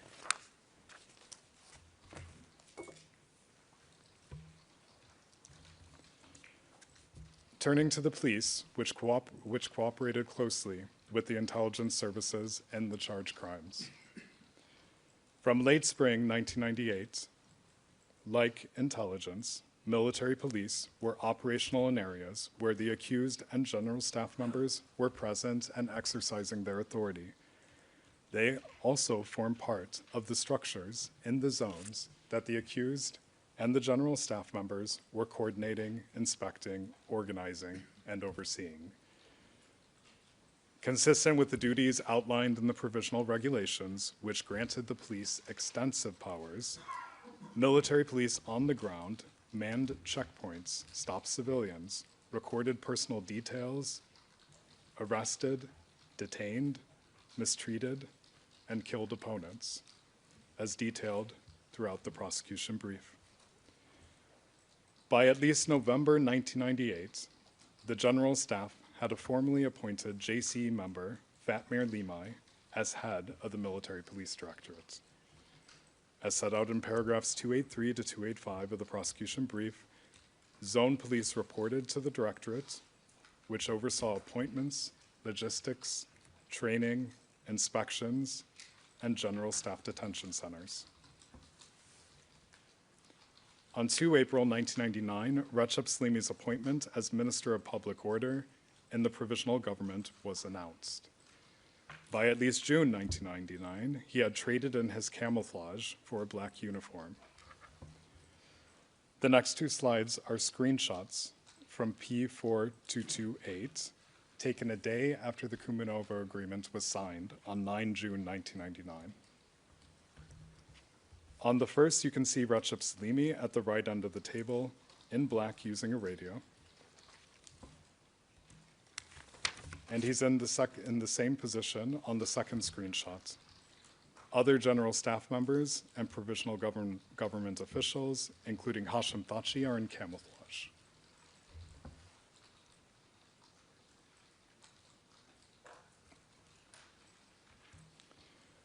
Four days later, on 14 June 1999, Kosovo Press and Radio Free Kosovo published the Ministry of Public Order's first communique, which states it was signed by Salimi. The communique declares that the return of the population would be under the direction of the KLA military police, described as the nucleus of the future police force, and refers also to the mandate of the public order forces. The communique is P515 ET.69 and P814 ET.35. The public order forces that emerged by June 1999 consisted largely of former military police personnel. Documents seized from Salimi confirmed the structure and the functioning of the Ministry of Public Order, including when considered together with the activities of the police on the ground in summer 1999. As set out in paragraphs 301 to 302 of the prosecution brief, such seized documents include organizational charts, personnel records, reports including from police commanders in the zones, identification cards, and registration forms from KLA members across operational zones. These records concern multiple individuals involved in charged crimes. I've already discussed SHIC and the Ministry of Public Order, which were continuations of the KLA intelligence and police. Other accused and general staff members were also assigned overlapping roles in the provisional government. The slide on your screen shows the composition of the provisional government in spring and summer 1999. The dark blue boxes are the general staff members appointed to positions in the provisional government. The same group of trusted persons again make up the decisive majority, with the ability to control and exercise authority through the provisional government. The yellow frames indicate the accused, the black frames indicate named JC members. One of the light blue boxes includes the deputy post reserved for the LDK, which remained vacant. Ms. Lawson has already explained the reasons. There are also the 4 positions held by LBD members in light blue. The LBD supported and was aligned with the KLA. To the extent the Kresnici defense suggests that he was appointed as Minister of Reconstruction by the LBD, there is no evidence confirming that, and it doesn't matter. Even if the KLA-aligned LBD had proposed him for this position, it does not change the fact that Kresnici was also provisional government spokesperson, which was not proposed by the LBD, nor does it impact on his long-standing membership of the General Staff and KLA.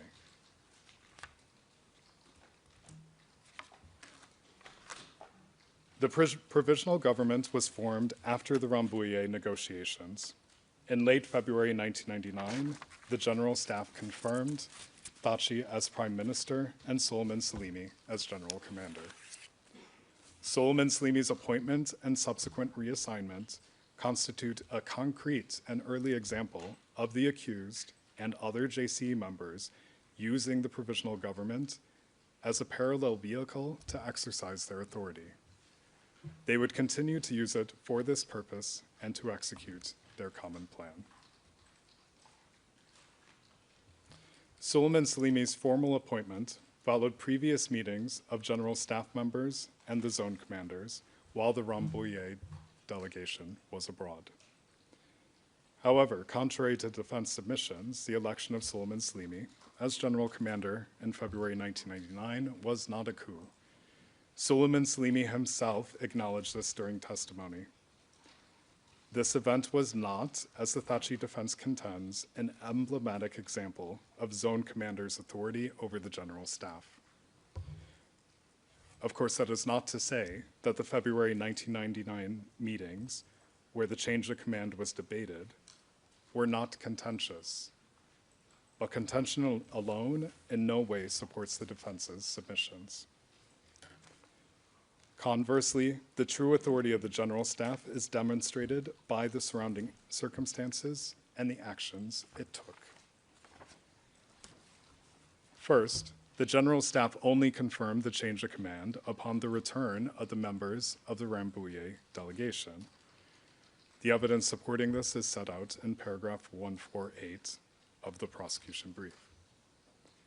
Perhaps most telling, the zone commanders ultimately agreed with the Rambouillet delegation, including the accused, that the resulting agreement should be signed. Thaci did not engage in a convincing, cajoling, and supplicating tour to achieve this result, as the defense suggests, without evidentiary support.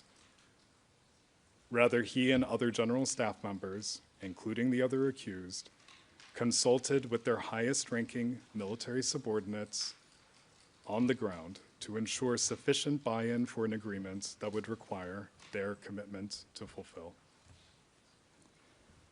Exhibit P227 on the screen records the positive opinions held in the Army regarding the Rambouillet agreement.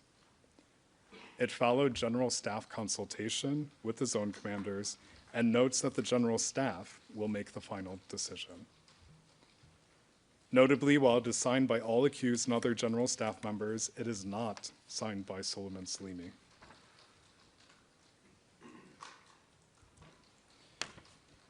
On 2 April 1999, Thaci publicly announced the provisional government ministers. Among them was Azam Sula, the now former general commander, in the position of Minister of Defense. Later, in April 1999, Agim Ceku, who was a close associate of Thaci and Veseli, became the General Staff Chief of Staff. Suleiman Salimi was appointed the National Guard commander. In this position, he reported to Agim Ceku and was once again subordinate to Azam Sula, now as Minister of Defense. This reporting relationship is evidenced by written reports from Ceku to Sula, as cited in paragraphs 129 and 165 of the prosecution brief, and the testimony of Suleiman Salimi himself. That's transcript page 25239. It is this series of events, properly viewed in context, that illustrates the true state of play. The General Staff and Provisional Government, led by Hashim Thaci, maintained control throughout. The Thaci defense wrongly claims that there is no evidence that Provisional Government ministers Agim Ceku, as General Staff Chief of Staff, reported to Hashim Thaci as Prime Minister. While the General Staff and Provisional Government continued to reach decisions by a process of collective deliberation, Thaci had the authority to implement and enforce such decisions, including through his appointments and his decrees, and reporting lines went to him. For example, Thaci appointed Ceku following consultation with the General Staff, and as demonstrated by the appointment decree P112, supported by the proposal of the Ministry of Defense. This was confirmed by Bislam Zarapi, who discussed this personal change directly with Thaci and Recep Salimi. Suleiman Salimi, at transcript pages 25240 to 1, also agreed with the evidence of Zarapi and Recep Salimi on this point. In a 2000 interview, Exhibit P1745, Suleiman Salimi stated that Hashim Thaci set up the provisional government and, as Prime Minister, officially took the duties of KLA, quote, commanding general, unquote. Krasniqi, in his book, The Big Turn, likewise confirmed that the General Staff gave powers to the Prime Minister to form the provisional government. In addition to appointing Ceku, it was Thaci who appointed Sula as Minister of Defense, just as he had appointed other ministers, including Salimi and Veseli. Both Salimi and Veseli confirmed that Veseli, as head of Shik, reported to Thaci. That's at paragraphs 266 and 514 of the brief. In spring 1999, Ceku reported to Azam Sula as Minister of Defense, who in turn reported to Thaci as Prime Minister. Further, when issuing decrees, for example, Decree 8399 on your screen, Thaci tasked provisional government ministers and the general staff. This decree concerned the formation of the National Guard, and in it, Thaci tasked the general staff and Ministry of Defense with shared responsibility for the decree's implementation.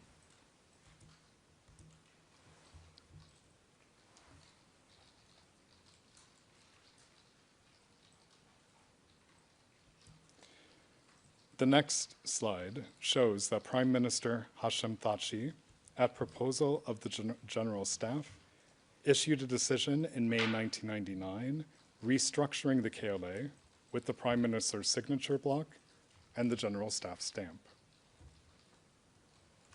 In doing so, Thaci tasked the Ministry of Defense with drafting the formation charts for every KLA unit, detachment, and structure.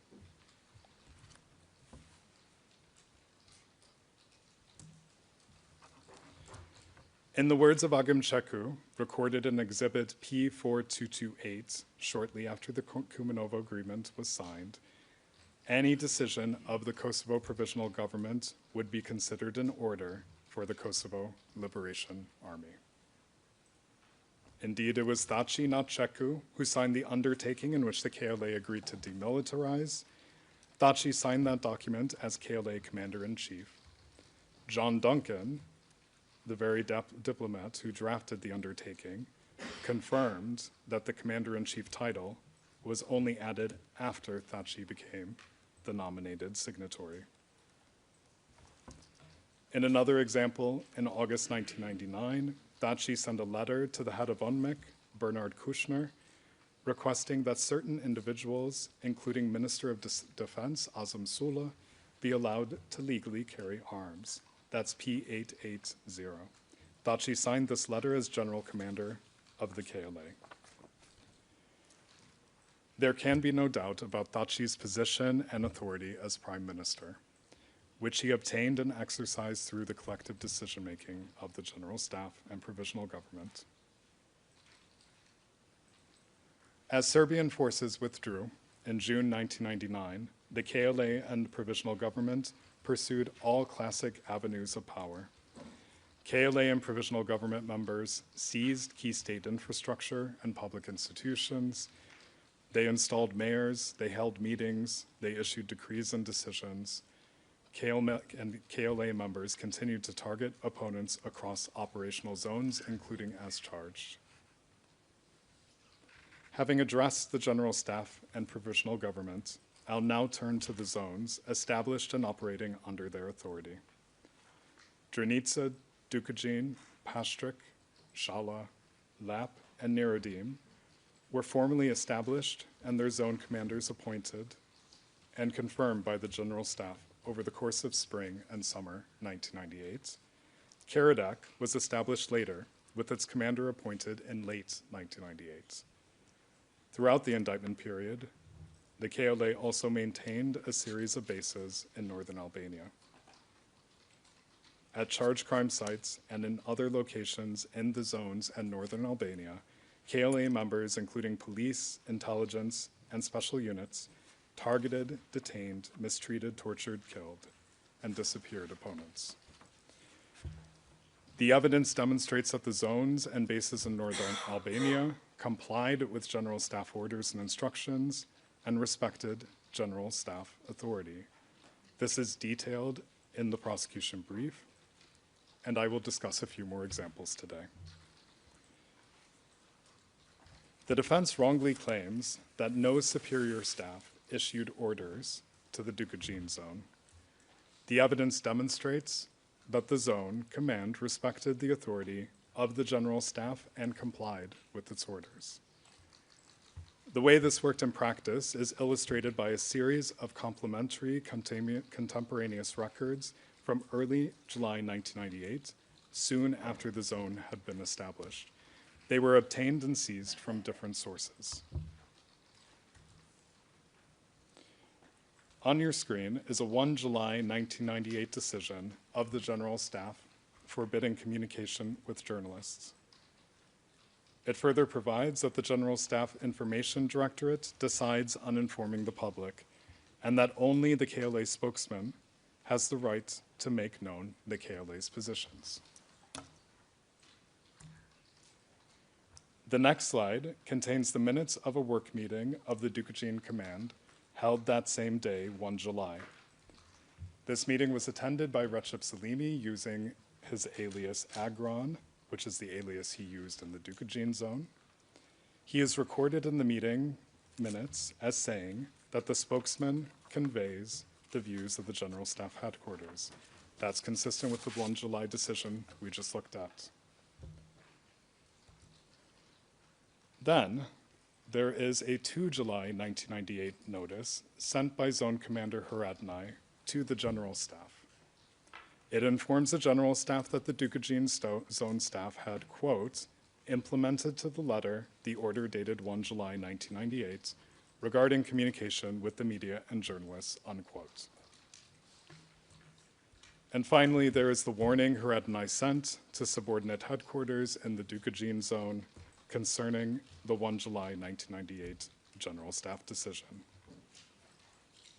Overall, this chain of evidence demonstrates swift and effective implementation of and respect for General Staff orders. It also reinforces the need to consider the evidence holistically. Not only did the General Staff issue orders that were complied with, the accused and General Staff also personally and directly enforced their authority. For example, when the General Staff, represented by Thaci, Salimi, Brahimai, and other General Staff members, removed the popularly elected Tahir Zamai and reinstalled Haradnai as Zone Commander in early September 1998.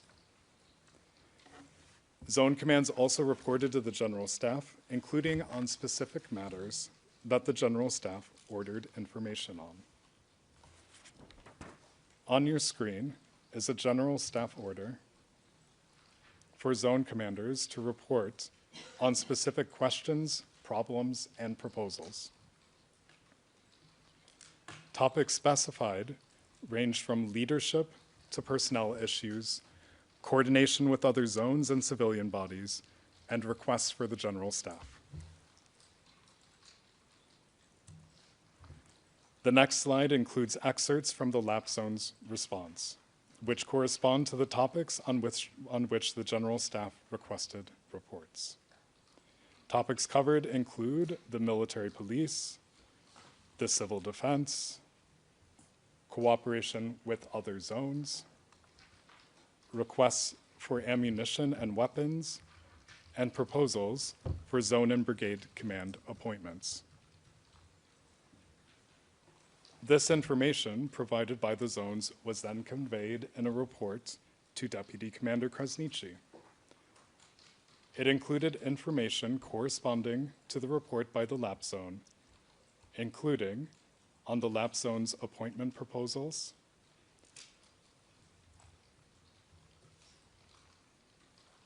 territorial and civilian defense, military police,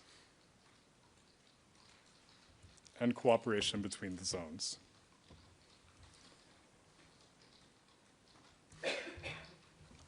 The evidence cited in, among others, paragraph 363 of the prosecution final brief demonstrates that in addition to complying with reporting obligations, the LAP Zone Command implemented General Staff orders on organization, operations, and detention sites. This was confirmed by Zone Commander Mustafa and his Chief of Staff in court. The defense claims that the so-called Podijeva line incident illustrates the resistance of zone commanders to General Staff instructions. However, this was an isolated incident. Rustam Mustafa's refusal to follow Zarapi's request on this matter is not capable of displacing the corroborated and complementary evidence demonstrating general staff authority in the lapse zone. It should also be considered in the context of previous general staff decisions. On 19 November 1998, the general staff communicated that the Serbian police should withdraw from their positions, including in lab, and threatened that if they did not withdraw, KLA patrols would strike. The general staff position, reflected in Exhibit P668, was disseminated and discussed in the zones. This is demonstrated by, for example, P3190, page U002-0275. Since that was the General Staff's instruction in late November 1998, it is not surprising that in early December 1998, Mustafa's forces moved into vacated positions and challenged Serbian police. The General Staff also provided instructions directly to subordinate units in the zones that were involved in the commission of charged crimes. For example, in the Drnica zone, Military Police Commander Said Yashari reported to both the zone commander and the General Staff. Defense claims to the contrary ignore the record. As Mr. Tiger has already discussed, already in May 1998, Said Yashari had declared that the military police would follow orders given by the General Staff. Further, as discussed at paragraph 370 of the Veseli brief, Soliman Salimi testified that Limai issued an order around November 1998 mandating military police to report to him in, quote, a hierarchical manner. Other evidence also confirms this reporting line. On your screen are Recep Slimi's handwritten notes of an organizational meeting in early December 1998 between military police director Limai and military police commanders in the Drnica zone. Later, in early February 1999, Limai ordered the Drnica Zone Command to send a list of candidates for the military police, to be accompanied by photographs for each candidate and necessary details. The purpose was further organization of KLA military police units. About 2 weeks later, Said Yashari provided such information on all zone and brigade police members, including photographs. This is clearly in response to Limai's order, contrary to Salimi's submission at paragraph 245 of his brief.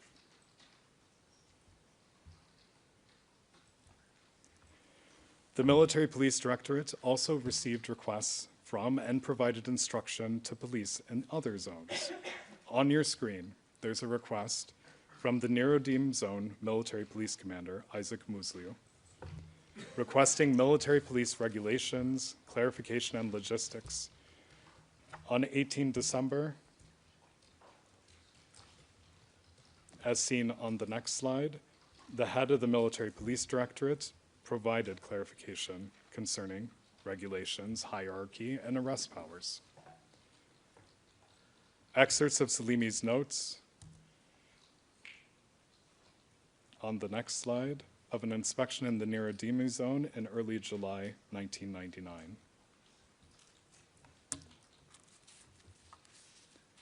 At the bottom, there's another excerpt. And at number 10, they record past complications concerning arrest powers, noting that the issue had been addressed after the relevant police regulations were received.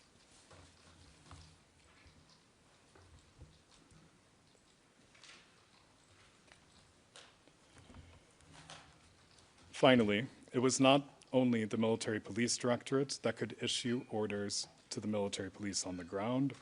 For example, in December 1998, the General Staff, through a series of orders issued by Jakub Krasniqi, the Finance Directorate, the Civilian Administration Directorate, required contributions to the Homeland Calling Fund from workers temporarily employed abroad, and ordered the police to collect such contributions. The orders are exhibits P3681, P3684, and P3686. A contemporaneous KLA notebook entry from early January records this order. And on the next slide, which is not for public broadcast, we see that the military police enforced the order. The Brigade 121 military police commander even reported 2 military police members to the general staff for failing to fully and properly implement the decision. He referred to the functioning of the LDK in a particular village as the main reason for obstacles in their work. The Krasniqi defense submissions about this series of orders miss the point, that is that general staff orders, including as issued by Krasniqi, were disseminated and were complied with, including by members of the Brigade 121 military police. This demonstrates authority over KLA members involved in charged crimes. The general staff, provisional government, and zone structures I have discussed are addressed in much more detail in the prosecution brief. The accused had authority over these structures and used them to execute their common criminal plan. Thank you, Your Honor. Tomorrow morning, I will hand over to my colleague, Matt Holly, who will discuss the remaining elements of individual criminal responsibility. Thank you. We will be adjourned until 9 a.m. tomorrow.